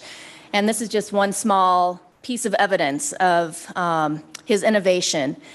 And this last year, he designed a challenge coin that we gave to all of our officers. It was just the first commemorative challenge coin. And I love this because on one side, it's the wildlife officer badge. On the other side, it's the park officer badge, because we're all two sides of the same coin. And so we have some of these that we wanted to share with the commission. And so we'll be handing all of these out before you get to lunch. But I just wanted to thank you and acknowledge you for all of your support, for all of our officers specifically, and it's just a pleasure to be able to work with all of you. So thank you.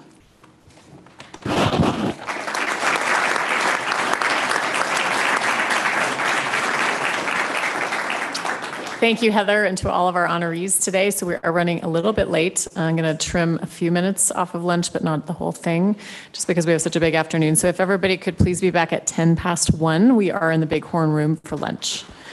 Thanks so much.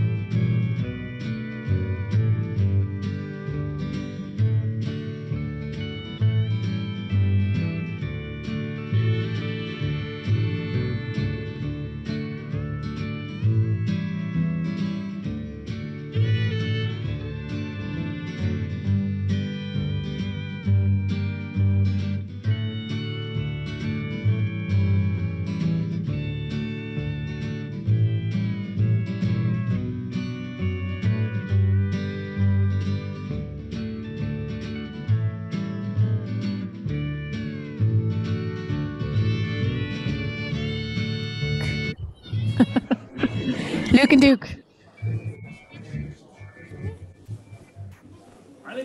So I've been advised that we can do a little housekeeping before we go back into session. I just want to check in on what we want to do later today and tomorrow. So maybe I'll start backwards. We are going to be at Colorado Clays on June 3rd for 125th anniversary event, which we'll hear about a little bit later. So thinking about that, one of the thoughts was that we could have potentially something there a little earlier and maybe have the opportunity to shoot then when it presumably might be a little bit better weather than today. If we go today, it simply would be to see it, but probably not do any shooting and not probably what we had planned to do, if that's a way of describing it, Mark. The weather's sort of, quote, okay right now and cold, but more wind is in the forecast. So the question is, I would anticipate that some of these items that we have today might go a little longer than we had anticipated. That's one thing. If we do not go out to Clays this afternoon, we could pull the herd management plans tomorrow up to today and probably get us done a little bit earlier. We can also move dinner up a little bit tonight if we sort of condensed everything a little bit. So that's, or we can go out and go to Colorado Clays if folks were really excited to do that. So just doing a little round of temperature checks and see what people want to do. Option one would be to do as planned. Option two would be to proceed with our agenda today, get some more of our items done from tomorrow. We'd probably pull them up and shrink and move dinner up to a little bit earlier, probably 6:30 to 6. That would be option two. All for option one. All for option two. Okay. Mark, would you please let your team know that we appreciate them being ready for us today, and we would look forward to seeing the venue and participating in whatever activities we can on June 3rd prior to the event.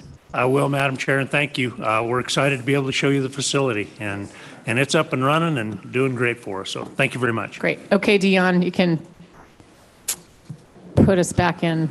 You need to be on. You need to be on record, or no? Okay. So I want to talk about the $32 again. No, if anybody wants to go out to Colorado Clays anytime in the meantime, let me know. I go out there all the time. I'd be happy to take somebody out.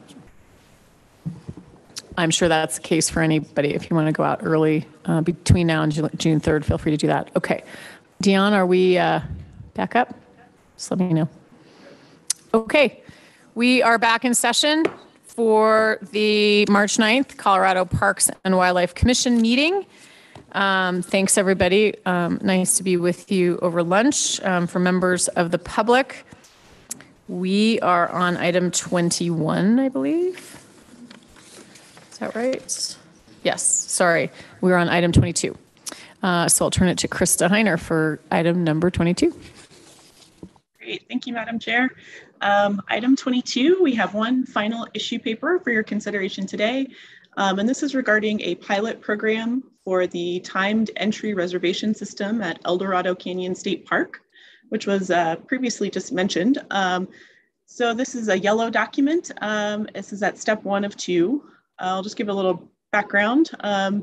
Since 2001, El Dorado Canyon State Park reaches vehicle capacity almost every Saturday, Sunday, and holiday from April through October. Visitation has increased by 90% over the last 5 years. The park is located at the end of El Dorado Springs Drive in the town of El Dorado Springs, which has a rural road system and limited parking. The increased visitation has created significant traffic volume and vehicle speed concerns, along with public safety and health issues. El Dorado Canyon State Park staff have performed extensive outreach on the issues, and Boulder County has provided a shuttle service to the park from a nearby parking area on peak weekends, which has helped to mitigate but not resolve those traffic issues. So staff is recommending implementing a pilot timed entry reservation system to help manage the number of visitors and vehicles. More specifically, a reservation would be required for each vehicle entering the park from 5:30 a.m. to 5:30 p.m. on Saturdays, Sundays, and state holidays. And entry into the park would be allowed without a reservation for those utilizing the shuttle. Reservations would be limited to 1 reservation per day per person each day, and each person would be limited to a maximum of 4 reservations each month. The pilot program would be implemented using Aspira, and entry permits would be allocated free of charge on CPW Shop with the option to purchase a daily vehicle pass along with the permit. And this pilot program would run for 2 years, starting July 1st through September 15th for 2022 for this summer, and then from May 15th to September 15th for 2023, after which time park staff would evaluate the effectiveness of the program and draw conclusions about whether it's something we'd like to continue. That is all I have as far as background information, Madam Chair. Again, this is step 1 of 2. So we would appreciate any questions or feedback. And I know my colleagues there that might be able to provide more specifics also if needed. Okay, thanks, Krista. Anything to add before we go to questions or comments? Thank you, Madam Chair, Commissioners, Director Prenslow, Director Gibbs, or Executive Director Gibbs, Scott Roush, Deputy Regional Manager for the Northeast Region. And yeah, this is something that we look back with the whole management plan of ELDO back a while back, and we did a visitation management plan to really look at what we needed to do up there. We've talked earlier about capacity issues here and with the Keep Colorado Wild Pass. There's a few other factors here at El Dorado that we're looking at with the close proximity of the town and the effects that has with traffic going through the town to be able to access the park, and looking at options and how we can have that traffic, diminish that traffic. We've tried checkpoints last year. They're just not sustainable. And what we're looking at there is just trying to have a reservation system. This is on weekends and holidays only right now, to see if we can, where we can not have as much traffic going through town and make sure that people still have a good recreational experience when they arrive. Because that's one of the things we heard. It was the entrance, getting there was the problem. Once they got there, they had a great time. So this is for a program to be able to try that, to see how we can limit that traffic going through there and limit traffic in the park itself. And we're happy to take any questions you guys have. Commissioner Garcia. Thank you, Madam Chair. I think it's a great idea. I live right on the west entrance to Rocky Mountain National. So I've watched them do it, and it really works well. So, thumbs up. Thank you. Commissioner Tutchin. Thank you, Madam Chair. I tend to agree with Commissioner Garcia that I think this is the right approach. But I was wondering if the local community has given you any feedback on whether this will alleviate their concerns if we go to this timed entry system. Good afternoon, Commissioners. My name is John Carson. I am Park Manager for El Dorado Canyon State Park.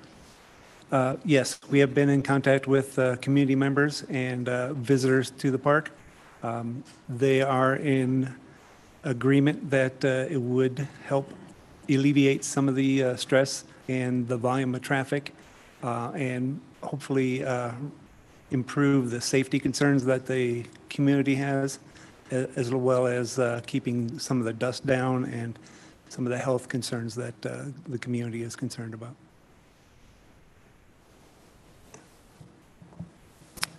Thank you. We do have an echo again. They're working on it. Again, if you have any other devices open, you might just turn the volume off. There's some seems to be picking up something. Could be a phone as well. So, okay, other questions on this?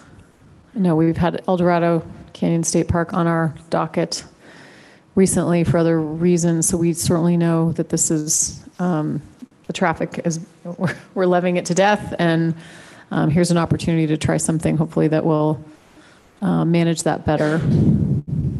Any other questions or comments on this? Sorry, Commissioner Adams.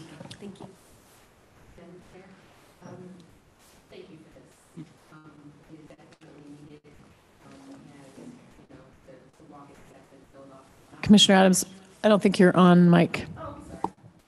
Hello? There we go. Thank you so much for this approach, which I think will help to balance the needs of not only the many, many humans that would love to enjoy El Dorado State Park, but also all of the wildlife and the water and land that needs to be there as well. So I actually recently participated in a conversation with some folks in Yellowstone about their entry and just how they're continuing to make sure that it's more as equitable as possible. And so specifically not in that conversation alone, but just in general, as I was doing just some preparing for this conversation, the internet access issue is one.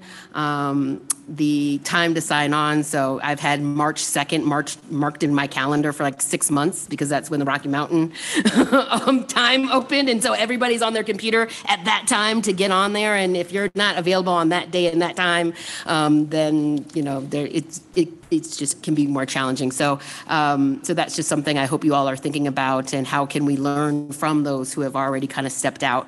I also was very appreciative that unlike Rocky Mountain National Park and some others, that this service is free. There's not an additional charge for the opportunity to use the service. So I'm also appreciative of that. I was curious if there were any, because one of the other issues that came up when I was preparing for this conversation was also local residents feeling like they have to now do something special to get access to an area that they moved specifically to El Dorado Canyon for, and now they are now in a line. So again, I just am trying to also be mindful of those local residents, and if there's any kind of considerations or preference points or something where they, you know, can continue to have that relationship that they've had for so long. And then lastly, just something I've been thinking about is just group reservations, and if that's a possibility at all. I know that's been a barrier for some of the groups that have traditionally used these lands to recreate and even to store. And so just wondering if you all are giving some considerations to any kind of group reservations. Thank you.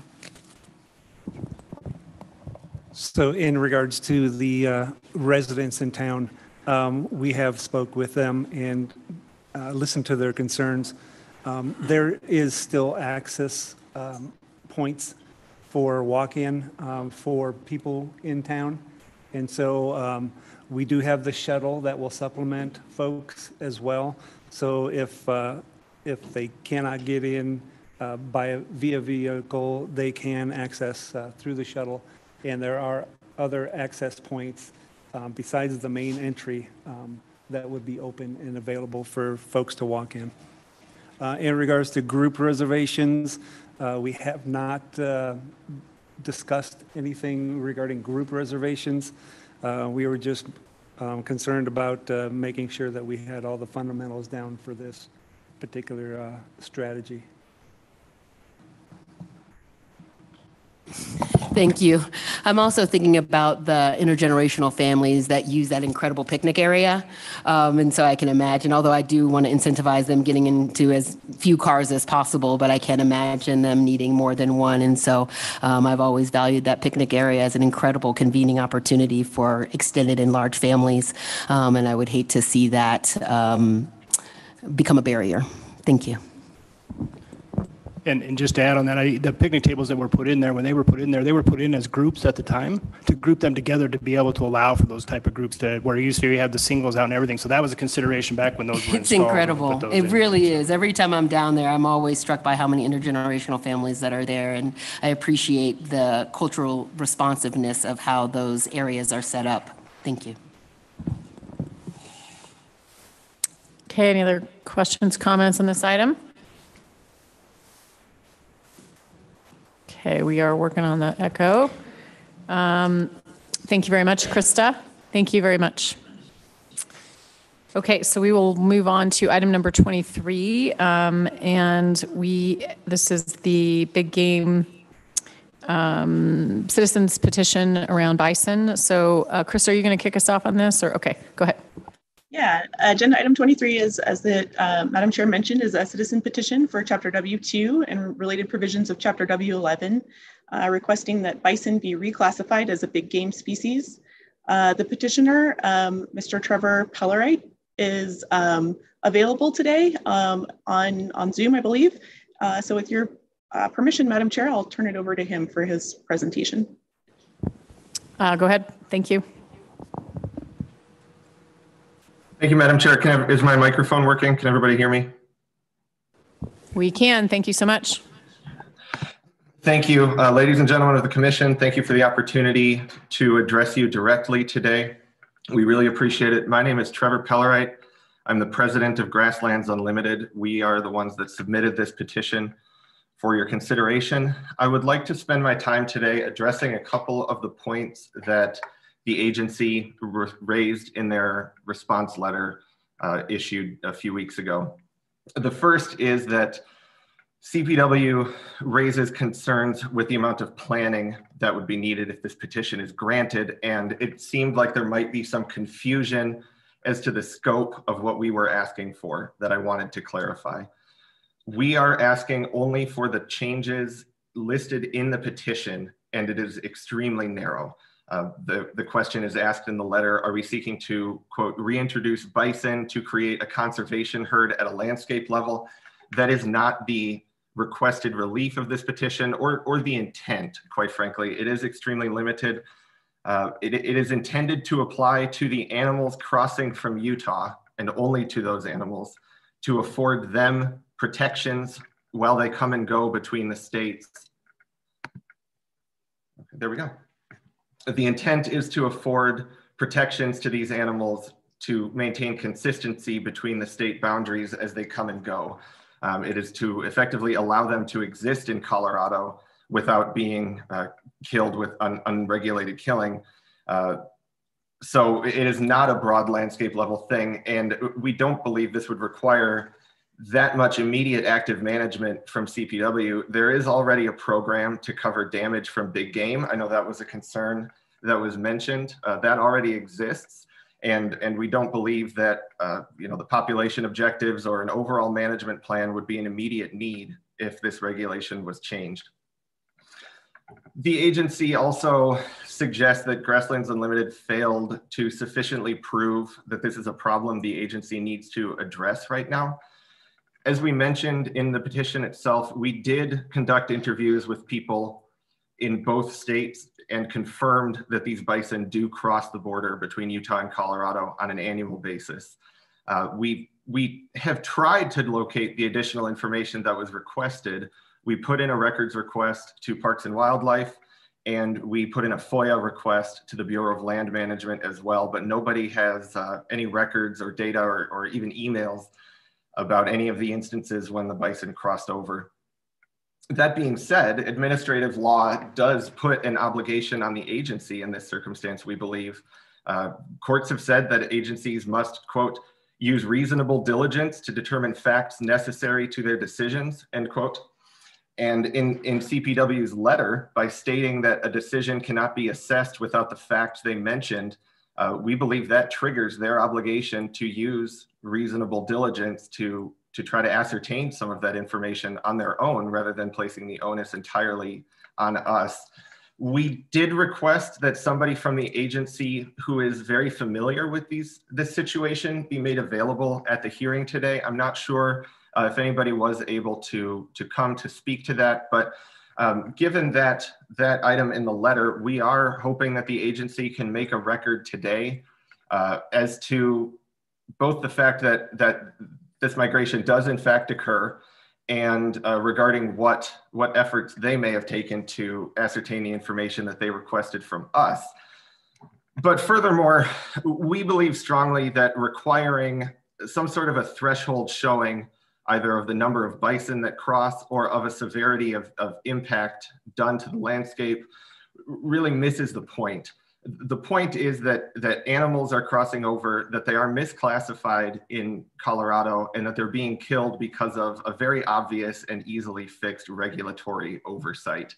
I think this is a missed opportunity for some very incredible recreational activities in Colorado as well, including potentially revenue-raising ventures like hunting and things like that. But at the basis of this is a biological and ethical imperative to protect these animals. And our position is that if it is happening at all, that occurrence alone merits action by this commission. The agency also leaned heavily on a letter that was provided by the Colorado Cattlemen's Association. This letter is extremely general and broad And it doesn't mention the relevant region affected or the parties involved or the requested relief. And it doesn't have any data or citations or literature or anything to substantiate the claims in it. So we were sort of at a loss for how specifically to respond, but I did email the wildlife biologist with the Division of Utah out of their Vernal office who manages the Book Cliffs bison herd.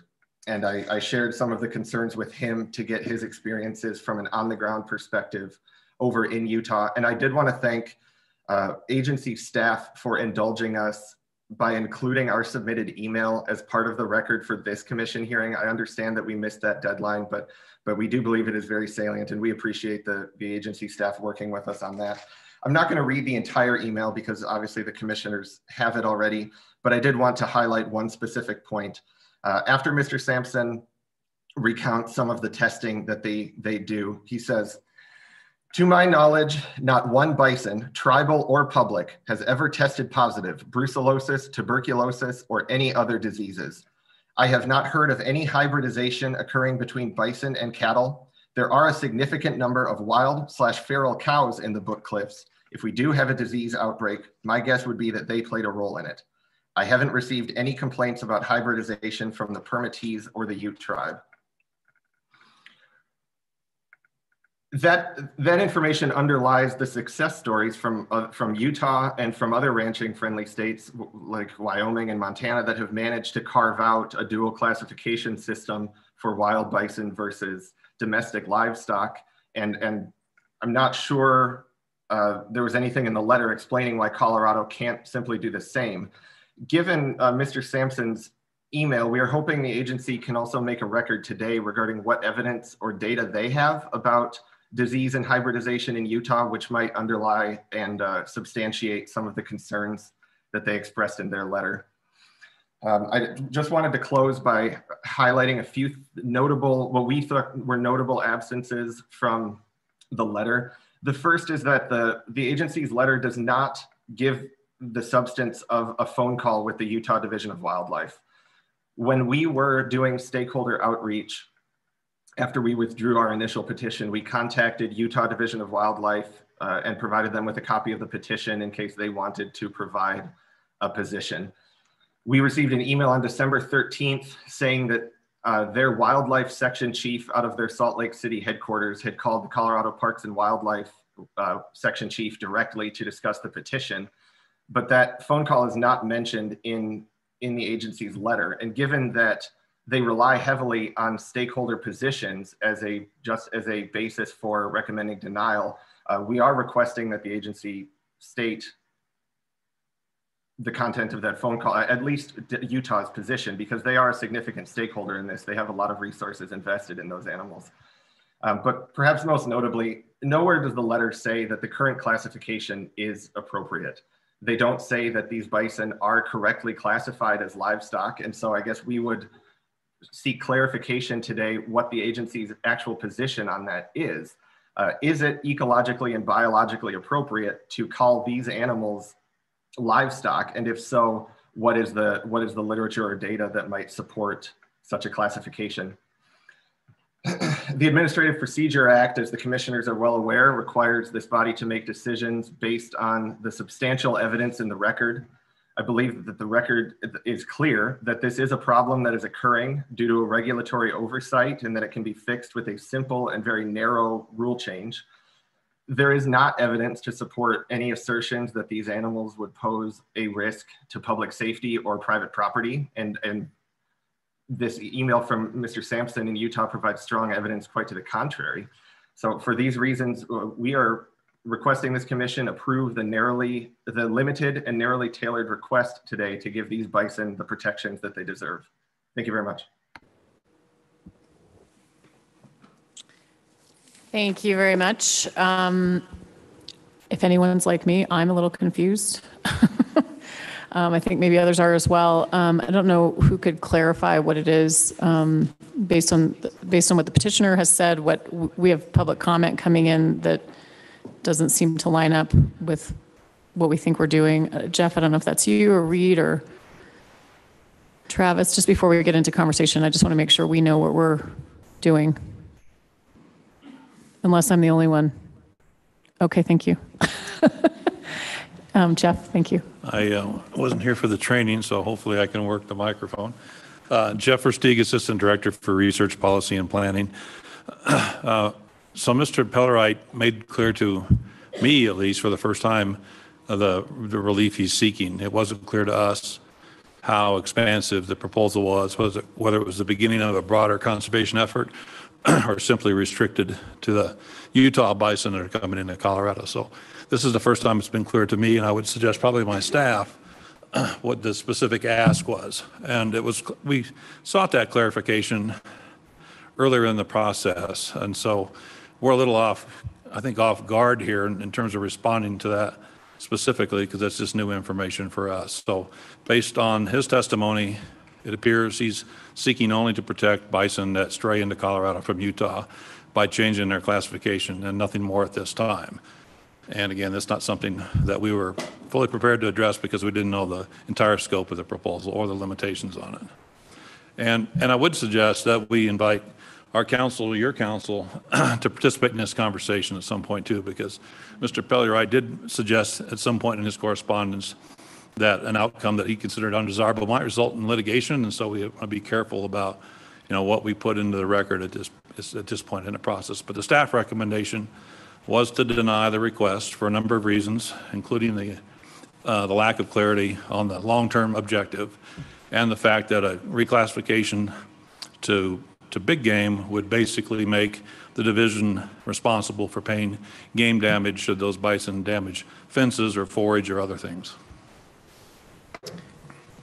And would it be true that there would be the opportunity to look into this matter outside of the petition? I mean, yes, our response didn't close the door, didn't slam it. We closed the door, but we left our foot in it, saying we're happy to have a continued conversation, but not knowing fully the long-term objective.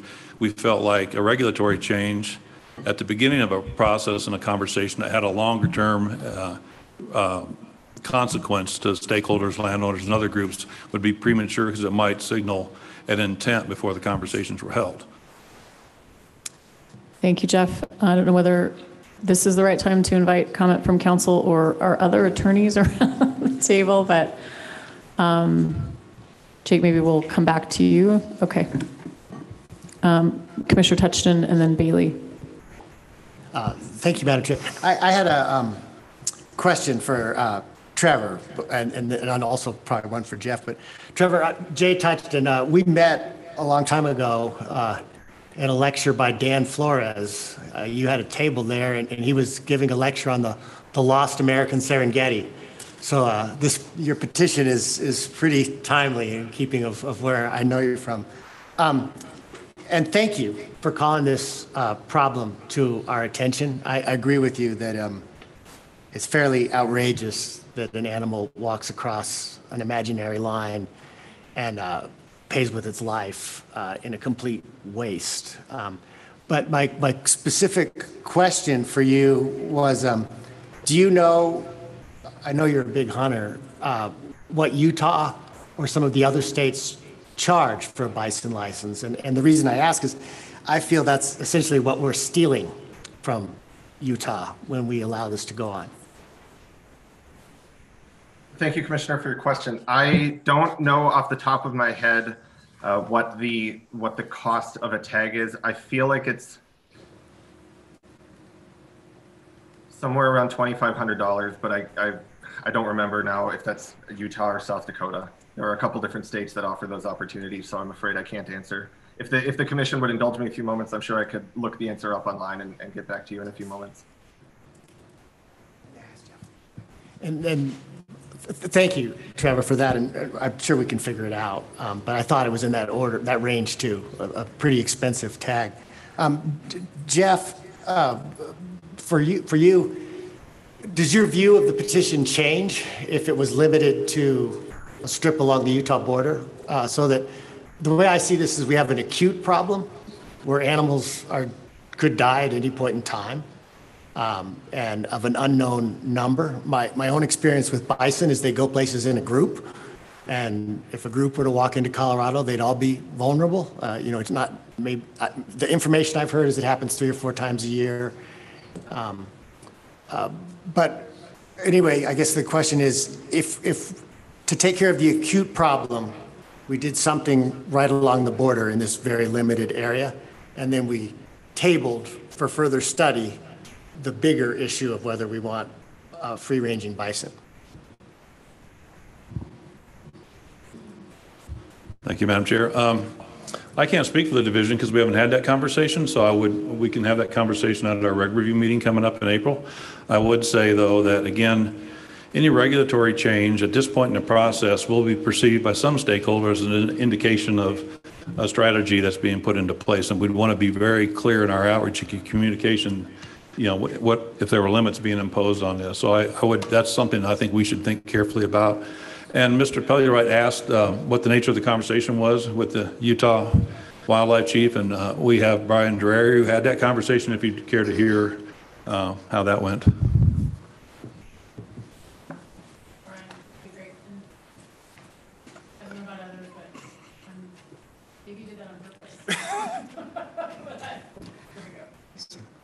Thanks, Madam Chair, Commissioners, Directors. Brian Dreher, Terrestrial Section Manager. So Mr. Pellerite referred to an email from the Utah Wildlife Chief. The Utah Wildlife Chief did reach out to me, just letting me know that the petition, they had received it.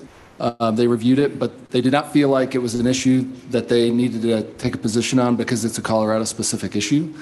And therefore, it was just a heads up that they received it, but totally understood that this was essentially a request to change Colorado regulations, and they didn't feel that they needed to weigh in on Colorado regulations. So that's the nature of the conversation. And in addition to, I think the question came up about license prices in the state of Utah. Right now, a resident bison license is $413. A non-resident bison license is $2,200, and then they have some higher prices for their Antelope Island hunts in Utah. Okay, thank you, Commissioner Bailey, and then Phillips, and then we'll come over this side. So yeah, it sounds like, and maybe this is just a conversation that I need to have offline for clarity's sake, but it does sound like, and Trevor sort of made several comments that this was meant to have a sort of specific focus intent. As Commissioner Hutchinson mentioned, it's sort of an acute problem in a limited area. But my understanding, right, is that, and part of the comments and the response from the division is that, right, this has ramifications well beyond the individual organisms who are crossing the border and being killed. And so I guess I need some clarity as to any other potential mechanisms to protect them, as opposed to a change in status that does have more broader scale ramifications across the state. Again, don't know if they exist or if that's an option. So that's sort of a question, again, maybe for someone in the room, maybe not. And then the other question for Trevor, and again, thanks for the petition. I do think it's really important that you brought it to our attention, and I'm excited for a longer term conversation on this. It was mentioned to me that there might be some alternatives, such as a non-game classification or something to that effect. And I still think the comment that there's a greater need for input from a broad group of stakeholders and a longer process for any sort of regulation change is a valid one. And so the question to you is, given that we don't have a ton of data, and you even requested or suggested that it's on the onus is on CPW to gather that data, what would you be opposed to a longer process that takes us down this road to engage with more stakeholders to collect better data, et cetera? Thank you, Commissioner, for your question. We are certainly not opposed to any process that provides more data that would better influence and better inform any regulatory management, regulatory changes. I think our priority is on finding a path forward that right now does not result in these bison being killed while we do that. You had mentioned non-game classification. We opted for big game because I think it makes more sense from a management perspective to be able to offer those recreational opportunities as well. But I think really anything that isn't livestock, where they sort of they seem to occupy this legally fictionalized purgatory is an improvement. So whether they're non-game or big game, we have no objection to any process that would do the research needed to know when and where and how often and to what extent this is occurring. if that is responsive to your question. Yes, I think so. The first piece was helpful as well. You're sort of interested in a longer process, but it sounds like also concerned with what's happening now and preventative measures in the interim. And again, I'm unclear on what those might be without the broader sort of regulatory ramifications.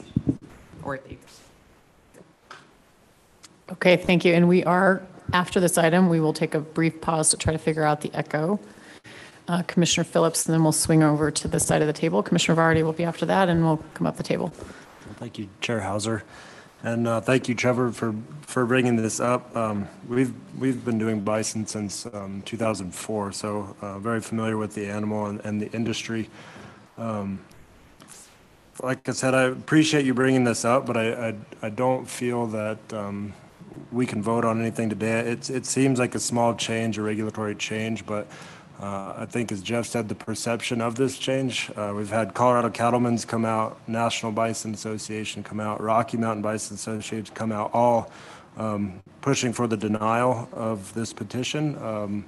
The Bison Association specifically deny, but open to exploring this process further, turning it into a process that engages stakeholders, because there are interested people on both sides of the coin that want to come to the right solution.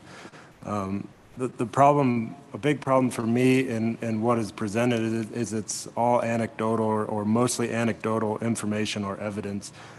Even seeming the email from Mr. Sampson in Utah, that it's kind of his perception of if there is a disease outbreak, then it's more likely to come from cattle, maybe, but it's a perception. We don't have any kind of backing on that. So I think, you know, with all the gray area, with the I always joke that bison have kind of a unicorn status. People either love them or they really don't like them. So they're a controversial species, both in favor and against bison. So having something like that, I think they deserve, you know, a longer process, a thorough process, and I don't think there's necessarily a Band-Aid for this solution. And on top of this all, as our agency resources, we're strapped with the Wolf Project, the Wolverine Project, and now bringing bison into it is another one of these species. So really, I would urge us to push this down the road, ask the staff to give us their best recommendation going forward, and really allow time to give this its due process. Thank you. Thank you, Commissioner Phillips. Commissioner Vardy. Thank you, Commissioner. I'll prelude by saying that I'm not a bison expert. However, our ranch, where my farm currently is, was a bison farm before, Bison Ranch. And what I can say about the fencing that we have been able to disassemble from the previous bison usage is it's extensive. We build structures right on the fencing itself. It's very strong, which to me is just a testament to how powerful these species are and how nuanced a introduction effort would be, with implications from a cost standpoint for protecting landowners and other ranches and farms. I'm also very sensitive to our staff time, as Duke mentioned, with our other reintroduction efforts. But I think that the petitioner brings up a very interesting point that I think we really do need to address. And my question is for Jake, from the standpoint of moving forward, if we move the petition forward, does it commit us to anything, or does it just allow us to continue the conversation? I, for one, am not in favor of, having a predetermined outcome, but I would like to continue the conversation. Yeah, let me provide a little explanation on the sort of procedural aspect. If you grant the petition, you initiate a rulemaking process affecting W2 and W11. If you deny the petition, the process is over, and you would likely adopt the director recommendation, which is on page 17 of the item 23. Or you table it and take action later. You are not required to vote on this today. So you could initiate a rulemaking process And at the end of that process, do nothing. Rely on your status quo.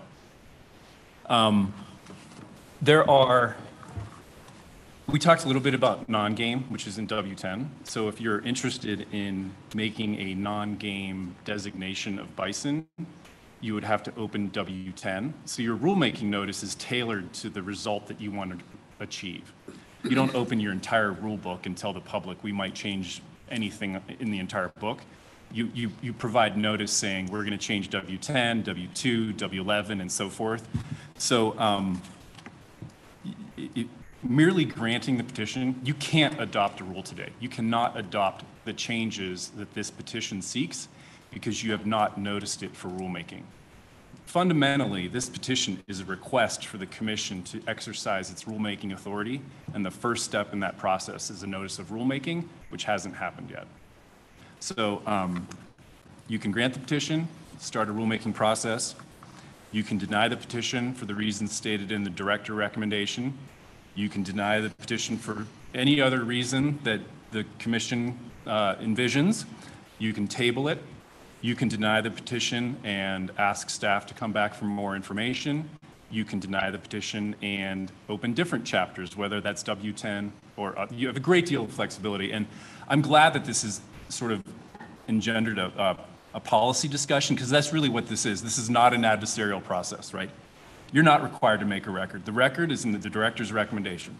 You are not required to substantiate or validate your current rule. You are not required to state the contents of a telephone call. This is a high-level discussion. It's not an adversarial process, and that's good. Okay, I'm going to Commissioner Schaefer, Garcia, and Adams. Thank you, Madam Chair. Is it working? All right. So I'll preface my comments by saying I'm a big fan of seeing bison restoration occur. In this case, I've lived in Northwest Colorado for a long time. I've heard all the rumors. I've never once run across a single person who claimed that they took a bison. I've heard the anecdotes of, folks at the main street, at the bar, word comes in from a roughneck and they all head out and, folks go home with a couple 100 pounds of meat. I've never heard a substantiation of that. And one of the things that's somewhat worrisome is there isn't no data. And I'm wondering, in those conversations that you had with Utah DWR, were they able to provide any estimate in regards to the number of bison that are believed to be taken in Colorado?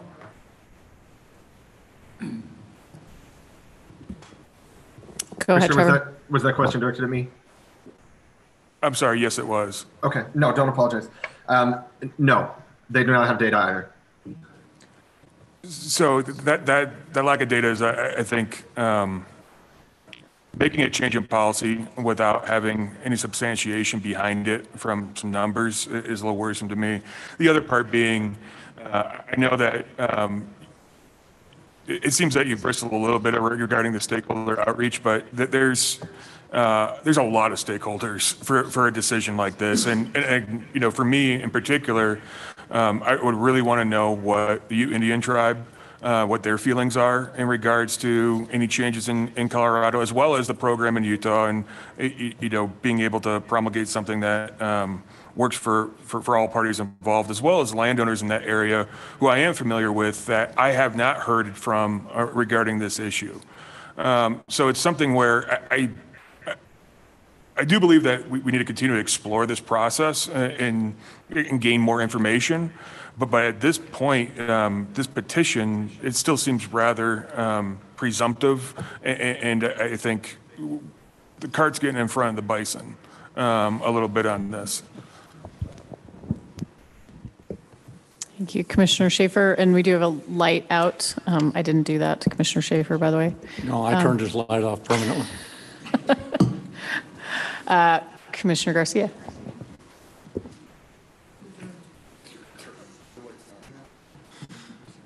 Somebody else knows? No?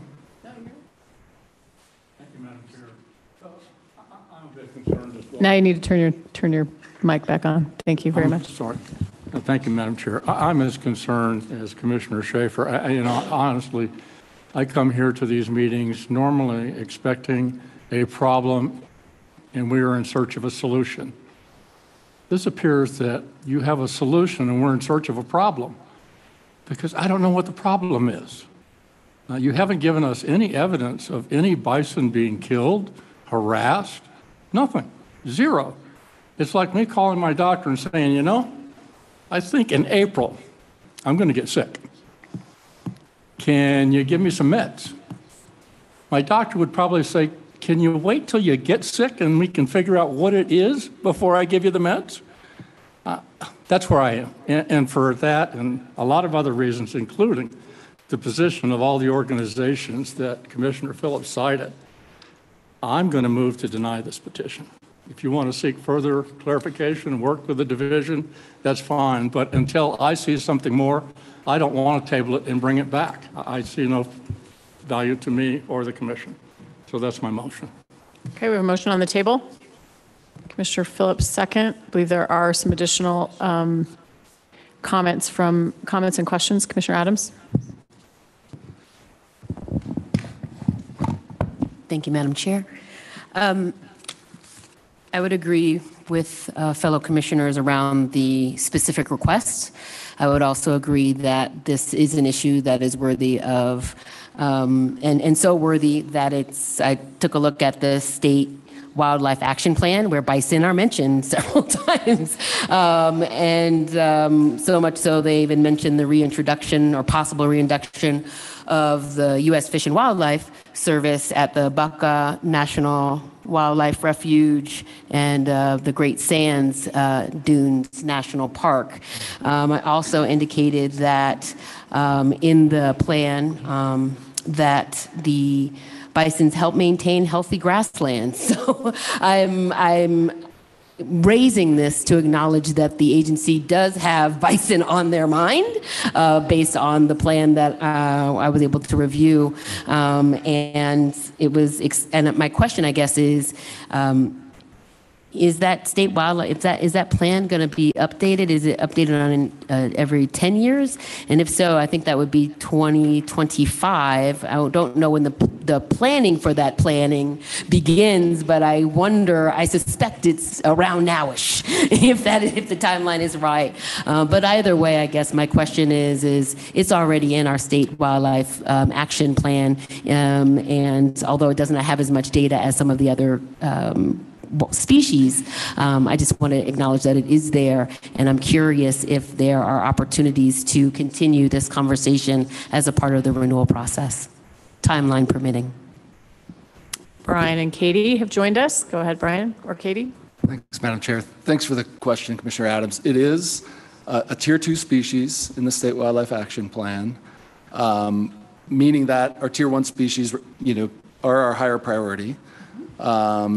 We are going to kick off the planning process, as you rightfully indicated, 2025. It will be, we are having some discussions now about that to get ready for that. So yes, revision to the State Wildlife Action Plan is in the works. And yes, you are correct that it is a Tier 2 species under that plan. And that bison will, that they're in the plan, and that it sounds like this is right on time then, petitioner, as far as being able to revisit the stewardship of bison and how we want to address them here in Colorado. So thank you for that clarification, Brian. Okay, Jake, you still have a hand up? Can go Jake first and then Commissioner May? Okay. Please.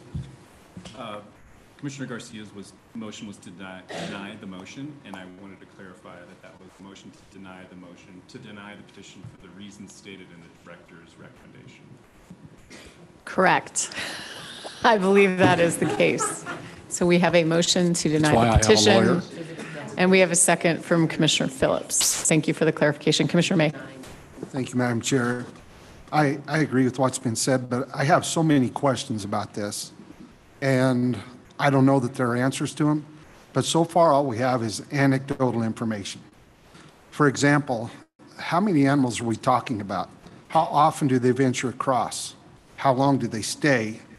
And I presume, in my life experience, this would be a group of bachelor males that has been kicked out and eventually goes back.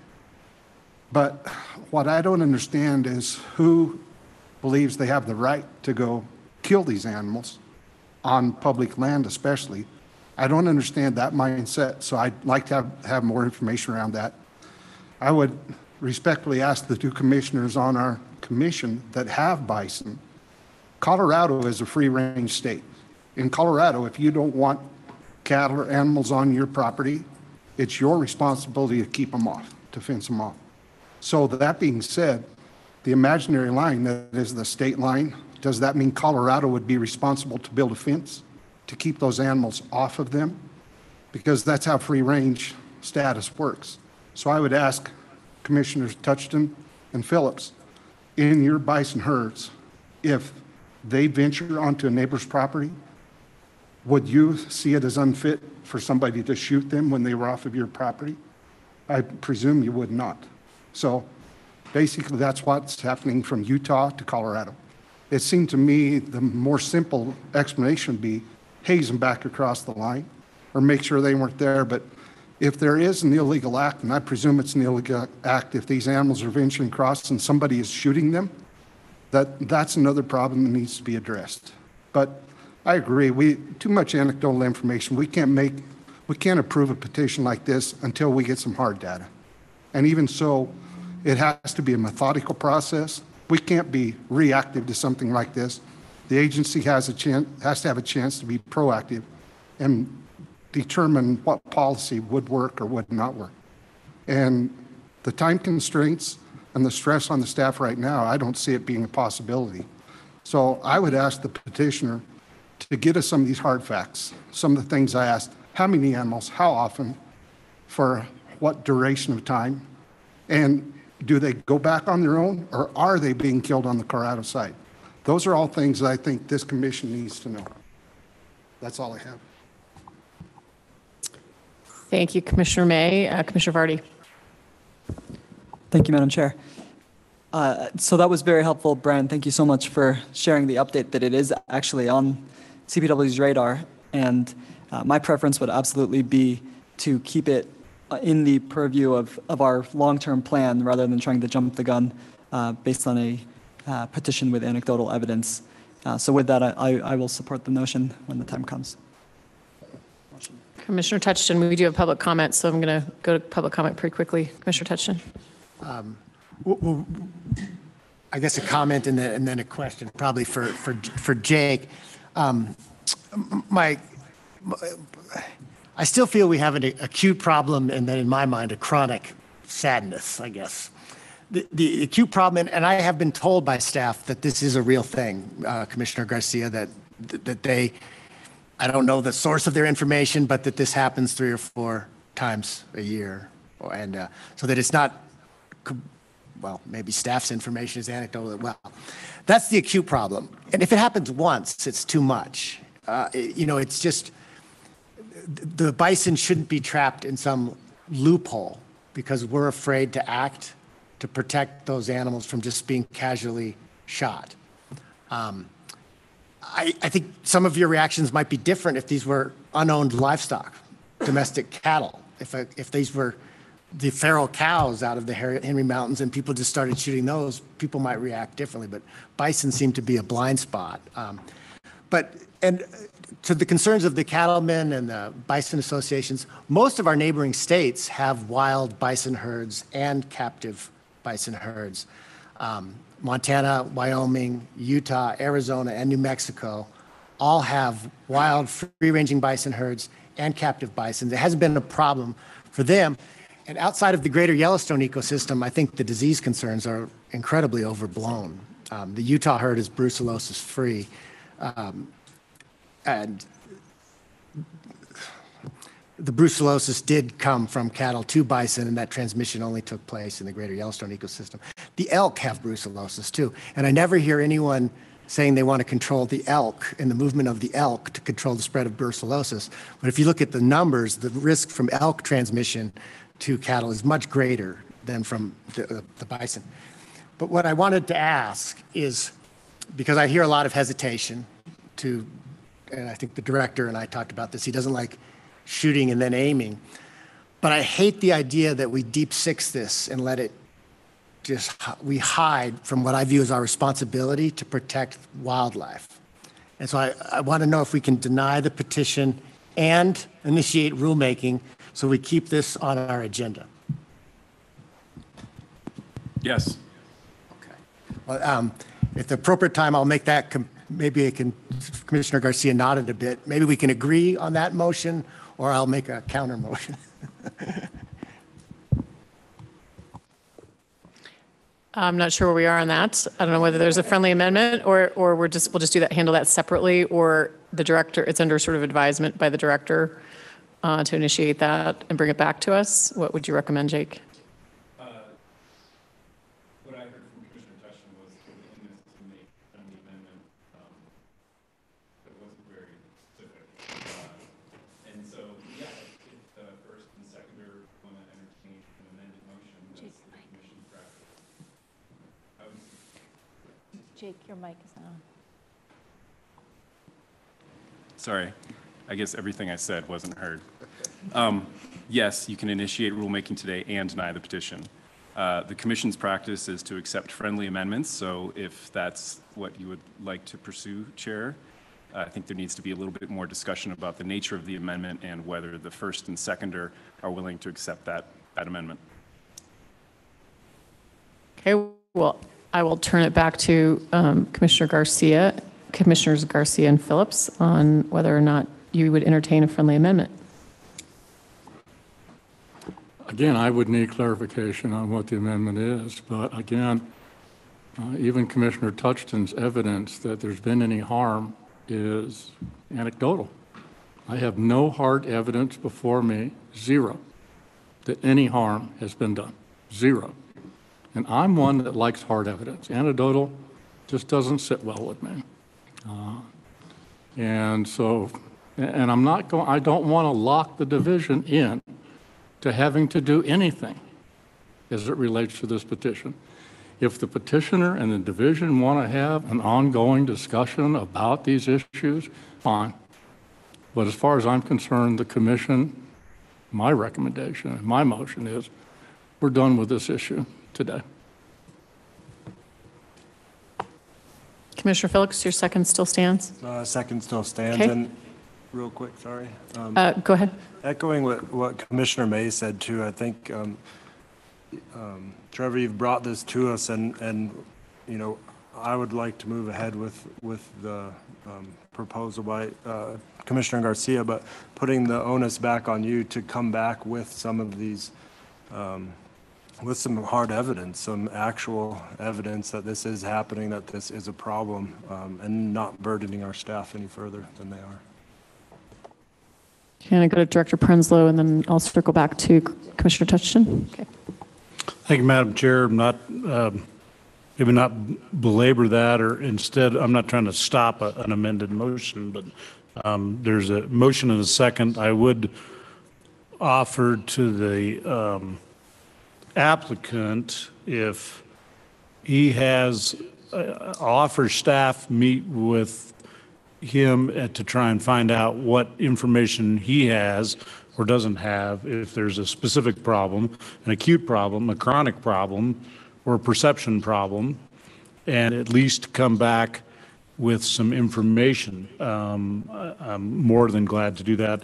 I think that would be irresponsible if we didn't do that.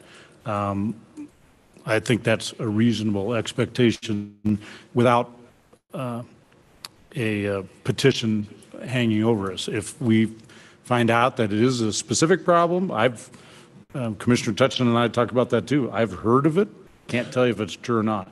So I would suggest that we'll help do a little due diligence, but I would encourage that some of that onus is on the appellant or the applicant, not just this agency. Okay, thank you, Commissioner Touchton. Well, I guess just 2 points, and then I'll try and clarify my proposal. On who can gather the evidence, and I hear Commissioner Garcia, he'd like hard evidence. I would think, and I don't, again, everyone's busy, but between Mr. Pellerite, who's I don't know the size of his group, but I saw him sitting alone at a table raising money at a college campus. I think CPW is better positioned to gather information, working with the BLM and Utah's Division of Wildlife. I just think that, that's our role in the world. So I think we're the appropriate agency to gather the information, or at least not disclaim any responsibility from gathering that information. So I appreciate Director Prinsloo saying maybe we should help gather that information. That whether or not there is an acute problem at the border right now and we're lacking information, I still think, and this is the chronic sadness part, that our failure to have bison as a wildlife species is a true failure. I mean, if you look at the most iconic animal perhaps in North America, it's the bison, and we have no free-ranging bison anywhere in Colorado. Domestication is not good enough to save bison as a wild species, and I bet Commissioner Phillips and I agree on this. Once you have bison and you're managing them, you start to do things that you wouldn't do to wildlife. You cull the ones that try to kill you. You prefer the docility, and that's how you turn animals domestic. But that will ruin a wildlife species. And I know the director and I have shared that it's ironic that horses, which are, in my mind, originally a domestic animal, are considered wildlife, and bison are considered livestock. It's just, so I think there's a long-term problem here that we should resolve, regardless of whether this situation at the border pans out as described. So what I would like to do by way of an, I'm not sure, friendly amendment or suggestion is that it sounds like there's not votes in the room to grant the petition, so we deny the petition, but we ask politely, and as time allows, staff to report back to us with a recommendation. And most urgently to me is a recommendation to how to stop this if it is occurring. But I would love a recommendation on how Colorado could have a free-ranging wild bison herd somewhere in the state. I have to imagine there's got to be someplace, and I could help find you the animals to start that herd. I'd be happy to volunteer my services to do that. But if staff comes back and say, we don't want to do anything at all, and here's our reasons, I mean, that would be fine too. I just don't want us to ignore what could be a problem and let bison fall in this gap between us and Wayne's agency. Because I think someone's got to step up to the plate and keep this, if what's happening at the border is happening, we got to stop that. Someone's got to stop it. But I'd like to see us be more proactive and actually bring the bison back somewhere.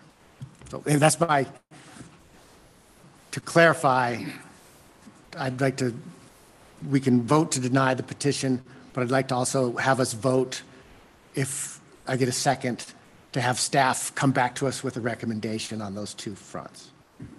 My sense is that we've sort of kind of agreed to that based on some of the conversation earlier and Brian's the sort of the long-range planning. But my sense is that the appetite around the table is to do that. That this isn't just we're just done with this today.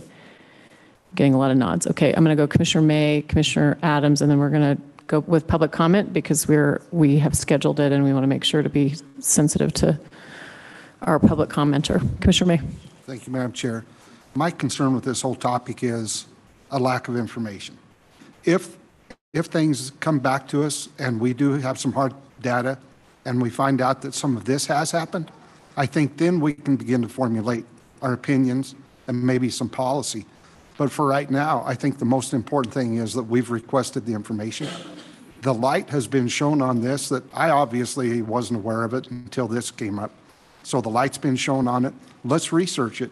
And if there is somebody out there that is performing an act, which I consider an illegal act, if they're shooting somebody else's animals or property, whether it's livestock, wildlife, it really is immaterial to me. It's still an animal. So if that's happening, I'd like this commission and this meeting today to be able to send a message that we are now going to begin investigating this. And I think that's the best we can do. Thank you, Commissioner May. Commissioner Adams. Thank you, Madam Chair. Thank you, fellow commissioners, for the robust conversation. Curious, Brian, in the process for the State Wildlife Action Plan update, if there are opportunities to gather some of this data.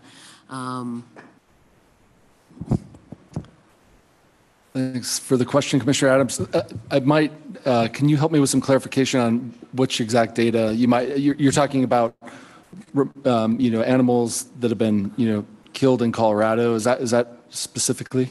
Yeah, just the tier 2 bison species as that designation. And as you update the plan, that I would imagine there would be some kind of not investigation, I don't know if that's the right terminology, but just updating the information that you have. And it seems that there's an information gap in this particular area. So I would actually be curious to know, in lieu of coming back, or requesting to come back around this isolated issue, I'm more so interested in seeing this issue in the larger scope of the State Wildlife Action Plan, and not, we gotta do this really fast, versus, well, how does this fit into all the different herds and wildlife for the state? So I'm wondering if some of that data collection burden could be captured through I don't know what the process is for the State Wildlife Action Plan as it relates to bison, and what types of data that you have collected previously is in the report, but I don't know and maybe based on this conversation, there might be some additional criteria that you hadn't considered previously. Yeah, thank you for clarifying that question. So the State Wildlife Action Plan is a collaborative process. It does use external stakeholders and other interest groups as well to advise that. We essentially try and identify species that we might be concerned about. And we also, if you've never read it, it also lists, you have to list out what the potential threats to those species might be. And all of that is then laid out. And it is a collaborative and internal process to decide kind of tier ranking and all of that. And so, but what I'll say is, I don't know that the intent of the State Wildlife Action Plan would be the same to address this exact petition. It's more of, it's not a regulatory document. It's an advisory document to us to use as kind of a roadmap of the information that we might need. And in some instances, more lack of information is listed as a concern or potential threat. And so that's kind of how it's used. And so I want to say, certainly it will come up when we revise the SWAP. For sure, because we're going to reevaluate those species.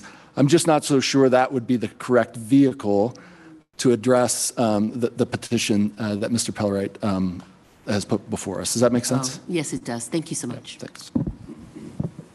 Okay, thank you very much. Katie, we'll go to public comment now. Great. So we do have one person signed up for public comment, Shamoy Anderson. So let's get Ms. Anderson unmuted, please. And would you like your video turned on? Yes, please. One moment, you may have to accept on your end. All right, looks like you're good. So you'll have 3 minutes. I'll give you a warning when there are 15 seconds remaining. Go ahead. Thank you. Director Prenslow, Madam Chair, and members of the Commission. My name is Shami Anderson. I'm the Senior Representative for Defenders of Wildlife's Rockies and Plains program, based here and headquartered in Denver. For nearly 3 decades, Defenders has been involved in bison management and restoration in partnerships with tribes, national parks, and refuges across the plains. This includes herds on the Southern Plains Land Trust, as well as Soapstone Prairie Natural Area. Both herds are of high bison genetics. I find this discussion extremely interesting. We, in theory, do support the citizens' petition, to approve dual classification of plains bison in Colorado, animals that could be managed for agriculture and bison managed as wildlife. But looking at the acute issue with the animals that migrate over from the Book Cliffs and Henry Mountains into Colorado, we also want you to, if the commission could consider the larger opportunity, as Chairman Touchton described, of managing bison as wildlife, and particularly since it's on the State Wildlife Action Plan, could be considered tier 1 from tier 2 to tier 1. And this is our national mammal. And we've been working with many other states who also have this dual classification. And for the commission to be really proactive at this juncture we think would be highly advantageous. So we would like to suggest the commission consider a working group that the Colorado Parks and Wildlife could initiate, working with Defenders of Wildlife, working with Grasslands Unlimited and others to look at the merits. The Book Cliffs herd, by the way, is managed by Utah Wildlife Resources. It's an important conservation herd. Ecologically, along with others, they are managed as wildlife. They're genetically viable animals with little cattle integration. So partnerships with other land management agencies, these bison obviously don't know the geographic borders of the states, but knowing that those BLM lands are really close and they cross over under Western Colorado BLM lands, if there could be some kind of cooperative jurisdiction and partnership there with the agencies, we think that would be highly advantageous. Chairman Touchton mentioned a number of other states that have this dual classification of bison as agriculture, bison as wildlife. If we have that bison as wildlife for Colorado, the state could go a long way with seeing this animal potentially, have this shared resource with Utah and Colorado, but in other parts of the state on a site-by-site basis. And finally, just the opportunity, with the Book Cliffs herd is to avoid that conflict, to avoid the wanton waste. We just believe the commission could do a lot of good by creating a working group with the department and engaging Defenders of Wildlife and for the merits of having plains bison as wildlife in Colorado. And thank you so much for the opportunity to comment. Thank you, Ms. Anderson. Okay. Commissioner Touchton. Thank you, Madam Chair. Is Ms. Anderson still available? Okay. Full disclosure, Shammy and I are former colleagues, so I have some, whatever you call it, bias. But Shammy, what I wondered was, knowing all about your work, someone asked, do you know if the Ute tribe manages the bison on their lands as wildlife in this area, or if they have a position on bison as wildlife in this specific area? I don't know. Yes, the Ute tribe is part of the Intertribal Buffalo Council, and those member tribes restore culturally viable animals for their tribal benefits, culturally and ecologically. And so engaging the Ute tribe BLM in a working group discussion with that acute issue would be very advantageous. The tribal component would be really helpful for that shared landscape.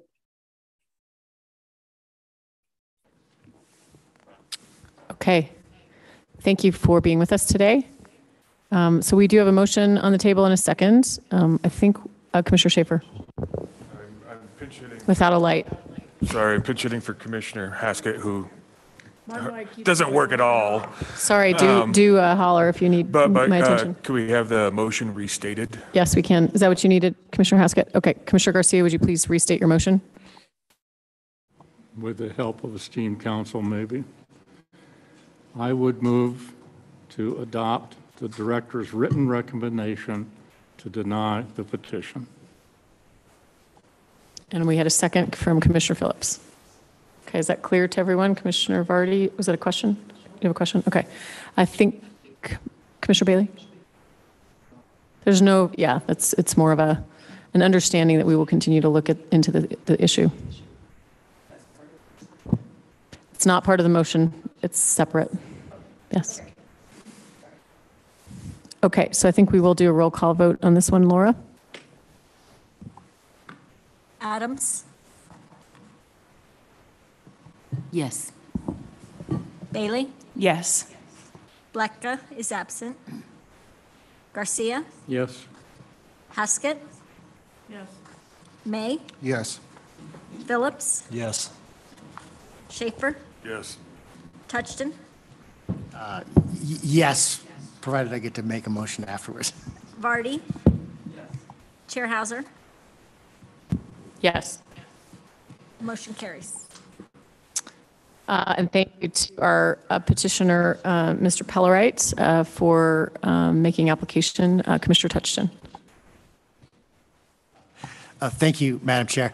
I would like to move that staff, at a timeline they propose, investigate this matter further and bring it back to us with a recommendation. Second. Madam Chair. We do have a motion and a second. I will turn it to Commissioner Garcia.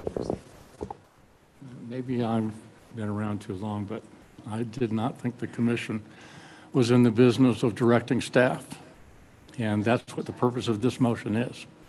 If you would like to suggest that maybe they consider, and you can ask Director Prinsloo if he'd take that under his hat, but I am not ever going to vote to direct the division to do anything that we come up with. That's why we have citizen petitions, those types of things. But I'm a firm believer that we do not, as a commission, vote to direct the commission to do work. I will tell you, Commissioner Touchton, I believe the bison is one of the most iconic animals ever. And the destruction and decimation of that animal from this country is pathetic. And I really hope that the indigenous populations would do a lot to try to bring that back, because I think they do a better job, frankly, than we can. And whether or not, if we did, I think the reintroduction is a wonderful idea. Wolves, then wolverines, then bison. But let's take them one step at a time. So we'll circle back to the protocol in a moment. First, Director Prinsloo. Thank you, Madam Chair. Not trying to be a lawyer, but I think I offered to go chase this down, and so I don't believe it would take a vote. All you'd have to do is accept my offer to go meet with the applicant and gather some more information. Commissioner Vardy. Okay, just your lights on. Commissioner Touchton, would you like to adapt, withdraw, reconsider, or would you like to go ahead and we would vote on your motion? Or we can go to council. Jake, would you like to help us out of this? I guess I would punt to Jake about Commissioner Garcia's point. Are we allowed to make such a motion, or is that an inappropriate motion? Let me read from your operations policy, and you can interpret it as you wish. Commission action items. During commission meetings, when direction is provided to the division by the commission relative to an agenda item, division staff responsible for that agenda item will capture that information to ensure that the division follows up on the commission's feedback or direction. It is especially valuable to staff for the chair to confirm that requests or suggestions from individual commissioners are supported by a majority of commissioners at the meeting. So I think that recognizes the informality, but I think the specific request should be very clearly understood and by the director, if he's got a charge to follow up on, that it should be pretty clear. Okay. Commissioner Touchton. Thank you. So in light of that reading, what I would like to propose is not a motion, but a vote to see if a majority of the commission supports Director Prinsloo looking further into this. And I'm happy to take the director at his word. We don't need a motion. And further, I wanted to put my money where my mouth is. If there's any support needed from external groups, such as the Great Plains Restoration Council that Ms. Anderson spoke of, I'd be happy to work also to do legwork on this. But I think the motion, the thing here is whether a majority of the commission wants staff, Mr. Prinsloo, to look into this further. And my sense is that's not necessary. I think we've spent an hour and a half on this item. I think if Director Prinsloo did not take this under advisement and bring back to us some good information, that might be something else that we would have to deal with. So I don't know that we need a formal vote on that. I'm getting some nods around the table. So I think there is a good faith understanding that we've had significant discussion on this topic. I think we understand what we'd like to have come back to us. And if that's satisfactory to you, Commissioner Touchton, would you withdraw your motion? Yes, ma'am. Okay. And I don't know that we need a withdrawal of the second if the motion is withdrawn. Okay. So I think I think hopefully Director Prenslow has his marching orders, and we can move on. So we're going to take a 10-minute break to try to get rid of the echo and let everybody just take a quick break. And then we will reconvene. Our herd management plan folks are available this afternoon, so we can turn to those since we'll have a little more time this afternoon. So please be back in your chairs at 10 till 3. Thank you.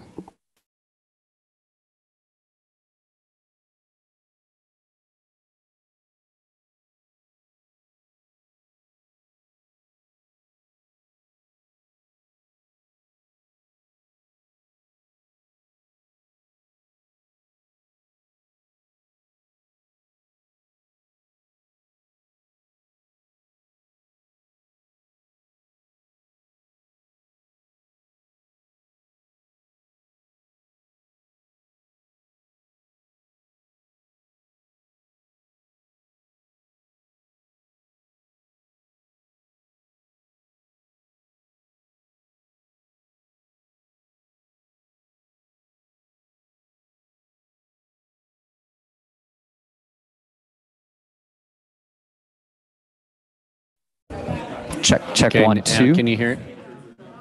Testing 1 2. Check 1 2. Test 1 2. 3 4. Check 1 2. 1 2 1 2. Check 1 2. Testing 1 2. Yeah, that is. Check 1. Check 1 2. Is it the projector? Test 1 2. It is the projector. Check 1 2. I feel like it's a projector up there.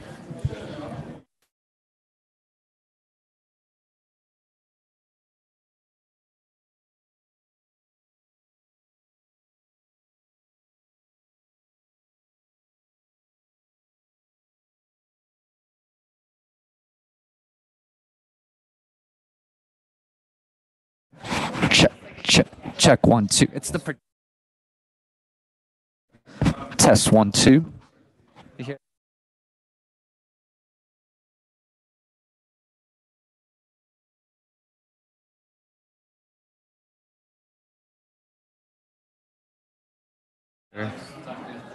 Check 1 2. Test 1 2. Mic check 1 2. Test 1 2. See, now it's just these, right? But it's that projector. The volume is turned up as well. Test 1 2 3 4. Check 1 2. You should be able to turn it off, yeah, or mute it.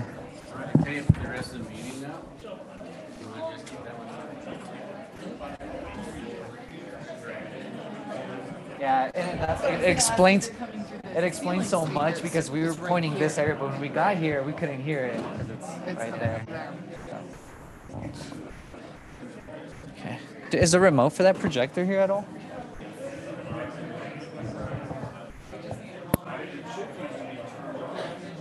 Right, because the overhead speakers are off, and then it just reverted to going there.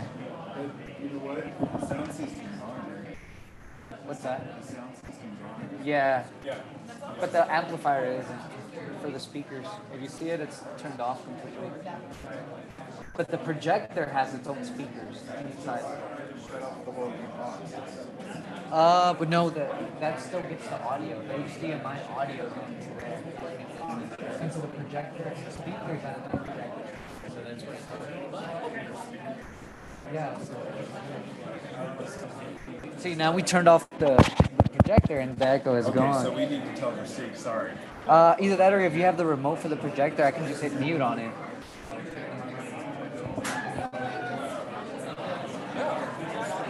I think that's for the screens. Check that drawer inside.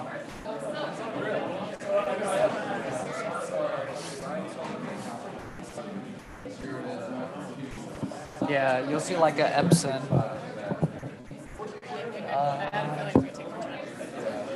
Yeah, it's the projector. Yeah, it has the speakers on there. Epson. So we'll go.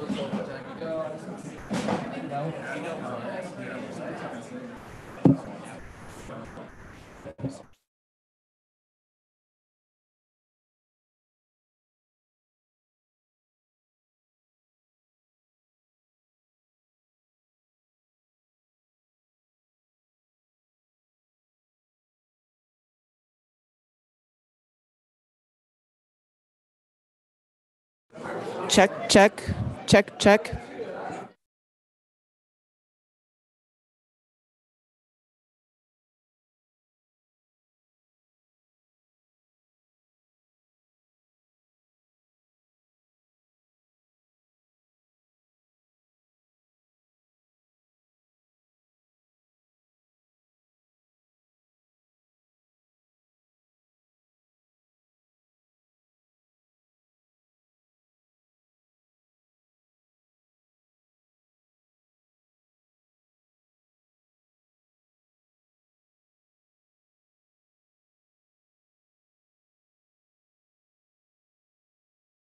Say, check 1 2 1 2 check.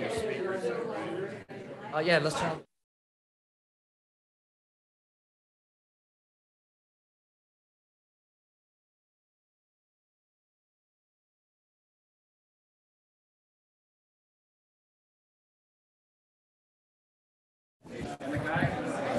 Check one, test 1 2.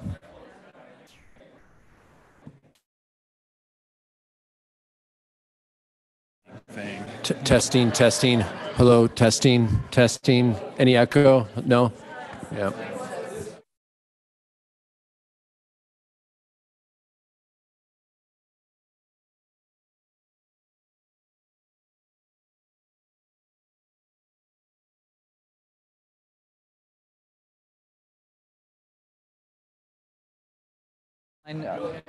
Testing 1 2.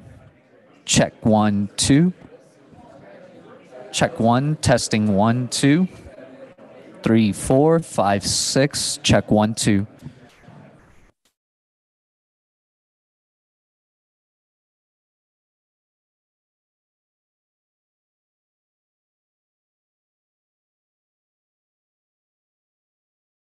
Okay, one more.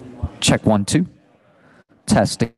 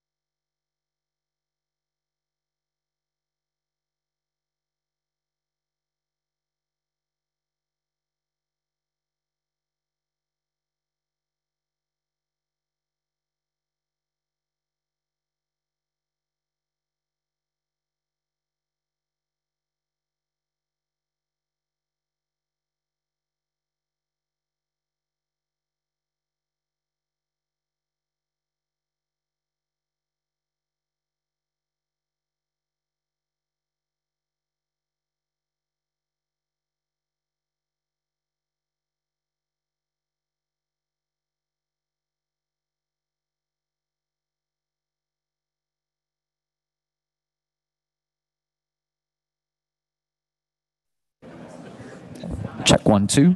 Test 1 2 3 4.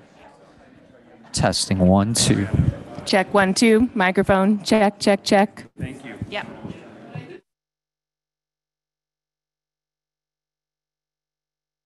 Problem.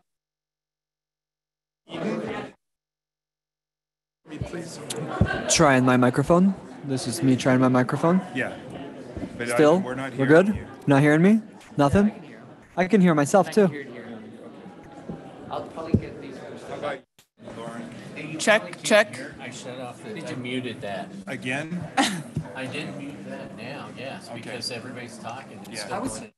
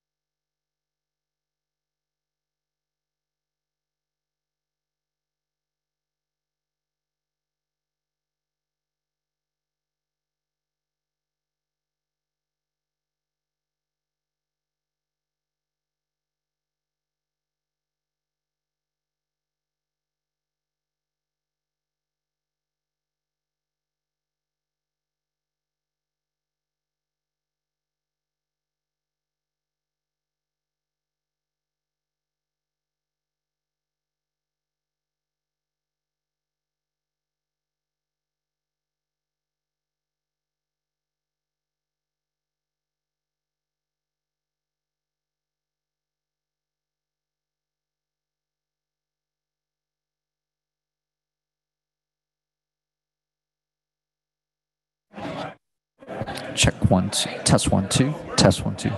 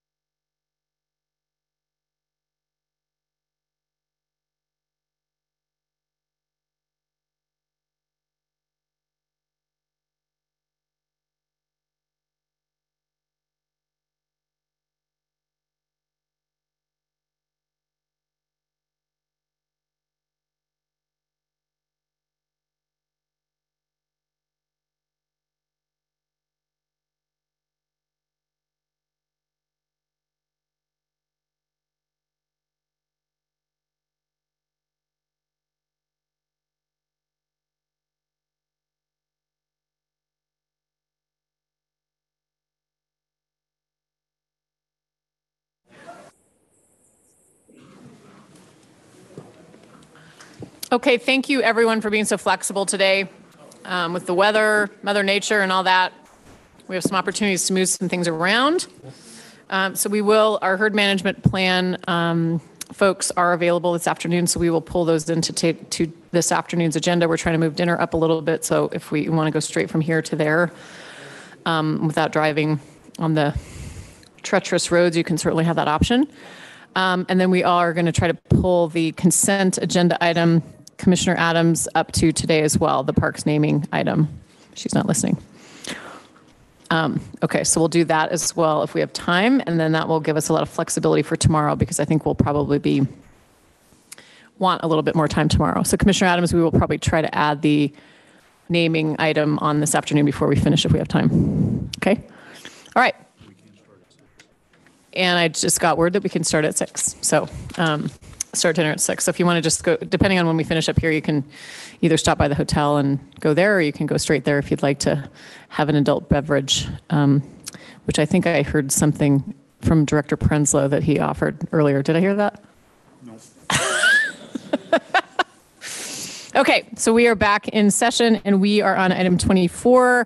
Thank you for the lovely 125th anniversary swag that was all sitting on all of our places. I think we're going to hear a little bit more about that and all the activities that are taking place.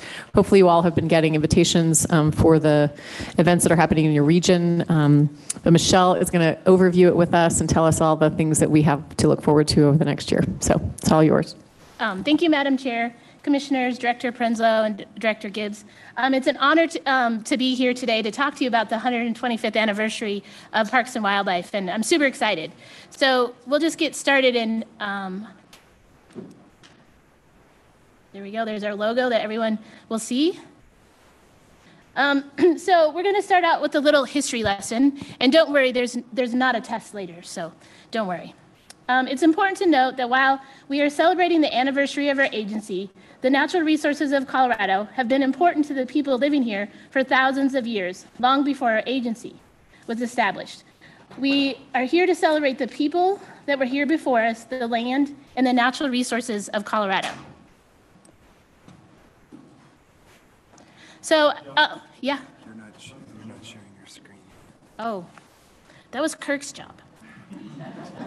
Kirk.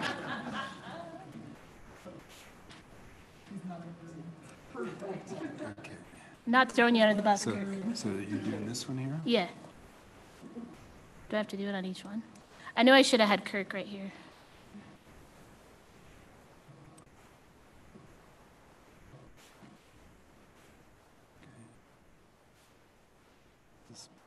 This is you, right? This is me. In the beginning.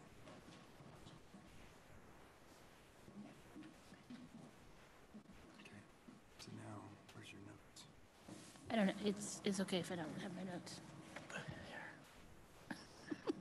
Stop right there. Am I sharing my screen now?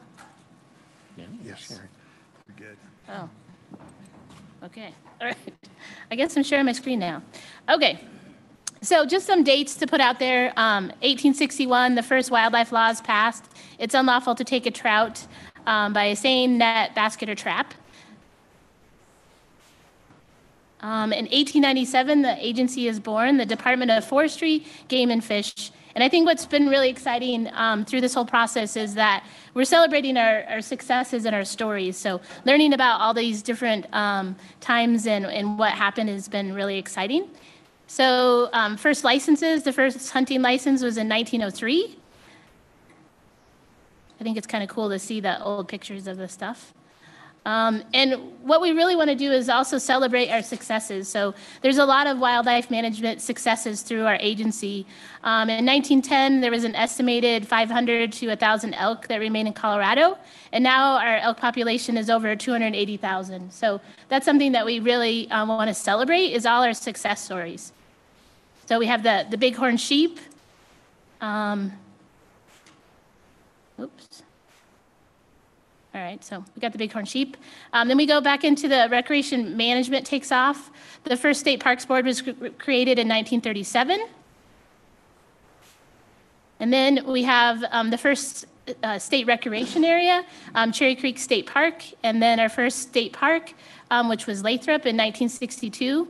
And there's always a controversy between those two parks, who came first, but I'll just note that they were both noted. No, Cherry Creek. But anyway, so I just want to make sure that they're both noted. And then just to go back and look at all the different logos that have been had and how the 125th logo came up and how we've incorporated all those different logos that were used. So you can see the aspen leaf is on here, which is really nice, and then the bighorn sheep. So a lot of work from a lot of the different committees went into what the new logo will look like for the 125th. So some more management success stories that we want to share with everyone in our agency and also with the Colorado residents and our visitors. So it goes from the lynx to the black-footed ferret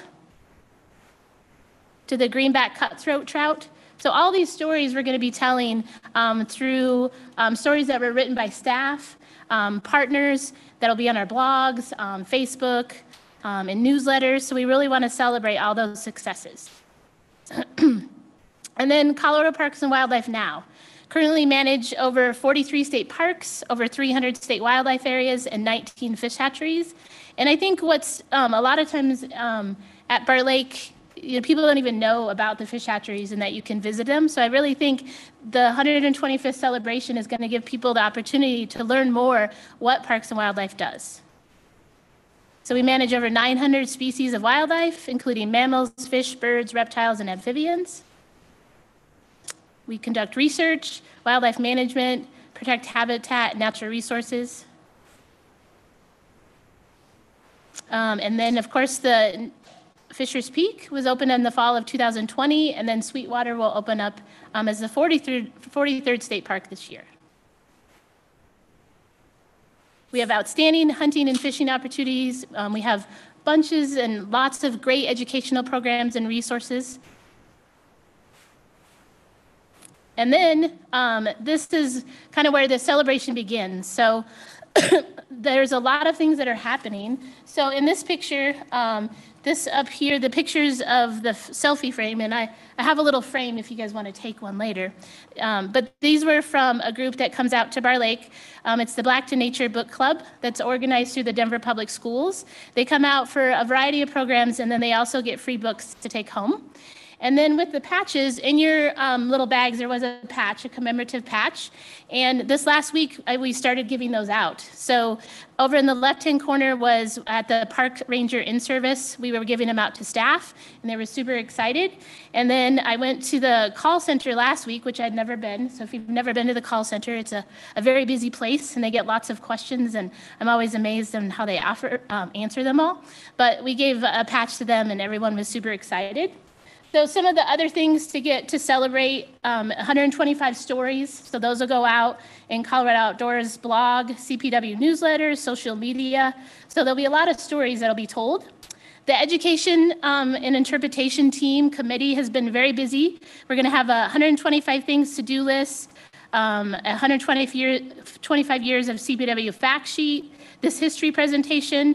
We have an app called Agents of Discovery, which you can download and do missions at state parks. And there'll be a whole one just dedicated to the anniversary, a hatchery brochure, there's a commemorative poster, and we're getting a new bighorn sheep mascot, Elbert. So if it's on your list to be a mascot, you can be Elbert.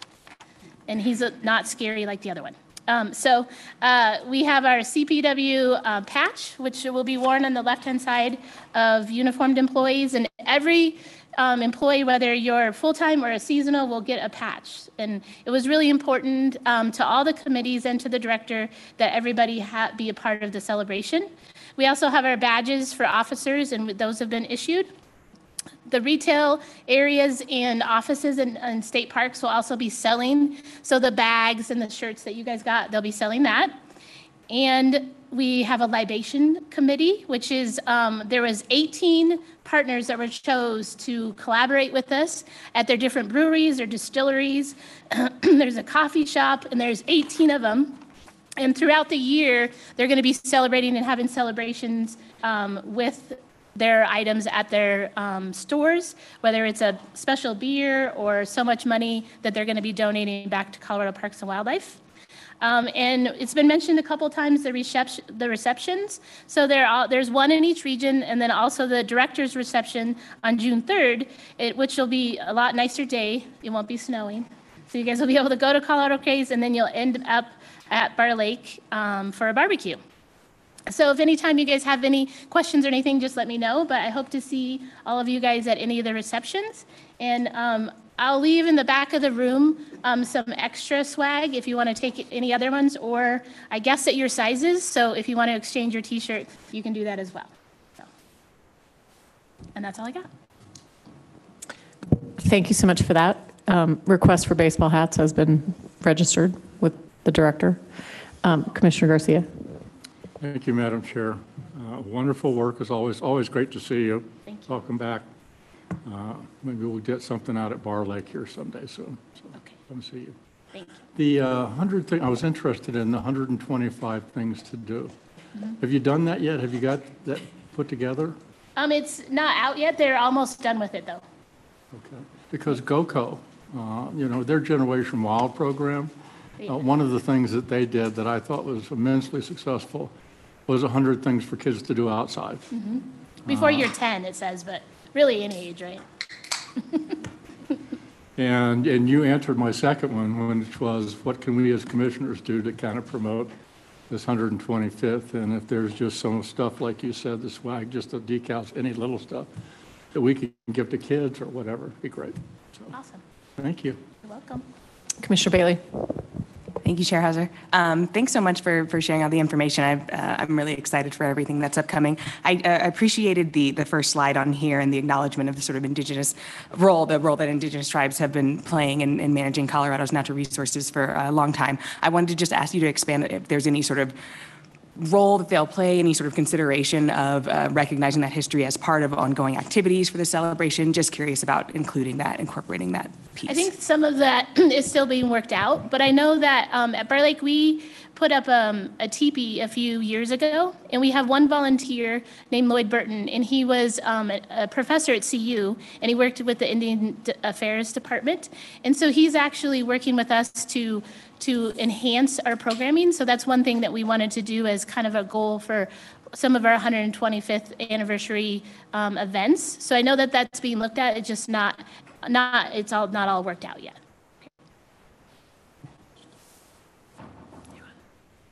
Director Prenslow.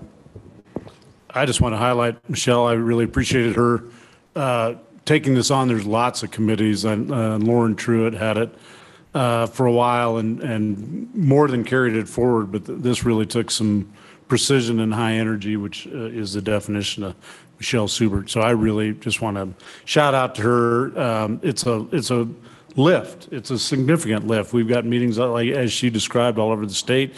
You have a director adding other things. We have certain commissioners asking for hats. I mean, there's a lot of lift to this. And so we're excited to do it. It is a celebration. It's a year-long celebration. And we're excited about that for the whole agency. But thank you, Michelle, for all. We've come a long way in the last a couple months. And so thanks for that. Sure, thank you. Other comments on this item? It is really exciting. Any of us who've been with organizations that have celebrated milestones, it's just an opportunity to refresh our memories on so much history. And again, I think at least in the current configuration, Parks and Wildlife being together, I think is really something to celebrate as well, and make sure that we spend enough time on sort of both pieces of the puzzle. Where's my medallion here? So that's really exciting as well. So look forward to continuing to learn how we can be good ambassadors over the course of the year or so that we will celebrate, and any place where we can be present that's appropriate and helpful, please let us know. I'm sure the regional managers will do the same. Okay, anything else on this item? Exciting, thank you for the goodies. Okay, we'll move to item number 25. Fletcher's here. This is the non-motorized trail and land and water conservation grant funding recommendation. So Fletcher Jacobs.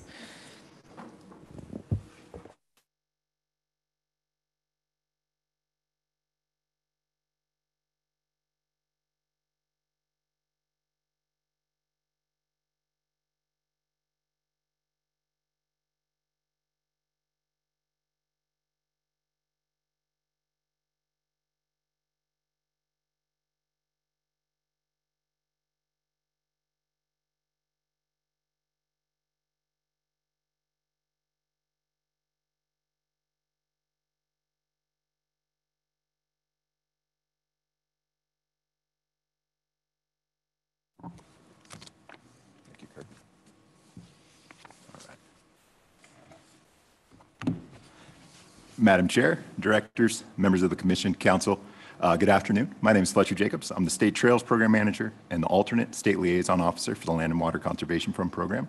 I'm here today with an action item on funding recommendations for the 2022 non-motorized trail and LWCF grant cycles.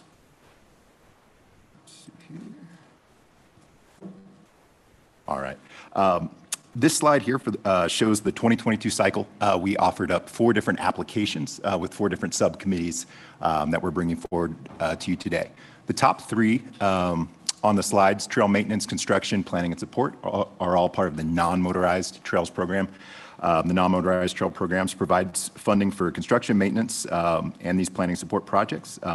These funds are available to local, county, state, and tribal governments, federal agencies, special recreation districts, and nonprofit organizations with management responsibilities over public lands.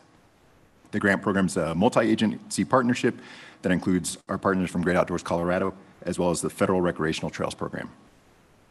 I would be remiss to not mention, this is the 3rd year we've done a pilot. Of course, when I started in this program, the Commission made it loud and clear they would like to see more funding going to maintenance. So we did launch this program to actually separate. Previously, we had always bunched construction maintenance projects together.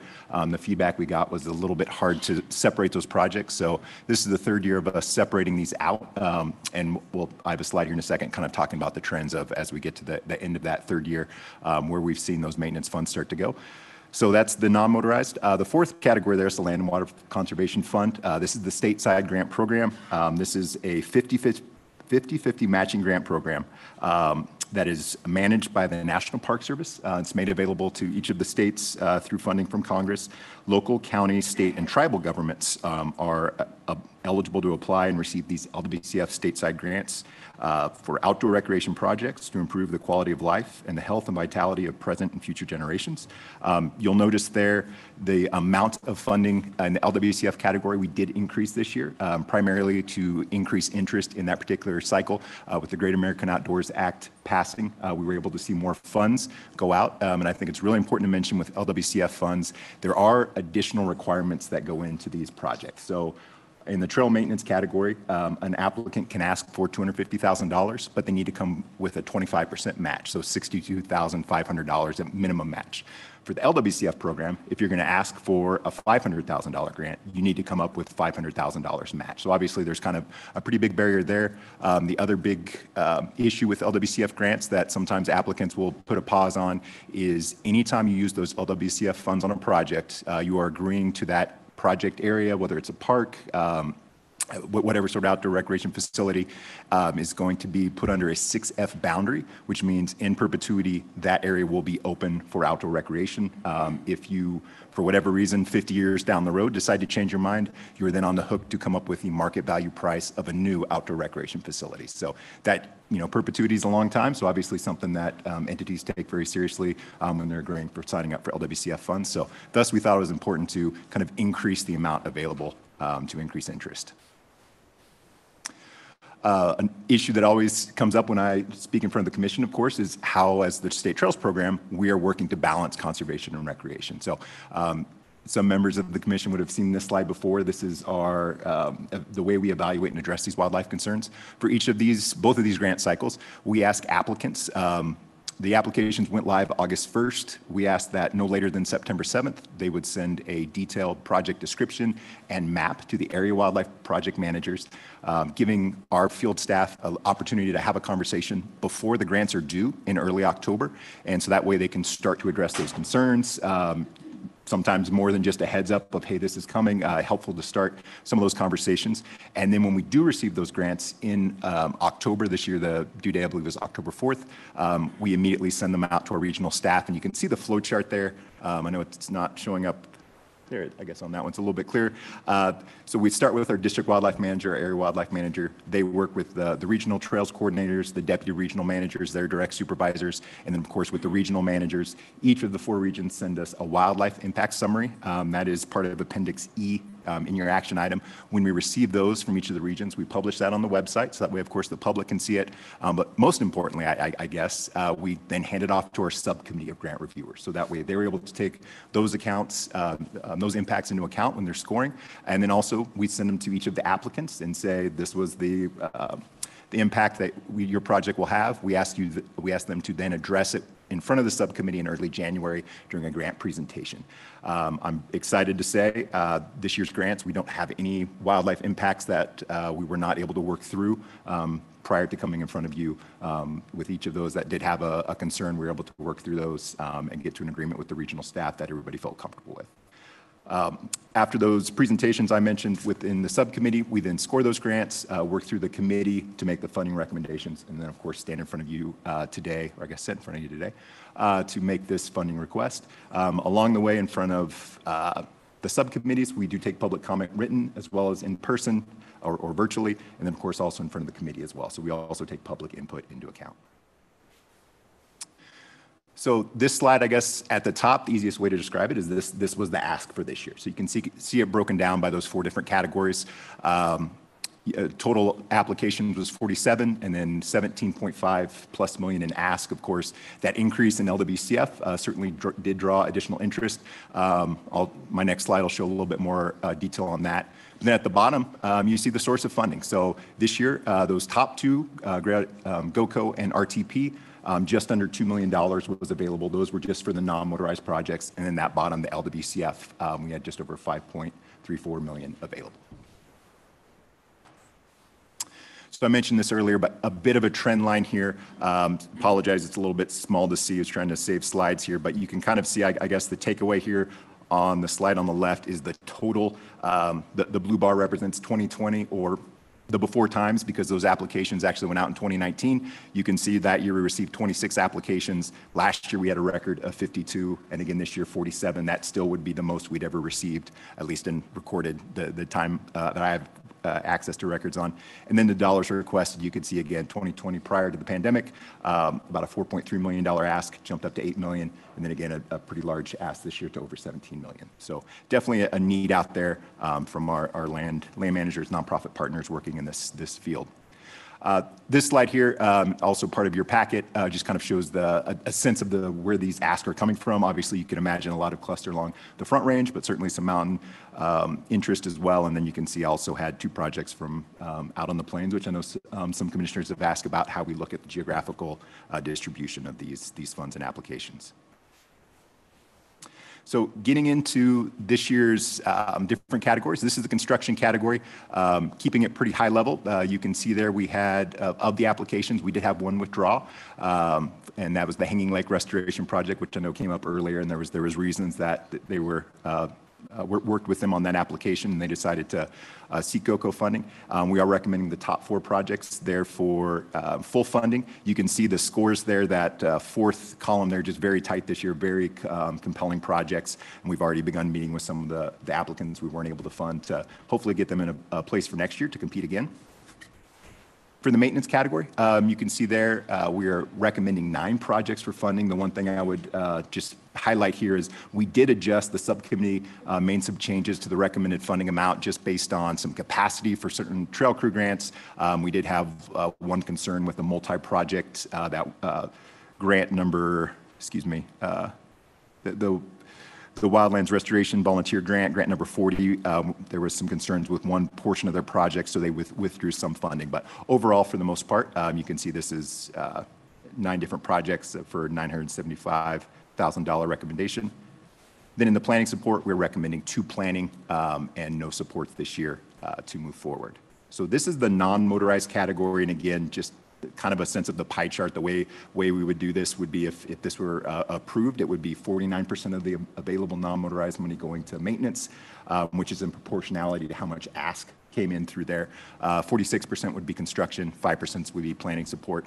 And I mentioned earlier kind of that pilot idea. You can see that first year construction was by far the largest amount we put in. And you can see now, as we really start to put this emphasis on maintenance, we're starting to see more ask shift there and starting to put more dollars into that effort. Oops, sorry. And then finally, the Land Water Conservation Fund dollars, as you can see there, of course, a large increase in ask. We are recommending 5 projects for full funding, and then the 6th project, and I failed to mention this earlier, but anytime the subcommittee recommends funding in this particular case, it was the town of Erie. We did not have the full available funding. We work with them to make sure they're open to taking that amount, can adjust their scope, and of course they were agreeable to that. And so this would be partially funding their project as well. So putting that all together, this is what that looks like with those different allocations across the various categories. So you could see it would be a total number of grants for 21 grants for 7.3. And again, you can see kind of the distribution between the different categories. Finally, here's a map of, earlier I had this submissions. This is what that recommended funding would be. One thing I do want to highlight, part of that balancing outdoor recreation and conservation, the Trails program was given a metric by the Department of Natural Resources to track the amount of trail crew hours we put out on the ground via grant funding. So this would help us fund roughly 40,000 hours toward that effort, which would be put us over a third of the way there, and we still have 2 more grant cycles to go within the next fiscal year. So I feel pretty confident this will get us very close to meeting that goal. And with that, I would be happy to pause and answer any questions. Thank you, Fletcher. Commissioner Haskett, and then Commissioner Garcia. Thank you, Madam Chair. I have one question for you, Taylor. And looking at these, you look at different things of like the wildlife and what they do, but in particular on 8SE, they're talking about building a new trail. Do you actually also rank what their restoration is going to be of an old trail if they're building a new trail? Excuse me, pardon me, Commissioner. Could you let me know which trail that was? I'm sorry, I don't have that. It's Devil's Playground. Playground. It's the Pikes Peak Trail. So what I'm really curious is if they're building a new trail, are they going to restore the old trail to its original habitat? Do you look at that? Yep. Oh, yes, definitely. That is definitely part of the scoring matrix that we take a look at. And so, for instance, this year, I know if in the construction category, we would be looking to build 27 miles of new trail, but we'd be restoring 11 miles of old trail and then decommissioning 5 miles of trail. So that is part of the conversation to say if we're looking at building new trail. And in the case of the Pikes, the Devil's Playground, which is working with the Rocky Mountain Field Institute, that is part of their maintenance is when they're building the new trail, that is part of the work they do with the Forest Service is to make sure they're decommissioning and restoring that old trail. So that's definitely something we take into consideration. Okay, thank you. Sorry if I missed that. No. It's a great question. Thank you, Commissioner Garcia, then Touchton, and circle back to Schaefer. Thank you, Madam Chair. Fletcher, thank you. Great work as always. Specifically, thank you on behalf of Grand County for the Fraser River Trail and specifically Trout Unlimited Headwaters Chapter. That means a lot to us. That does more than just provide a trail. It does a lot to take care of that river. So thank you. We were excited to see that project move forward. I think there was a lot of support for that. Okay, Commissioner Touchton. Thank you, Madam Chair, and thank you, Fletcher. First, I wanted to thank you for resolving all the wildlife conflicts. I think that's always, a lot of us look through this list and see if those things were addressed. And thank you also for putting one out on the Eastern Plains. I saw that right away. But then I was confused. I know the town of Springfield pretty well, and it just said Springfield Fun Park, and I didn't know how that factored in as a trail. My understanding is it's a park. No, it's a great question. So with the LWCF program this year, in order to increase the interest, one of the things we said was we want to really put an emphasis on maintaining existing 6F LWCF sites. That had been constant since I've started in the program the last couple of years. We've heard is entities, especially rural entities who are struggling to keep up with the maintenance budget to be able to take care of these existing parks. So in this case, it is literally an existing park. So it does not have that trail nexus that we would see with those non-motorized trails. It's actually going in and helping them take care of this project. And forgive me, I believe it was a 1967-68 grant that originally funded that park. So it's literally going back in, helping them care for that park. Great question. I apologize for not making that more clear in my presentation. Okay, Commissioner Schaefer. Thank you, Madam Chair. So a few questions. And forgive me if you've explained this previously and I'm forgetting as usual, but how exactly are the wildlife concerns addressed? I understand there's the iterative process between the regional staff, but is there an agreement? Are the points of contention and the alleviation part of a grant agreement that folks say, yes, we are going to co-locate this trail, like in the case, I think the Hogback, one of the requests from the Northwest region, like what does that process actually entail in terms of that applicant being clear that is it a site development plan? What is it that essentially is proof? For sure. No, it's a great question, Commissioner. So a couple things. First off, as far as, typically it's either are we going to move the alignment of the trail or have some sort of seasonal closure. I'm going to use an example, the Electric Hills Trail. So last year, that was a project that came forward to us. We had a lot of concerns with where the trail was located. It was a different density than we had actually helped fund a planning project several years ago. And it was a different density that came out of the planning. They asked for 25 miles. We had agreed to 17. They also neglected to enforce seasonal closures in the grant application. So we basically said, are you willing to do this? At the time, they said they were not willing to make those changes. So they scored very poorly. And to their credit, they sat down with our area wildlife staff, and I'd like to give the area staff in the Southwest region staff a lot of credit for sitting down with them to say, this is where we need to see the grant. We need to see agreement with the Bureau of Land Management where that particular trail is going to be located for those seasonal closures. And so that is now in writing that that's exactly where the trail is going to be, what the seasonal closures are going to be on. And as far as the kind of the contracting side of things, no one gets paid out of the final reimbursement until we go do an inspection and make sure that we agreed to build a trail there. Why is it over here? Or this seasonal closure is not what we had agreed to. So we do have that kind of fiscal way to make sure that we're enforcing what we had originally agreed to. That's great, very illuminating. And then my other question is there any interrelationship currently between the proposal process and our regional roundtables? I understand we're still standing them up, but we're standing them up for a reason, to be able to eliminate conflicts and look at, the holistic management of resources within a discrete geography. And so, I understand it may not be in that place, but is there currently envisioned to be a review process where we're able to take that collaboration occurring on a local basis to know, like, this is the stamp of approval, our area staff are reviewing it, but we've had multiple stakeholders engaged already. Definitely. And yes, so great question, and that's definitely part of the vision. And specifically for this year, as you point out, of course, we're standing things up. But specifically in the maintenance category, two of the projects that we're recommending for funding were the Salida Ranger District trail crew funding and then the Mount Chavano project with the Colorado 14ers Initiative, both located in Chaffee County. Both during the application and presentations, they pointed out, we've been working with Envision Chaffee County, in particular the project that the Salida Ranger District crew is going to do. Lost Lake was actually one of the highest priorities as part of that Envision Chaffee County Recreation and Balance Plan. So that was definitely for us as in the review process saying, wow, we gold star, what you want to say, that really stood out to us.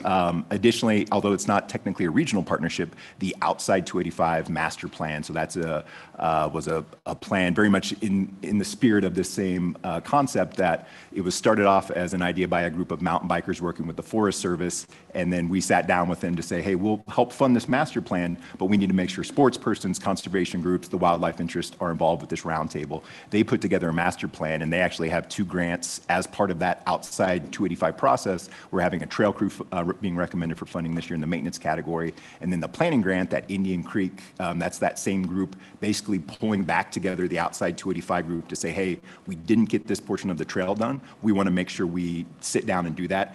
And that was, both of those grants scored highly because of that direct connection to those larger partnerships. And so as they get stood up, as we begin to see more of these plans in the ground, the idea of having this as a high priority for some of those regional partnerships is definitely going to factor into our grants. We want to be cautious of that, especially as we know geographically it'll be, certain areas will have them, certain don't. We don't want to hold that against maybe an area on the plains that maybe doesn't have their roundtable in the next year, but definitely going to be something we consider as we want that to help inform, to your point, of what our funding recommendations will be. Yeah, and I understand we don't have blanket coverage when it comes to roundtables, and we never will. But I think, all right, here's the question. Is there a way to create criteria of a review similar to, so example is the habitat stamp, on an annual basis, a request comes to the commission of, do you agree with these priorities? Is there a way to, on an annual basis, or just simply to say, if you have a regional roundtable in your geography, that it needs to be reviewed at that level? Because it's just one where, I'm speaking just for myself here, I feel really ignorant when these proposals come forward. I am not a rec guy. I'm a wildlife guy, and try and do my best to learn as much as I can about rec. But it's one where we're relying upon everyone else to work through these proposals and provide these recommendations. And another level for the folks that we're representing, or at least me as a public at large rep, is those roundtables where we have this, fairly diverse group of people and interests. It would be great to be able to say that, yeah, they worked through these problems before it ever even got to the State Trails Committee.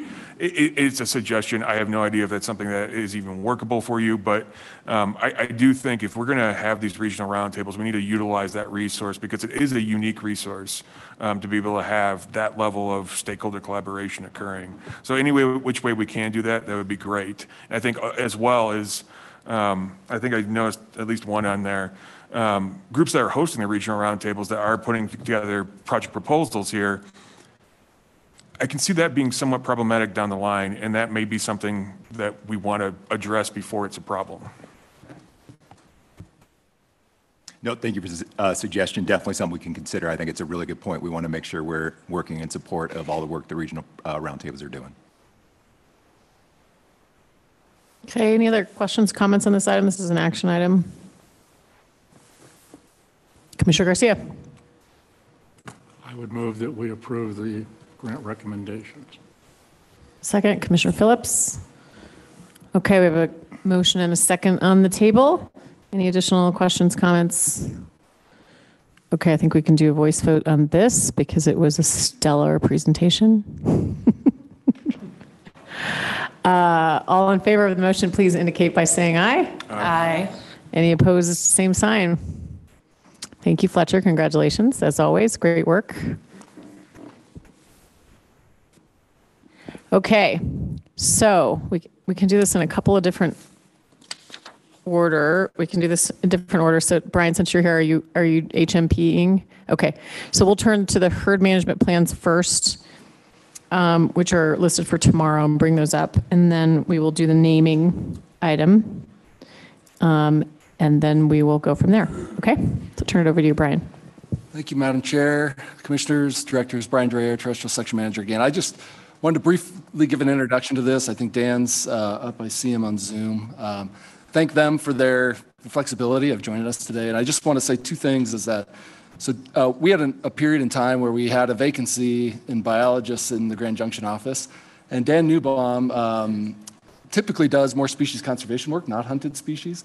And he stepped in and filled a role to draft these two of the plans you're going to see today. And Dan's a really accomplished, well-published biologist on bats and bat conservation.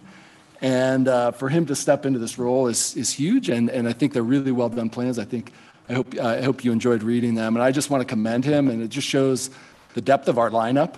And then second, Genevieve Fuller will be presenting the rifle deer plan, and she's new to us. We actually got her from the Mexican Wolf Recovery Program out of Arizona as our biologist now in Grand Junction, and she's right in crunch time, setting license numbers and everything to get ready for our May Commission meeting where we're going to present that. So I just appreciate that. Just want to give that brief introduction. And with that, I'll just turn it over, I believe, to Dan Newbaum to give an introduction of our first plan. Okay, thanks, Brian. Madam Chair, Commissioners, and Directors, thank you for having me here today. As Brian mentioned, I'm a wildlife biologist out of the Grand Junction office over here in Western Colorado. I'll provide a quick summary on the Book Cliffs Mule Deer Herd Management Plan for D11, which includes game management units 21 and 30. This DAU is located in Western Colorado, and it's bounded roughly by the Colorado state line, moving to the east across the Grand Valley to Palisade, and then as far north as up to Rangeley. The land is largely public, and it's managed by the Bureau of Land Management. This herd has experienced a pronounced decline during the 90s, like many of our Western deer herds, before plateauing at around 7,000 to 10,000 animals over the last couple of decades. This DAU has been managed for older age class bucks since the 1990s. And some of the important issues for this population include habitat conditions such as drought and wildfire, which includes the large Pine Gulch fire that burned in 2020, as well as other disturbances such as feral horses, which have degraded some portions of the habitat in the DAU, particularly on deer winter range in the Rangeley area.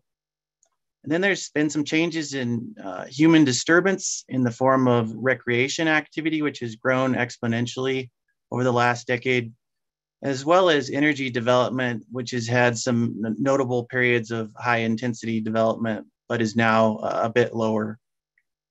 So the objectives from the 2006 plan for this population were set at 10,000 to 12,000 deer, with a sex ratio of 30 to 35 bucks per 100 does. And as of 2020, we estimated the population to be at just over 7,000 deer, so quite a bit below the plan objective.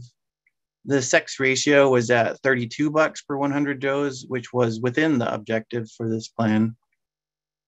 We are proposing a new and slightly lower and broader population objective of 5,000 to 8,000 deer, which will provide more flexibility if habitat conditions were to improve and we had more forage on the ground, then we could let that herd increase somewhat. But while conditions are poor, we can keep it at a slightly lower number. We also are suggesting a slightly lower sex ratio of 27 to 32 bucks per 100 does to manage proactively for chronic wasting disease. And this is in response to what we've seen in some of the adjacent deer herd units, such as D7, where we're getting higher prevalence rates. So with that, Kirk Oldham with our Area 7 Wildlife Manager in Grand Junction, and Bill DeVergy with our Area 8 Wildlife Manager in Meeker. And I would be glad to take any questions that you might have on our D11 plan. Commissioner Schaefer. Thank you, Madam Chair. Great her management plan. Depressing as usual, they all are, but great job telling the bad news. And I do think that there actually is a lot of optimism to be had here, more so than a lot of other places with, but a removal of, the West Douglas herd, I think, will improve conditions significantly in the western portion of it eventually, hopefully. But my question is really about Pine Gulch. From the very initial sort of reclamation activities and revegetation occurring, what the opinion is of future needs regarding restoration for what was, for a very brief time, the largest fire in Colorado history. Yeah, I mean, that's a good point. That was a very large fire that definitely had our attention while it was burning. And it does encompass a decent portion of this DAU. I think it has a lot of potential to eventually become really great habitat as it reestablishes. I guess for us, the questions of how the drought will affect that recovery of that area and how productive it'll eventually become is going to be important. So we'll be keeping a close eye on that, as is the BLM, who we're working closely with. They've already reseeded critical portions of that area, and we've seen some anecdotal and good results from our classification flights that some of the animals are already back in some of those areas. And it actually did burn somewhat spotty in spots. So it's not like the entire area was just totally slicked off, which is good news, I think.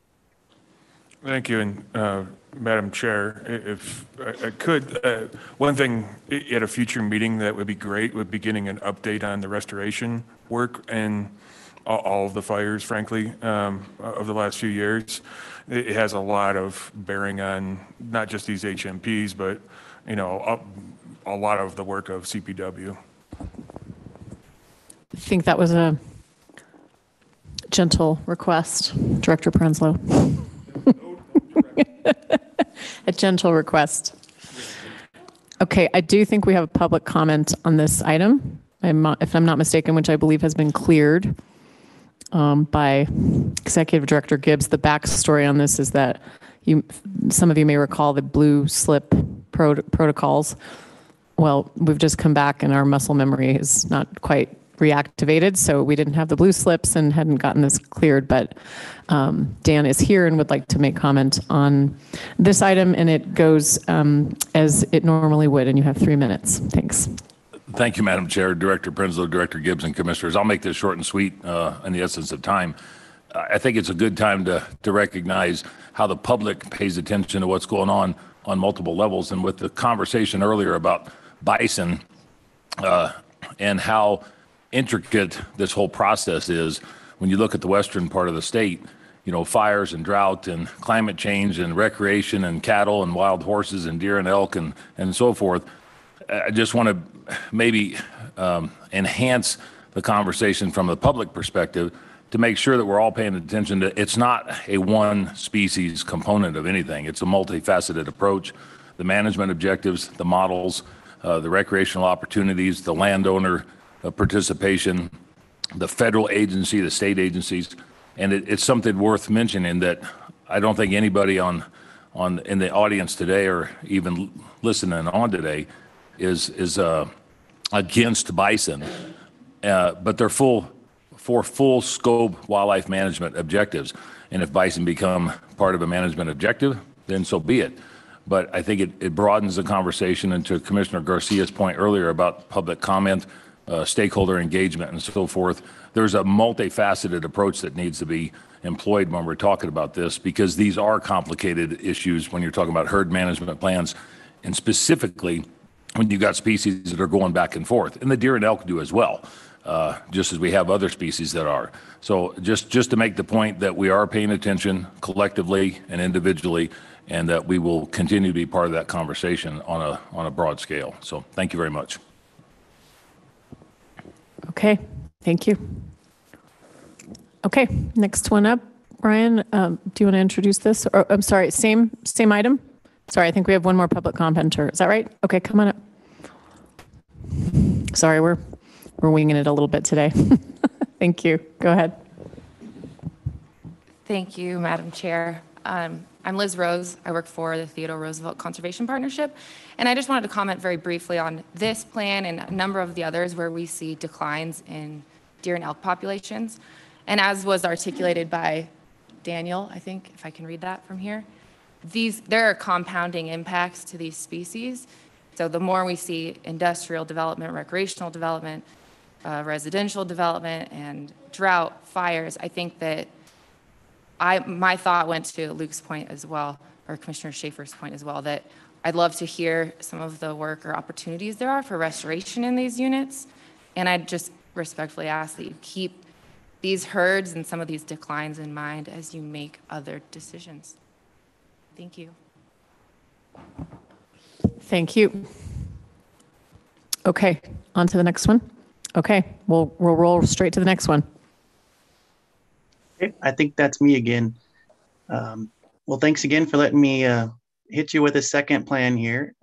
The next DIU that I'll cover is the Yellow Creek Elk Herd Management Plan for E10, which includes GMUs 21, 22, 30, 31, and 32. So it's also located in Western Colorado and encompasses much of the same area that I described for D11, but it continues to run farther to the east to Rifle and then as far north as Meeker. So a slightly larger area that also encompasses the Pions Creek and Roan Cliffs country. This land, again, is largely public, managed by the Bureau of Land Management, but it does include some very notable private parcels that are owned by energy companies on the eastern side of the DAU that play a very important role for this population. The herd grew steadily during the 90s before slowing over the last couple of decades, with numbers currently around 10,000 to 12,000 animals. The unit has been managed as for opportunity with an over-the-counter license strategy, so a little different than D11. Some of the important issues for this population include the ones that I mentioned for D11 in terms of habitat conditions, drought, feral horses, and the fires, all those same things. But there is an important issue to note for E10, and that is the change in distribution over the last decade for this population, with elk refuges basically occurring on private lands. And so this is developed as we lost some important access points from the south off of I-70 up into that unit, or this DAU. The hunters began to move around to the north side and come in from those access points. And as they did so, that pressure began to move this elk herd to the south, where they ended up on these private lands, which are acting as these refuges. So we'll need to work closely with these private properties and private landowners to see if we can improve some of those access points so that we can manage effectively with our harvest.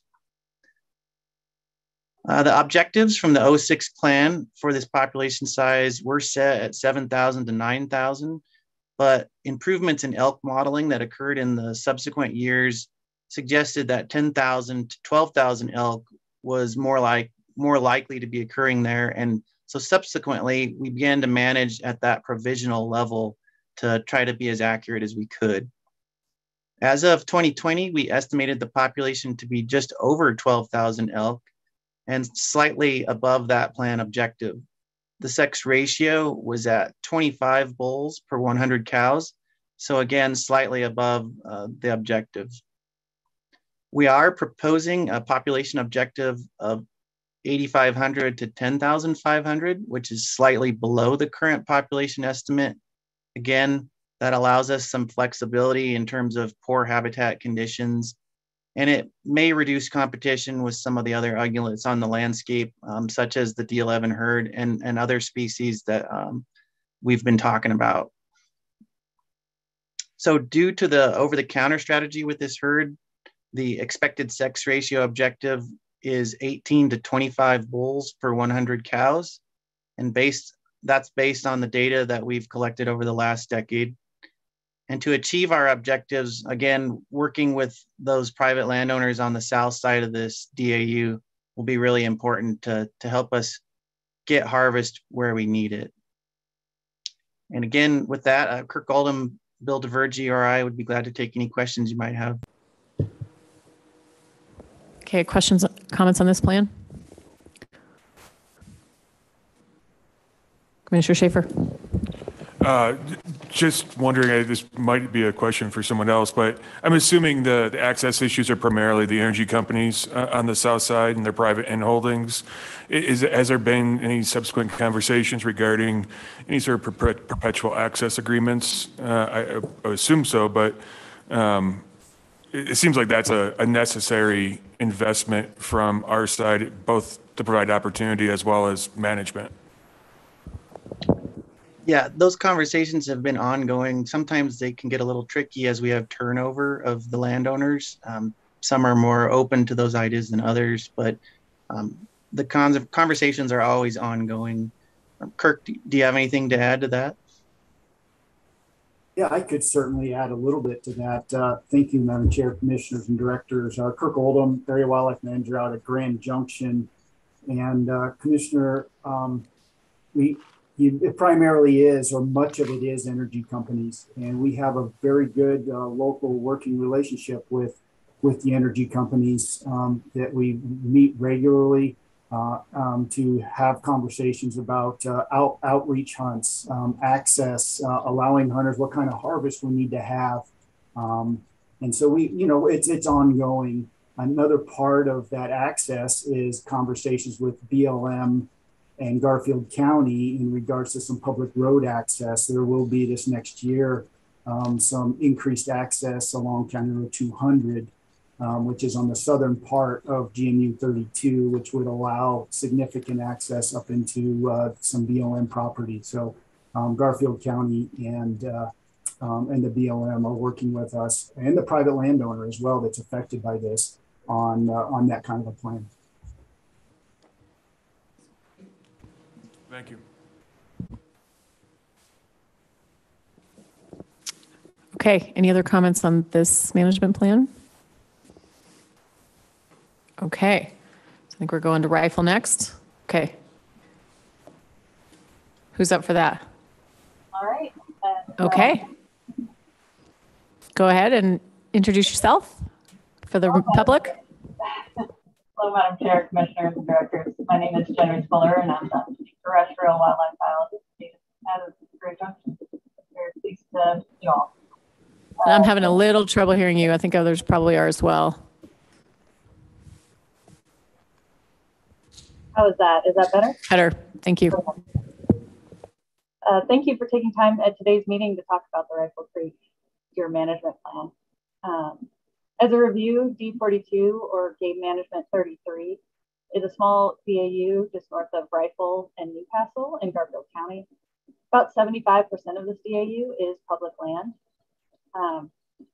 After some bad winters and efforts to reduce the population in the 80s, the population slowly increased until 2015, with a slight decline in recent years. The last plan was written in 2008, and our population objective has been 7,700 to 9,400 deer, which we have largely been unable to meet. Our proposed population objective is 6,200 deer to 8,200 deer, slightly below the previous objective. Our 2020 post-hunt estimate is on the lower end of this preferred objective range at 6,200. This alternative range is only a slight shift in objectives and considers the average of the population estimates since the early 90s. There are public concerns about declining deer populations, and there are a number of issues that have subdued the carrying capacity for this herd. Main issues include declining habitat conditions, specifically of invasive plants, drought, chronic wasting disease, and increases in recreational disturbances. For many years, this herd has been managed for mature buck hunting opportunities, and the number of bucks per 100 does in this herd have increased for the last 2 decades until about 2016, but then have declined in recent years. This is likely due to an increase in chronic wasting disease and our subsequent management of it. CWD prevalence was 10% in 2017, and management actions were taken to reduce prevalence after that. This upcoming season is a mandatory check year for CWD and D42. In the 2008 plan, the sex ratio objectives were set at 30 to 35 bucks per 100 does. Our 2021 observed sex ratio was 23.5. Our preferred alternative is 25 to 32 bucks per 100 does. Based on some of our public outreach, stakeholders would like to see CPW balance the management of chronic wasting disease while maintaining quality buck hunting opportunities, which is a challenge. This preferred alternative allows for flexible management so we can manage the sex ratio objectives on the lower end when CWD prevalence is high, and when CWD prevalence is low, we can shoot for the high end of the sex ratio. To achieve these preferred alternative objectives, CPW will continue disease surveillance and targeted management action of chronic wasting disease. We will also continue collaboration with land management agencies and interested parties to identify and implement opportunities for habitat improvements and manage recreational disturbance. Area Wildlife Manager Kirk Oldham and I would be happy to answer any questions you have. Okay, any questions, comments about this plan?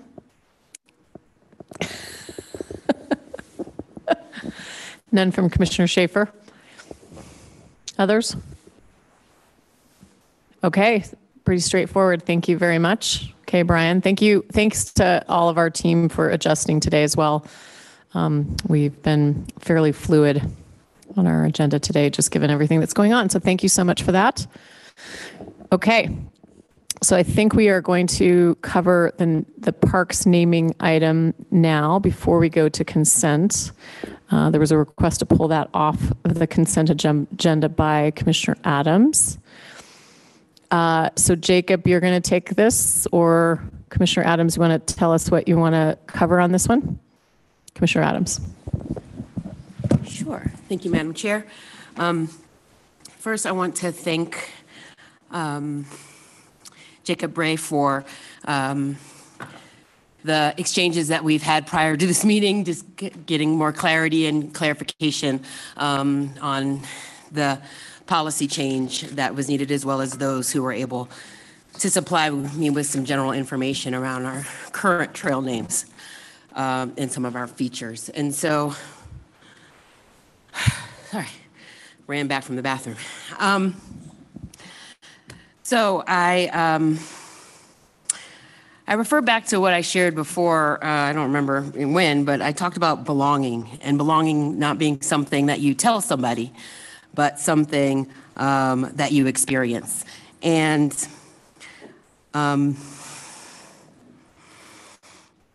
it has been, I reviewed a list of all of the trail names in every state park that we have here, and I was overjoyed to see that the majority of those would not fall under any of the issues that have been identified in the previous policy as well as the current or proposed policy. However, I did notice a few names that raised some flags, and unfortunately these names were approved using the previous or the current policy, which specifically indicates, the different dimensions around landscape or persons of significance to Colorado, et cetera. And so specifically, when I see names like the Dixie Trail, which is a relic of the Conservancy, Poverty Bar Trail, the War Party Overlook, it just gives me pause as to whether or not the amendments or revisions that have been proposed would address namings like these, since, as I said, the current adjustments are not significant and wouldn't do anything, or rather, I'm concerned that because there's not a significant change in the language, it's not clear on the criteria. And again, Jacob, Bray, I appreciate our conversations. I even shared some of the work from the federal government around, or rather, excuse me, the National Association of Tribal Historic Preservation Offices and the Wilderness Society put together a guide to changing offensive place names in the United States. So I did share that reference. But my concern is that these names, and I'm not even mentioning climbing area names at this moment, which I know I'm curious how the authority of naming things that are on state park land goes, but I have concerns that Phallus in Suckett Land is one of the route names on our El Dorado State Park, or El Dorado Canyon State Park property. In addition, this dive has gotten me thinking about how do we build on the incredible work that the Colorado Geographic Naming Advisory Council is doing to include some of the state areas that we have here. So again, building on the incredible work of others, I'm curious, and to me there's two issues or why I asked to take it off. The first is how do we build rebuild public trust based on some of these other names that made it through with a similar policy, as well as how could we potentially expand meaningful community engagement by having them more involved in the naming of trails and features. Thank you. Thank you, Commissioner Adams.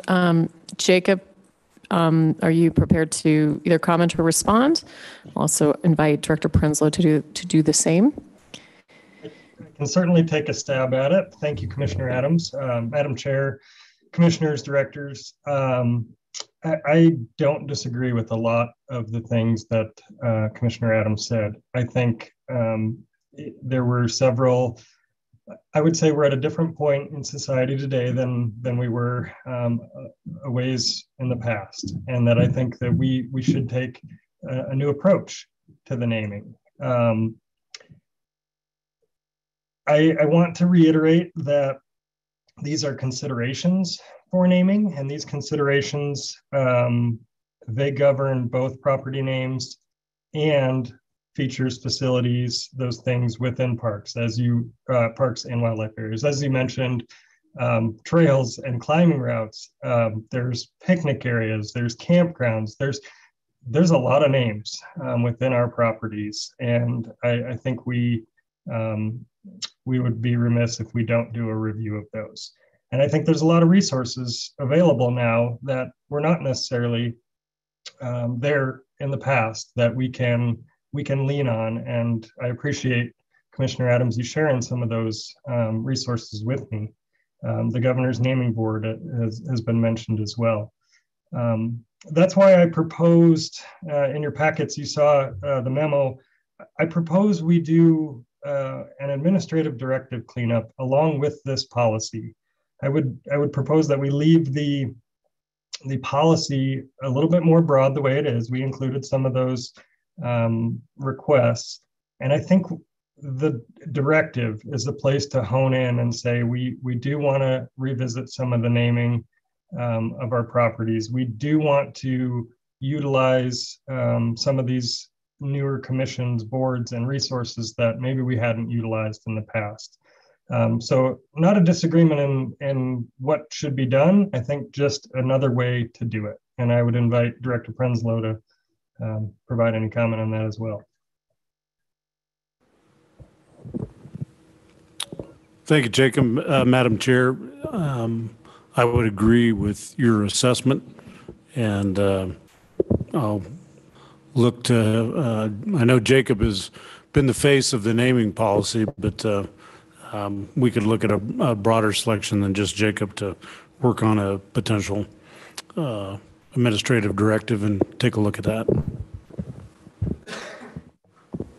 Commissioner Schaefer, and then I'll come back to Commissioner Adams. Just wanted to put things in layman's terms. Administrative directive, is that reviewing all the stuff that exists?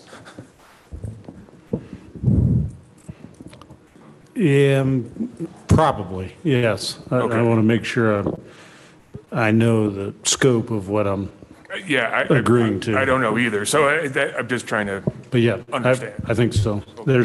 There's unofficial names, there's official names, there's things that go through the policy, there's things that never go through the policy, so. Commissioner Adams.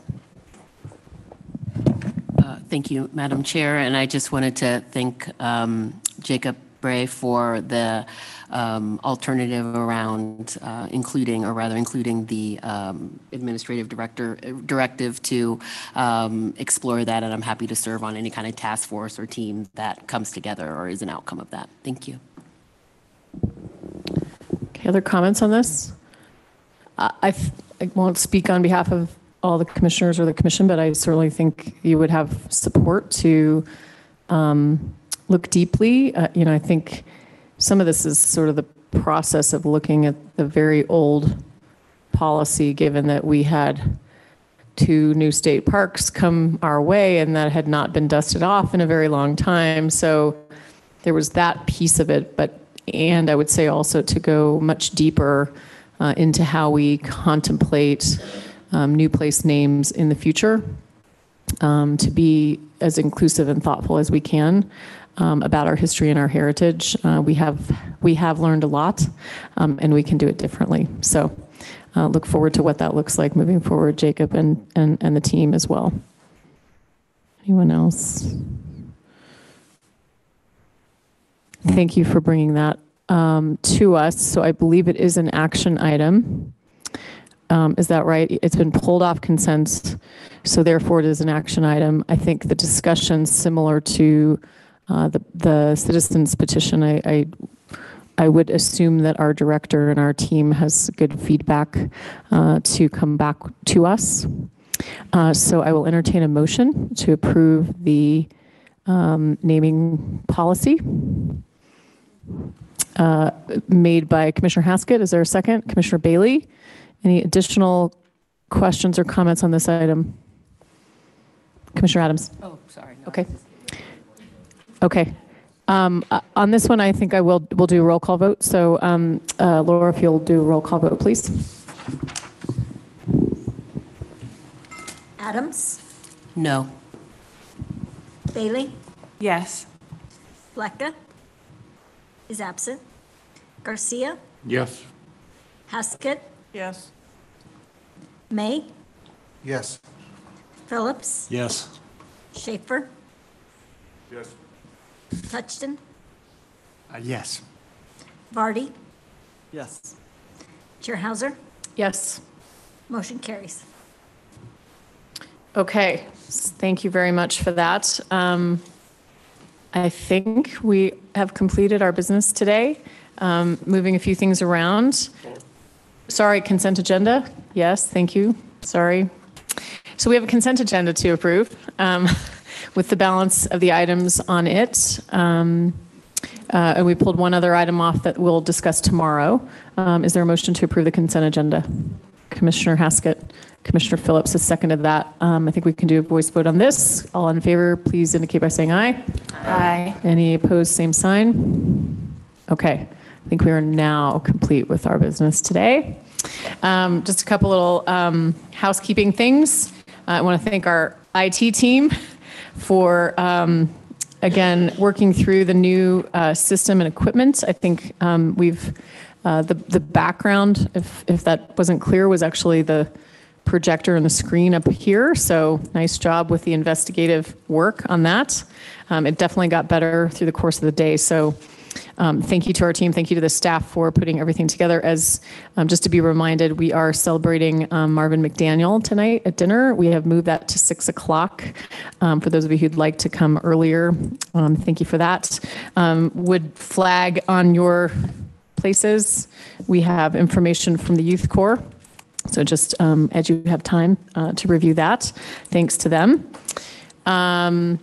I'm getting nudged. I'll get nudged in a moment. I do want to get a little bit of a pulse on breakfast in the morning. We covered a few things. I do still think we're going to have a fairly robust morning, but I would certainly be open, and Laura needs to let our caterers know if we want to shift that back to, say, 8:15 or 8:30.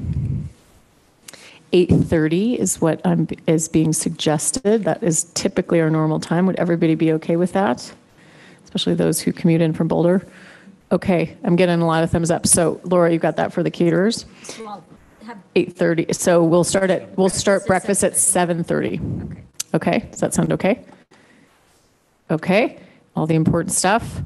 Anything else for the good of the cause this afternoon that I'm missing? Forgetting?